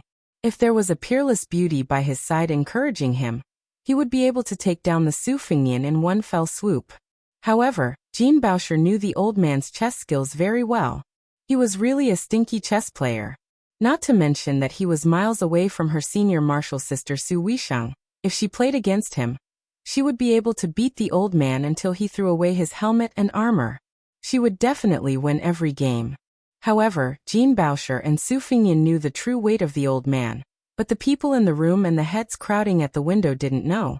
Therefore, after more than 10 moves, Bai Yu, who was proficient in chess, frowned and was confused. Those people who were in the dark felt that it was really King mysterious. Chancellor Wang was indeed a national chess player. Every time he placed a chess piece, not only did it return to its original state, but it also had a lingering aftertaste. It must be extremely brilliant. It must be their short-sightedness that they couldn't see the old man's profound layout. How could it be that the old man didn't have enough strength and randomly placed a chess piece? After about 30 moves, Li Gongda had already rolled his eyes and left with his hands behind his back. Many of the counselors who saw through the trick also silently left with a strange expression. Over time, when the chess game reached the ending stage, there were only 4 people left in the room: the seated chess players, the squatting Bai Yu, and the standing Jean Bauscher. The old man, who felt that the situation was very good, turned his head to Jean Bauscher and said proudly, "Daughter, how is it?" This old man's nickname of the chess saint, Iron Head Wang, is definitely not an undeserved reputation, right? How ferocious is his chess skills? Look at our Wangya, he is retreating step by step without any strength to fight back. The old man muttered to himself. All right, I'll change my nickname in the future. I'll call myself Iron Cavalry Wang. It's exactly the same as the Bailiang Cavalry. Their battle prowess is the best in the world. Then the old man smiled and lowered his head to look at Bai Yu. Mr. Bai Lian, you have been squatting on the ground for a long time. Are you deeply intoxicated and unable to extricate yourself? Don't worry, this old man can understand. Bai Yu raised his head with a blank expression. My feet are numb, I can't stand up. The old man's mouth twitched, and he snorted coldly. Su Fingyan silently placed his chess piece and slaughtered a big dragon. In an instant, the white chess pieces were reduced to 7 or 8 pieces. The young king leisurely picked up the dead chess pieces from the chessboard and threw them one by one into the chess box on the old man's leg. The old man, who returned from the dumbfounded state, was about to stretch out his hand to stop the young king, but the young king squinted his eyes and said, What, do you want to withdraw your chess piece? This time, you can withdraw your chess piece, but don't think about coming to the study room to play chess with me in the future. The old man weighed the pros and cons and laughed. This chess game is magnificent and wonderful. This old man, although defeated, is still glorious. Bai Yu finally stood up, bent down and rubbed his legs and said to himself, In the future, if I come to this study room to watch people play chess, I will poke my eyes. The old man turned a deaf ear to his words and still had a satisfied look on his face. Jean Bauscher picked a chair and sat next to the chess block to help the two men clean up the chess pieces. The old man held the chess box with both hands, restrained his smile and asked, Do you know what Nailan Yusi is planning? Su Fingyan put the chess box on the corner of the chess block. Generally speaking, he wants me to help Yin Qi King and his son to delay the grassland cavalry for at least 1.5 years. Chancellor Wang said in a deep voice, You agree? Su Fingyan leaned forward and pinched a chess piece with 2 fingers, smiled faintly and said, For this kind of thing, it's not about whether I agree or not because it's meaningless. If I agree, do you really believe that Xian Liang will treat the Bailiang frontier army well? If I don't agree, do you think the Bailiang cavalry won't fight the Beimeng barbarians? Chancellor Wang's words were earth-shattering. Jean Bauscher, who was bending down to collect the chess pieces, was so shocked that his hands trembled. Then have you ever thought of meeting the old woman in private to divert the trouble? Let the Liang and Liao border army be in a mess, and then let Zhao Bing and Zhao Zhu, who have taken over Great Peace City, clean up the mess? Bailiang will reap the benefits. Not to mention anything else, at least there will be fewer deaths. Su Fingyan said calmly, I have thought about it. Jean Bauscher's eyes widened, his face instantly turning pale. Su Fingyan smiled, but it's just a thought. The old man's expression was dark and hard to understand. He stared at the young king's eyes, trying to find some clues. The old man let out a breath. May I ask why? Su Fingyan gently put the chess piece back into the chess box. It's hard to distinguish between black and white in the world. But there are right and wrong in the world. The old man said impatiently, You brat, to put it simply, don't try to mystify things just because Jean girl is here. To be honest, even if this girl is willing to like you, do you dare to like her? Jean Bauscher's face turned red as he stared angrily at the old man. Su Fingyan said helplessly, To put it simply, it's very simple. If Su Xiao was still alive, when faced with Northern Mang's million cavalry knocking on the pass and pressing down on the border, wouldn't he secretly run over to the old woman and tell her that he would lead the troops to attack Gu Jiantang, and that we would call a truce in Liangmang? The old man said exasperatedly, That's not the same. Su Xiao is Su Xiao. That old woman liked your father in the past, and your father, as a man, couldn't put down his face and didn't want to open his mouth. There's nothing strange about that. But you, Su Fingyan, are different. Su Fingyan did not answer the question. He looked at the old man and asked, If the Bailiang cavalry doesn't fight, are they still the Bailiang cavalry? The old man slammed the box heavily on the chessboard and reprimanded, You're already at death's door. Why are you still acting like a hero? Su Fingyan's expression was normal. You can ask the Bailiang Frontier Army about this question, and ask them if they agree. In the First Battle of Liangmang, Liangzhou's Huta City, Liuzhou's Qingsong City, and Yozhou's Gourd Mouth, there were so many border soldiers. It's not that they're at death's door, they're already dead. It's useless to tell me that fewer people will die. The old man scolded. You're all idiots. Su Fengnian said angrily. Don't take advantage of your seniority. I'll really beat you up. The old man stretched his neck and made a chopping gesture. Come, you brat, come over here. Su Fengnian immediately smiled mischievously. I don't dare, I don't dare. Come, come, come, let's play another game of chess. I guarantee you'll win. The old man was skeptical. Really? Su Fengnian said in a serious tone. A gentleman keeps his word. The old man immediately changed his mood. Jean girl, don't clean up. I'll play another game with this well-deserved Yilan national master. You can watch me kill everyone. The second game of chess ended quickly. The old man who was killed by the dragon got up angrily, waved his sleeves and left. He didn't even take the chessboard and the box. Jean Baofu didn't take back the chessboard and the box. Before leaving the study, she secretly gave a thumbs up to the young lord. Su Fengnian laughed it off. At this time, a spy from the torture chamber came to the study and whispered. Deputy Jidushi Liu came with 7 Liu family's children. Su Fengnian rubbed his eyebrows and nodded. Let them come here. The Liu family of Qingzhou was once a well-deserved noble family of the Jinggan Dao. It had many branches and leaves. Especially in the early years, under the shade of the old master Liu Feiqi, this towering tree, it could be said to be full of vitality. Among the Green Party, which was known for its love of unity, it was still known as the most outstanding branch of the Liu family. However, in the early days when the family moved to Bailiang, it was quite bumpy. The children of the Liu family had no achievements in the officialdom of Liangzhou, or the literary circle of Bailiang. The main reason was that Liu Dongjiang, as the head of the family, had no official position for a long time. It was even rumored that his relationship with the future princess of Mount Qingliang was very sensitive. For more than 400 people of the Liu family, it was tantamount to one disaster after another. That confused time was the bleak time that the children of the Liu family didn't want to recall the most. Even the innocent children in the family were influenced by the elders. Their laughter gradually decreased, and the slightly harmless mischievous behavior would be loudly reprimanded by the depressed elders. Gradually, the crying gradually increased. Originally, the Liu family mansion in Liangzhou was full of guests because of its strong family background. Now, it changed from a sparse carriage to a deserted house in just a short year. However, the Wang family, which was also the in-law of the Su family in Mount Qingliang, was like a fish in water. Even the 2 ranches in Qianli and Tianjing were busy with the Wang family's children. Wang Lingquan, who was originally the richest man in Qingzhou, was privately called the god of wealth by the officialdom of Bailiang. He stood shoulder to shoulder with the god of wealth Li Gongda. Chapter 1949. People were not afraid of being together.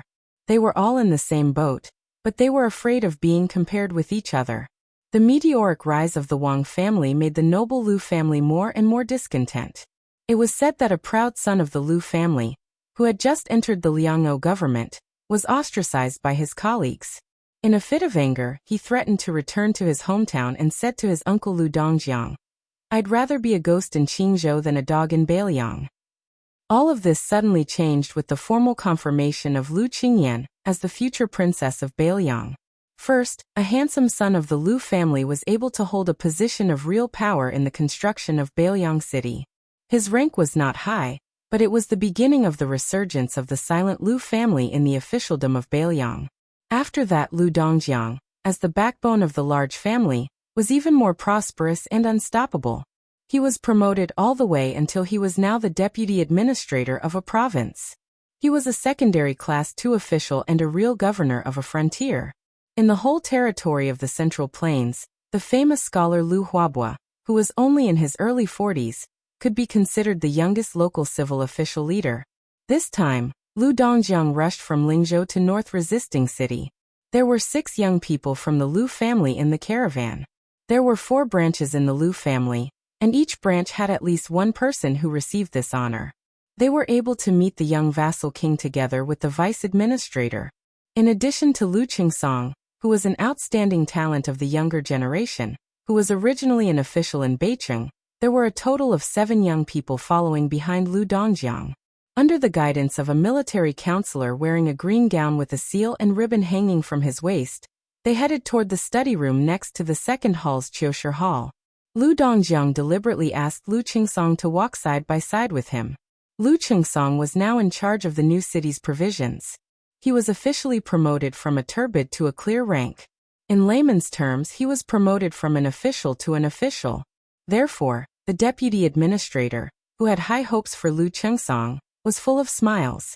Listening to the son of the Lu family talking about some interesting stories in Bailiang City, he nodded frequently and could not hide his gratification. After the unification of the Central Plains, the Liang imperial court, which had once suffered from the disaster of the separatist regime of the vassal towns, delegated far less power than it gathered. Apart from the Wangya who had been conferred the title of king or vassal, even if you were an important minister at the border, such as Jingshi or Jidushi, you absolutely did not have the right to establish your own government. Arbitrarily choosing an advisor to serve as an imperial court official with inferior rank was a major crime, which was to migrate thousands of li. However, Northern Liang was an exception. Regardless of whether it was the Liangzhou border army or the Guanyi officialdom, as long as one reached the 3rd rank, both the old and new generations of vassal kings would turn a blind eye to it. They had always allowed the handful of civil and military officials to set up their own manors and select their own aides and staff. Mount Qingliang and the Protectorate General Manor would basically happily approve of that extraordinary May. Bailiang was an exception, and Lu Dongjiang was also an exception. However, the deputy administrator was a famous scholar. He cherished his reputation and did not promote the members of the Lu family to high officials. There were more than 10 people scattered, most of whom were just some minor officials who had just entered the ranks of the Qing stream. Perhaps this was a return of a favor to the son-in-law surnamed Su. The young man walking at the end of the line was from the 4th branch of the Lu family. There were few men in the 4th branch. When the ancestor Lu Feiqi was alive, the 4th branch was dispirited. This young man named Lu Qingqing took advantage of the fact that he was the tallest among the shortest. Otherwise, he would not have the chance to show his face in the study room. Lu Qingqing had been a nobody in the Lu family since he was a child. His aptitude was average and his literary talent was average. Naturally, Lu Dongjiang regarded him as a stupid junior who could not be of great use. However, he was gentle and never caused trouble, so he was not worrisome. This time, when they came to Bailiang City to meet the Lord, they brought along this silent young man whose father had died long ago. Lu Qingqing was alone at the end of the line. His footsteps were steady and he looked straight ahead. He did not look around curiously like other young men of the same generation, nor did he look complacent like the 2 Lu family members in front of him. Unlike the famous Lu Qingsong and the others, Lu Qingqing was still studying hard after he moved to Bailiang with his family. Therefore, when the Lu family collapsed, this young scholar who had no support in the family was the least disappointed. When the Lu family rose rapidly, he did not ask for an official position from the head of the family, Lu Dongjiang, who had both hands full of seals and ribbons, but went to the Green Deer Cave Academy in Yuzhou to study. His life was still ordinary. Until now, no one knew his identity as a member of the Lu family. When his classmates gathered, they would discuss current affairs and state affairs and sing loudly. Lu Qingqing, had never been mentioned. This time, when the family sent a letter to ask him to leave for the border in advance, Lu Qingqing came. He only carried a bookcase and gritted his teeth to hire a carriage. Then he waited alone in the market town outside the city for the mighty deputy provincial governor. When Lu Qinghe, a peer of the 3rd branch, learned that there was no senior official coming out of the city to greet them, he complained that the people in the city were too careless. If it were in Great Peace City, with his uncle's prominent identity, even if the minister of the Ministry of Rights did not come out to greet them, there should at least be an assistant minister of the Ministry of Rights waiting outside the city. Lu Qingqing, who was ridiculed by his peers as a blockhead, still looked on coldly as usual. He only listened and did not say anything. The vassal king's study next to the summer-seeking hall was not big. There were only 4 chairs. The young vassal king had one. Of course, Lu Dongjiang had one. Lu Chengsong, who was the local bully of North Jieqing and the top young disciple of the Lu family, also had one. As for the last chair, after Lu Dongjiang sat down, his eyes indicated for Lu Qinghe to sit down. However, other than the look of an elder encouraging the younger generation, there was also a hint of warning not to complicate matters. This Lu Qinghe was the disciple of the Lu family, who did not have a good time as an official in the Liangzhou Yamen and resigned. He was also the young famous scholar, who left behind those harsh words. It was a pity that this was in Beiliang, where martial prowess was weak and literature was weak. Perhaps if it were in the Central Plains in Jiangnan, this would be an elegant story that would cause a sensation in the scholarly circles. Lu Dongjiang had long admired Lu Qinghe. He had personally praised him as the high standard of the Lu family. High standard meant high branch, which implied the height of the mountain tree. When Lu Qinghe was young, Lu Dongjiang did not hesitate to advocate for him in the literary circles of Jinggan Taoism. Lu Qinghe did not disappoint and earned himself the nickname of Little National Scholar. He was the only young man who could compete with the relatively more pragmatic Lu Qingsong. As for the dull and quiet Lu Qingqing, he was afraid that he did not even have the qualifications to be looked at seriously by the 2 young men of the same generation. There were 4 chairs in a study room. At that time, the young king stood at the door to greet them. After leading them into the room, he smiled and stood behind the ordinary desk. He stretched out his hand and pressed down. After his father-in-law Lu Dongjiang and the 3 young men were seated, the young king slowly sat down. The study was not big, but there were a lot of books and files. There was no ice basin filled with ice placed in the corner. Even if the young king had opened the window before, it was inevitable that it would be a little cramped and hot. This made the Lu family's children, who wore tight clothes in order to not lose their etiquette, somewhat uncomfortable. Several young people standing behind Lu Dongjiang, Lu Qingsong, and Lu Qinghe were a little surprised after looking at the study from the corner of their eyes. The formal study used by the king to deal with important military affairs was too simple and crude. It could be described as shabby. In the early years, they were far away in Qingzhou, Jinggan province. They were very curious about the degree of extravagance in Beiliang's Wutangan. There was an interesting story in the literary circle of the Central Plains. There was a literary talent in Gangnam-do. He scolded Su Xiao as the most important thing to be an official in the imperial court. After he retired to the countryside, he belittled Beiliang's border affairs as the most important thing in his life. The old man, who was from an ordinary aristocratic family, was good at writing graceful poems in his later years. His words were gorgeous, and he especially liked to describe fun and drinking. He was praised by the Gangnam-do literary circle as writing about the affairs of the rich and noble family, with a melodious style. It can be described as a hall full of gold and jade. However, it was unknown how it spread to the poor Beiliang. His Royal Highness sent a letter to the old man's mansion. The general idea was that the old man, who was from a poor family, had never touched the threshold of wealth in his life. The letter was full of gold and jade, which was vulgar. At the end of the letter, he also gave a gift of 8,000 sounds of rain hitting the banana leaves, 10,000 koi fish sitting in front of me. The implication was no doubt that the old man, who was only an official of secondary class 3, had seen a little bit of romance. Chapter 1950. After the old man received the letter, he was furious, but he also acted as if he had received a treasure. He immediately went to the court to accuse the Beiliang Su family, saying things like Su Xiao privately embezzled the funds of the Northwest Border Army, stuffing his own pockets to the extreme, shocking, and Beiliang is poor, the Su family is rich. These famous sayings that were frequently used by officials and loyal officials were first spread from the mouth of the bone scholar, old man. However, after so many years, when the news of 10,000 great snow dragon riders from northern Liang coming down to Jiangnan spread, the old man who had once said, "I am willing to kill Cripple Su with a headbutt," immediately moved his entire family to Great Peace City.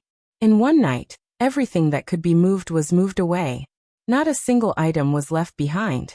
The conversation in the study, although the young king was not wearing his official robe, Lu Dongjiang was wearing a meticulous official robe. However, from beginning to end, there was not the slightest hint of a monarch and official meeting. It was more like a normal conversation between a father-in-law and son-in-law. Even when it came to official matters, the young king also had a smile. Most of the time, it was the deputy administrator talking. The young man listened carefully and did not have the slightest impatience. During this time, the young king even personally poured a cup of herbal tea for everyone in the room. The tea leaves were white frost tea from Lingzhou. Like the green ant wine, they were all rustic and belonged to the summer tea. It was not chewy and had a strong astringent taste. Only the poor old tea drinkers of Lingzhou were willing to taste it.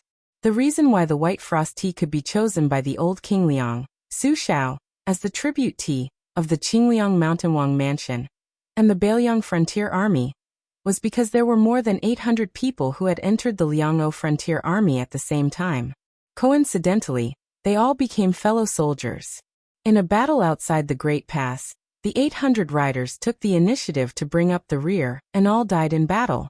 In the sparsely populated Ling'o Prefecture, there were only 3 small counties.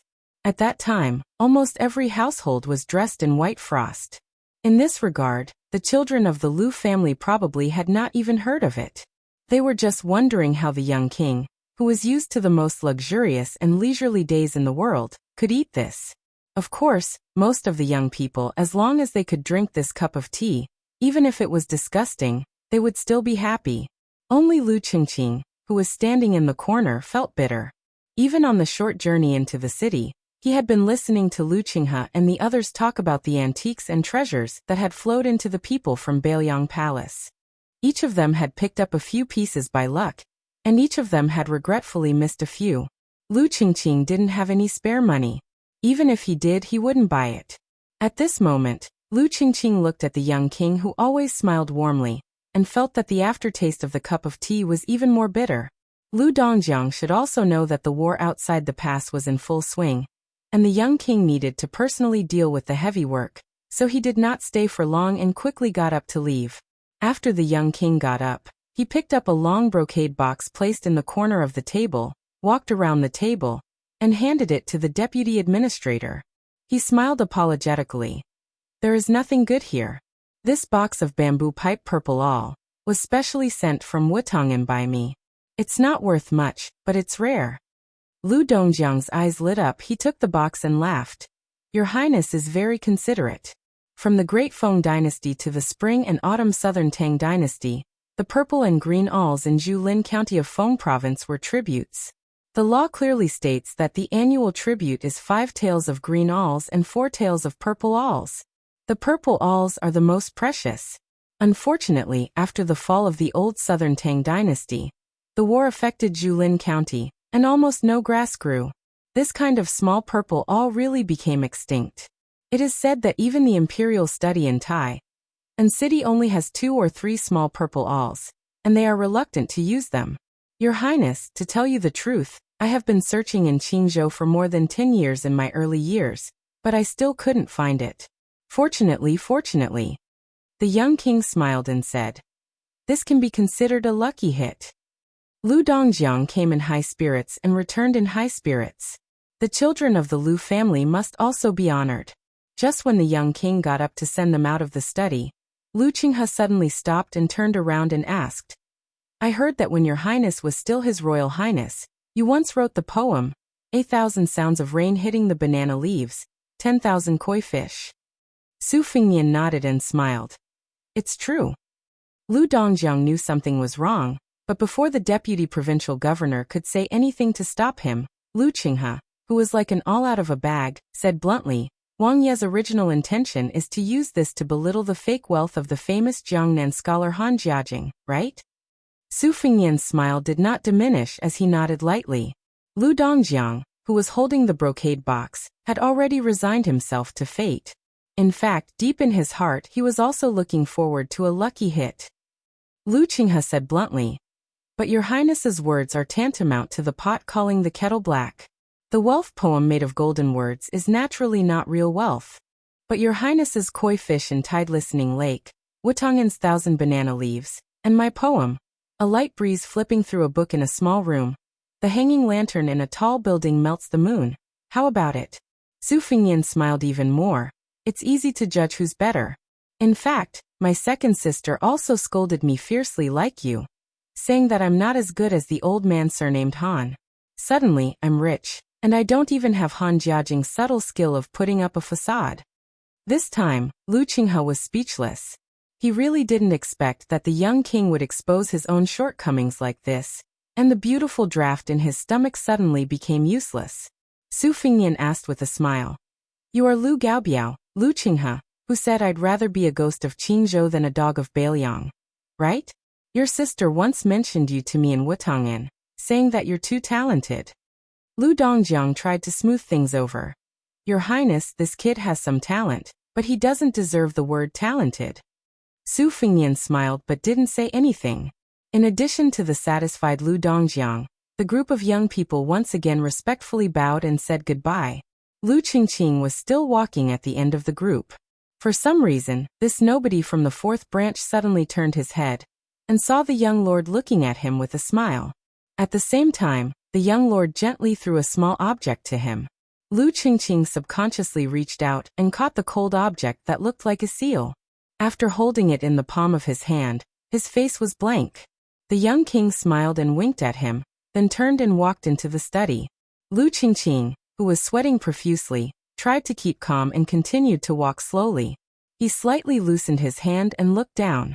Sure enough, it was a small private seal made of mutton fat white jade. The one in the palm of Lu Qingqing's hand was a seal of appreciation. This kind of seal was used to seal paintings and cultural relics. It was popular in the Dafeng dynasty and flourished in the Spring and Autumn Nine Kingdoms. The word fake was engraved on the seal. This private seal was definitely the most legendary seal of appreciation. It was very likely that it would not be surpassed even after hundreds of years. The priceless paintings and paintings in the world, which were destined to be passed down for hundreds or even thousands of years, were all engraved with these two words. Lu Qingqing looked absent-minded and lost. He couldn't figure out why the young king would throw such a significant object to him. He couldn't figure out why he didn't give it to the shrewd Lu Qingsong, the sharp Lu Qinghe, or even the head of the Lu family, Lu Dongjiang. Su Fingyan sat back at the table and smiled. For the young man Lu Qinghe's pretense of being noble, he only regarded it as a joke. Lu Qingyan did mention this cousin, but it was not because he was too talented, but because he was full of depression like a resentful woman. It could be seen that Lu Qingyan didn't have a good impression of Lu Qinghe. But Lu Qingyan, who could be indifferent to her father Lu Dongjiang, was very optimistic about her unknown cousin Lu Qingqing.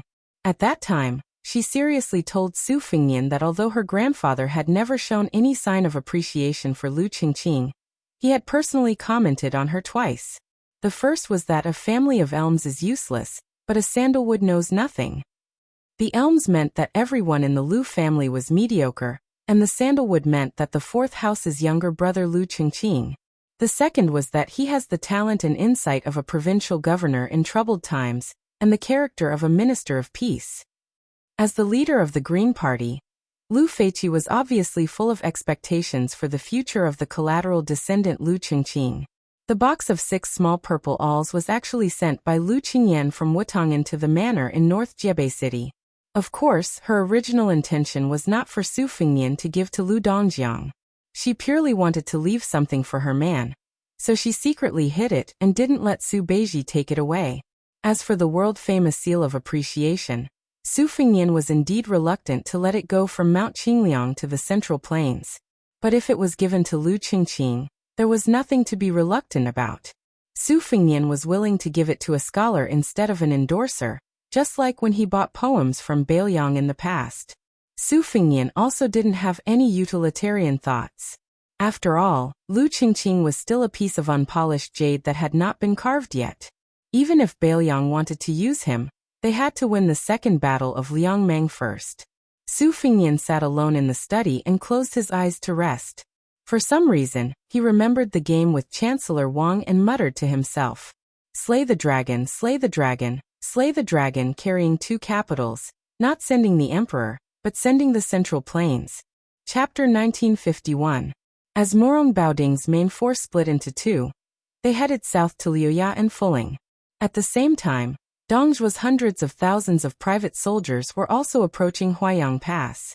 However, Beimeng suddenly changed its plan again. Dongzhua's troops did not change their route and continued to attack Huaiyang Pass. However, Murong Baoding's troops were ordered to continue south and find the two main forces of Beiliang's border cavalry to fight a decisive battle. The task of restraining the two military towns of Liuya and Fuling was handed over to the two Norland dignitaries who had suddenly sped up their advance to the south, Helian Wuwei, the holder of the Heshi province, and Wang Yong, the holder of the Aquarius province. The Emperor of Beimeng was not so naive as to let Murong Baoding's troops face Beiliang's left and right cavalry alone. Southern General Zhong Shentong and Longguan's noble leader Wanyan Jinliang would be Murong Baoding's backup. She probably knew the temperament of the Orange Province's border guard. Other than the imperial edict on the table, there was also a secret edict that was even more cruel and cold-blooded. If you, Murong Baoding, are not willing to make contributions and hesitate in the vast area south of Liuya and Fuling, I will let Zhong Shentong and Wanyan Jinliang go south to kill the enemy for you.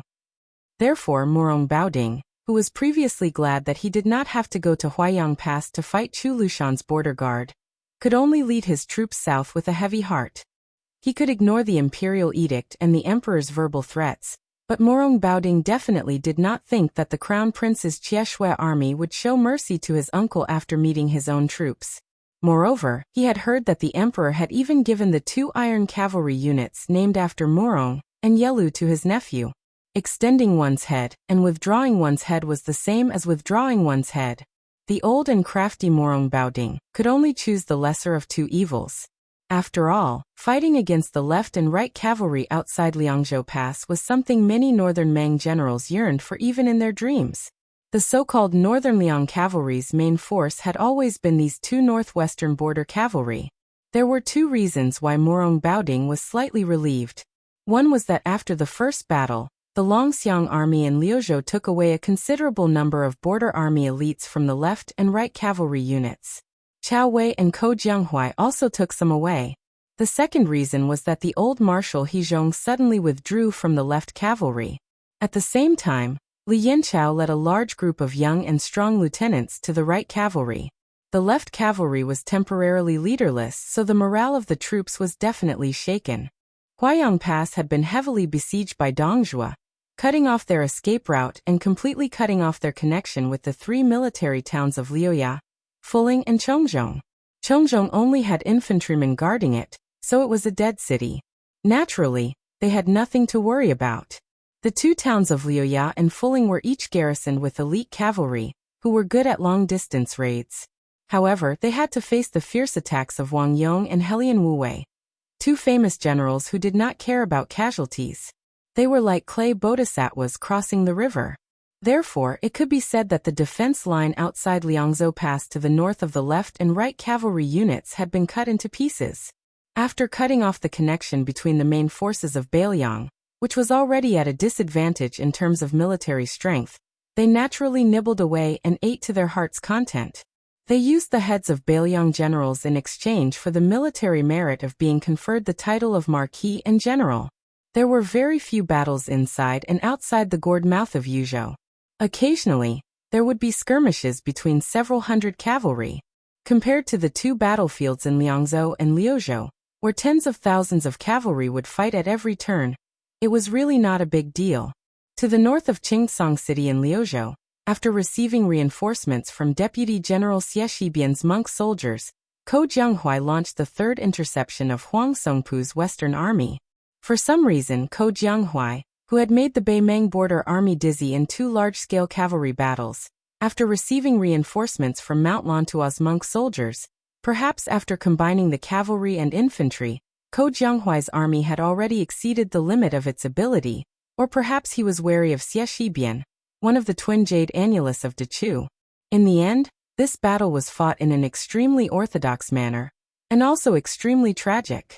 Ko Jianghuai used Mount Lantua's monk soldiers as the middle army, forming a common infantry formation of the Central Plains. Su Longxiang and Li Mofan each led a Longxiang army as the two wings. The Liuzhou cavalry, which had not reached 10,000 men even after temporary reinforcements, stayed behind the infantry formation as the last remaining force to enter the battlefield. Since Ko Jianghuai adopted an almost passive and conservative stance, Huang Songpu decisively gave up on his original relatively conservative offensive stance, completely switching to a large-scale offensive. On that plain battlefield that was already easy for warhorses to gallop on, the old general ordered the cavalry's front line to be greatly extended, the 3 southern border cavalry troops launching a fierce charge at the same time. It had to be said that in a serious cavalry battle, this allowed the grassland cavalry to display the greatest degree of mobility. Every single northern Mang warhorse's hooves could be said to be filled with the aggressiveness of grasping opportunities with great precision. Xieshi border army's monk soldiers completely became spectators of the battlefield. Apart from only being a nominal mainstay of the Liuzhou border army, they didn't have the expected effect of repelling horses at all. The grassland cavalry completely turned a blind eye to this firm infantry formation that was brimming with dense spears and cold shields.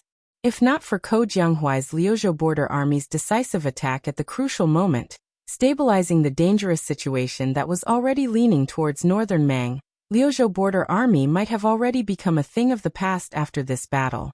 From beginning to end, Xie Shibian's monk soldiers who had rushed from the western regions to the battlefield of Liuzhou not only did not have the effect that they should have, but instead became useless under Ko Jianghuai's command.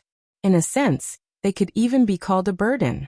On the battlefield, from the end of the first battle of Liangmang to the 2 previous interceptions in the north, this was the first time that the Longxiang army had suffered such heavy casualties. A total of 8,000 Bailiang elites had died in battle. This allowed Huang Songpu's southern court main force to finally obtain a small victory that the peace order of Beimang had been waiting for. The southern court was originally filled with worry and sorrow, but suddenly the old general who had been criticized for his 2 defeats suddenly sang praises in unison. He did not hesitate to be named the Qi Yanglong of Liyang. The Western Court's Ministry of War and Ministry of Rights both asked the king's tent to speak. This was a great victory that had not been seen in 20 years at the border between the 2 states. Although he did not behead Su Longxiang, Li Mofen, Ko Jianghuai, and Xie Shibian, the emperor should still confer the title of Marquis to the victorious General Huang Songpu.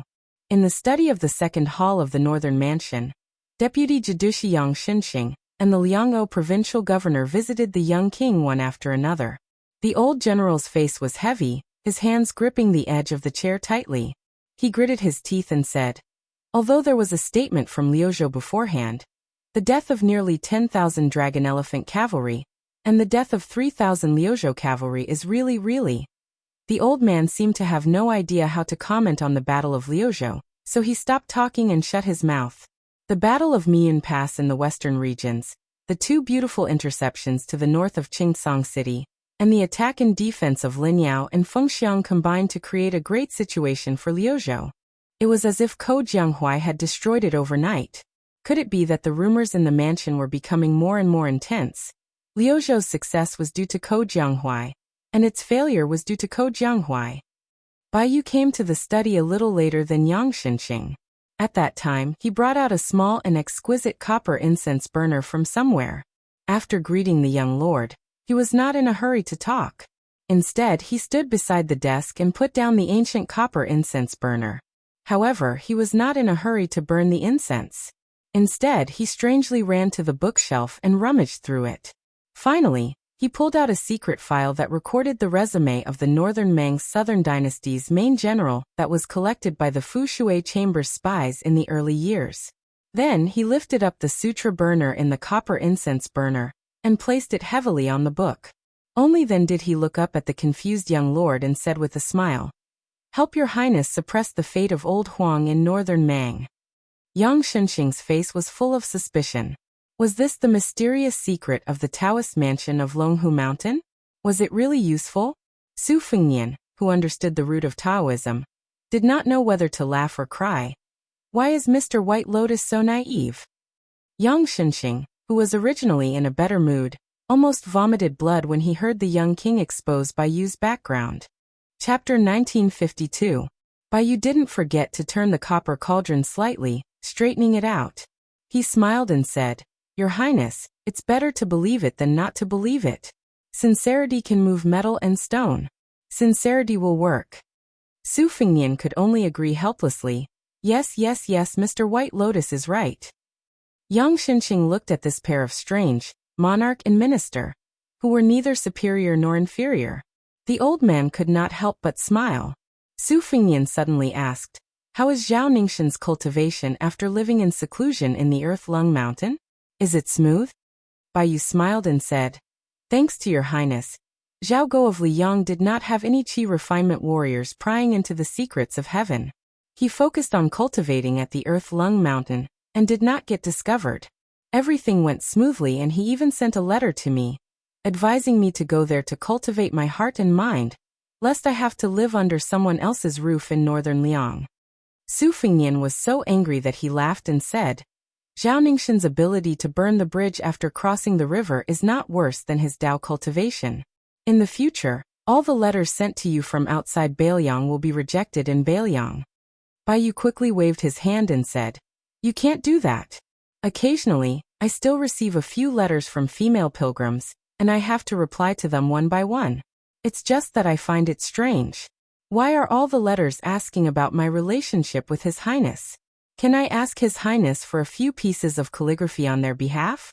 They even talk about how their nieces are in the prime of their youth and how virtuous they are. It's really hard to understand what they're saying. It's very disappointing." Su Fingyan took a deep breath and looked out of the window. He softly said, "Jia Jia Jia, don't forget that you're about to receive the gift from Shishu. So Mr. White Lotus's words should not be spread to the four halls, right?" A head gently squeezed open the window, and her chin rested on the window frame. The girl opened her eyes wide and looked like she was bargaining with him. Su Fingyan said, "Take a guess." The young girl chuckled and disappeared. Su Fingyan's face was filled with grief and indignation. He wanted to say something but stopped himself. After Mr. White Lotus's jesting and Jia Jiajia's flaunting, the heavy atmosphere in the study relaxed a little. By the time Miss Hehe ran to the fourth hall to complain, Su Fingyan restrained his expression and said to Yang Xinqing in a deep voice, "Liuzhou has already launched 3 interceptions." In his secret letter, Ko Jianghuai did not mention in detail how the 4th battle will be fought. He only mentioned that he wants to borrow the entire Qingyuan army's defensive line. What do you think? Yang Xinqing frowned and said, "Your Highness, are you sure it's the entire defensive line, and not just the regular garrison in Qingyuan army town?" Su Fingyan nodded. "Including Liangzhou's General Shifu's troops, Ningamei's Iron Stupa, and Yuan Nanting's White Feather Light Cavalry." Yang Xinqing fell into deep thought and muttered, "This Ko Jianghuai, what a big appetite." Then Yang Xinqing cautiously asked, "As a general of Liuzhou, to ask for power from Liangzhou's border army, and to ask for tens of thousands of elite troops at once, not only will he empty out Liangzhou's Shimanhu's family fortune, but he will also subtly surpass the higher-ranking Liangzhou general. Isn't this a little inappropriate?" Without waiting for Su Fingyan to reply, Bai Yu had already answered this sensitive question. "General Yang, if this were anywhere else, it would naturally be greatly inappropriate. But here, there's no need to scare yourself. Shifu won't hold a grudge against this. Of course, the premise is that we win the battle. If we lose, Shifu will never have any contact with Ko Jianghuai for the rest of his life. Even worse, the 2 border armies of Liangzhou and Liuzhou might become enemies from then on." Yang Xinqing asked, "Why is General Ko unwilling to give his general military strategy to Beifeng City?" Su Fingyan shook his head and said, "I don't know." Yang Xinqing flew into a rage and slammed his palm on the edge of his chair. This Ko Jianghuai is truly audacious. How can he treat a matter of national security so lightly? Su Fingyan didn't bat an eyelid. After hesitating for a moment, he rubbed his forehead and said self-mockingly, "You can lose a battle, but you can't vent your anger. This has always been the rule of my Bailiang cavalry. Since I personally pushed Ko Jianghuai to the position of Liuzhou's commander, I have to help him clean up this mess." Yang Xinqing asked tentatively, "Why don't you reconsider?" Su Fingyan shook his head and said, "Forget it. Go back to the barracks and write 3 secret letters to Shifu, Ningamei, and Yuan Nanting. There's no need to explain the reason for the transfer of troops in the letters. After you've finished writing them, send them here and I'll stamp them with my seal." Yang Xinqing felt as if a heavy burden had been lifted off his shoulders. He stood up and strode away. Su Fingyan raised his head to look at Bai Yu and asked with a smile, Then as for the letter to Ko Jianghuai, should I personally write it, or should I trouble Master Bai Lian? Bai Yu blinked his eyes, as if he didn't understand. Su Fingnian said unhappily, "Don't play dumb with me. I don't know the depth of your relationship with Yang Xinxing and Ko Jianghuai, but the two of you came here together today, one playing the good cop, the other playing the bad cop. I'm not a fool. How can I not guess that Ko Jianghuai has boarded your ship?" Bai Yu said seriously, "A local general colluding with an important minister of the imperial court to obtain military power. Even if it's not enough to warrant the death penalty, he should at least lose his position, right?" Su Fingnian glared at him and said, "Again?" Bai Yu laughed loudly. "I'll write a letter to Ko Jianghuai right now, saying that your highness has agreed to all of his requests. However, if that Ko Jianghuai doesn't make up for his losses in the fourth battle with interest, then he'll have to be lighter by 10 caddies." Su Fingnian was puzzled. "What do you mean lighter by 10 caddies?" Bai Yu stretched out 2 fingers and tapped his neck. "I don't have a head." Su Fingnian was first enlightened. Then he slammed the table. "Bai Yu, what nonsense are you spouting? If you're not giving Ko Jianghuai a way out, then what are you trying to do?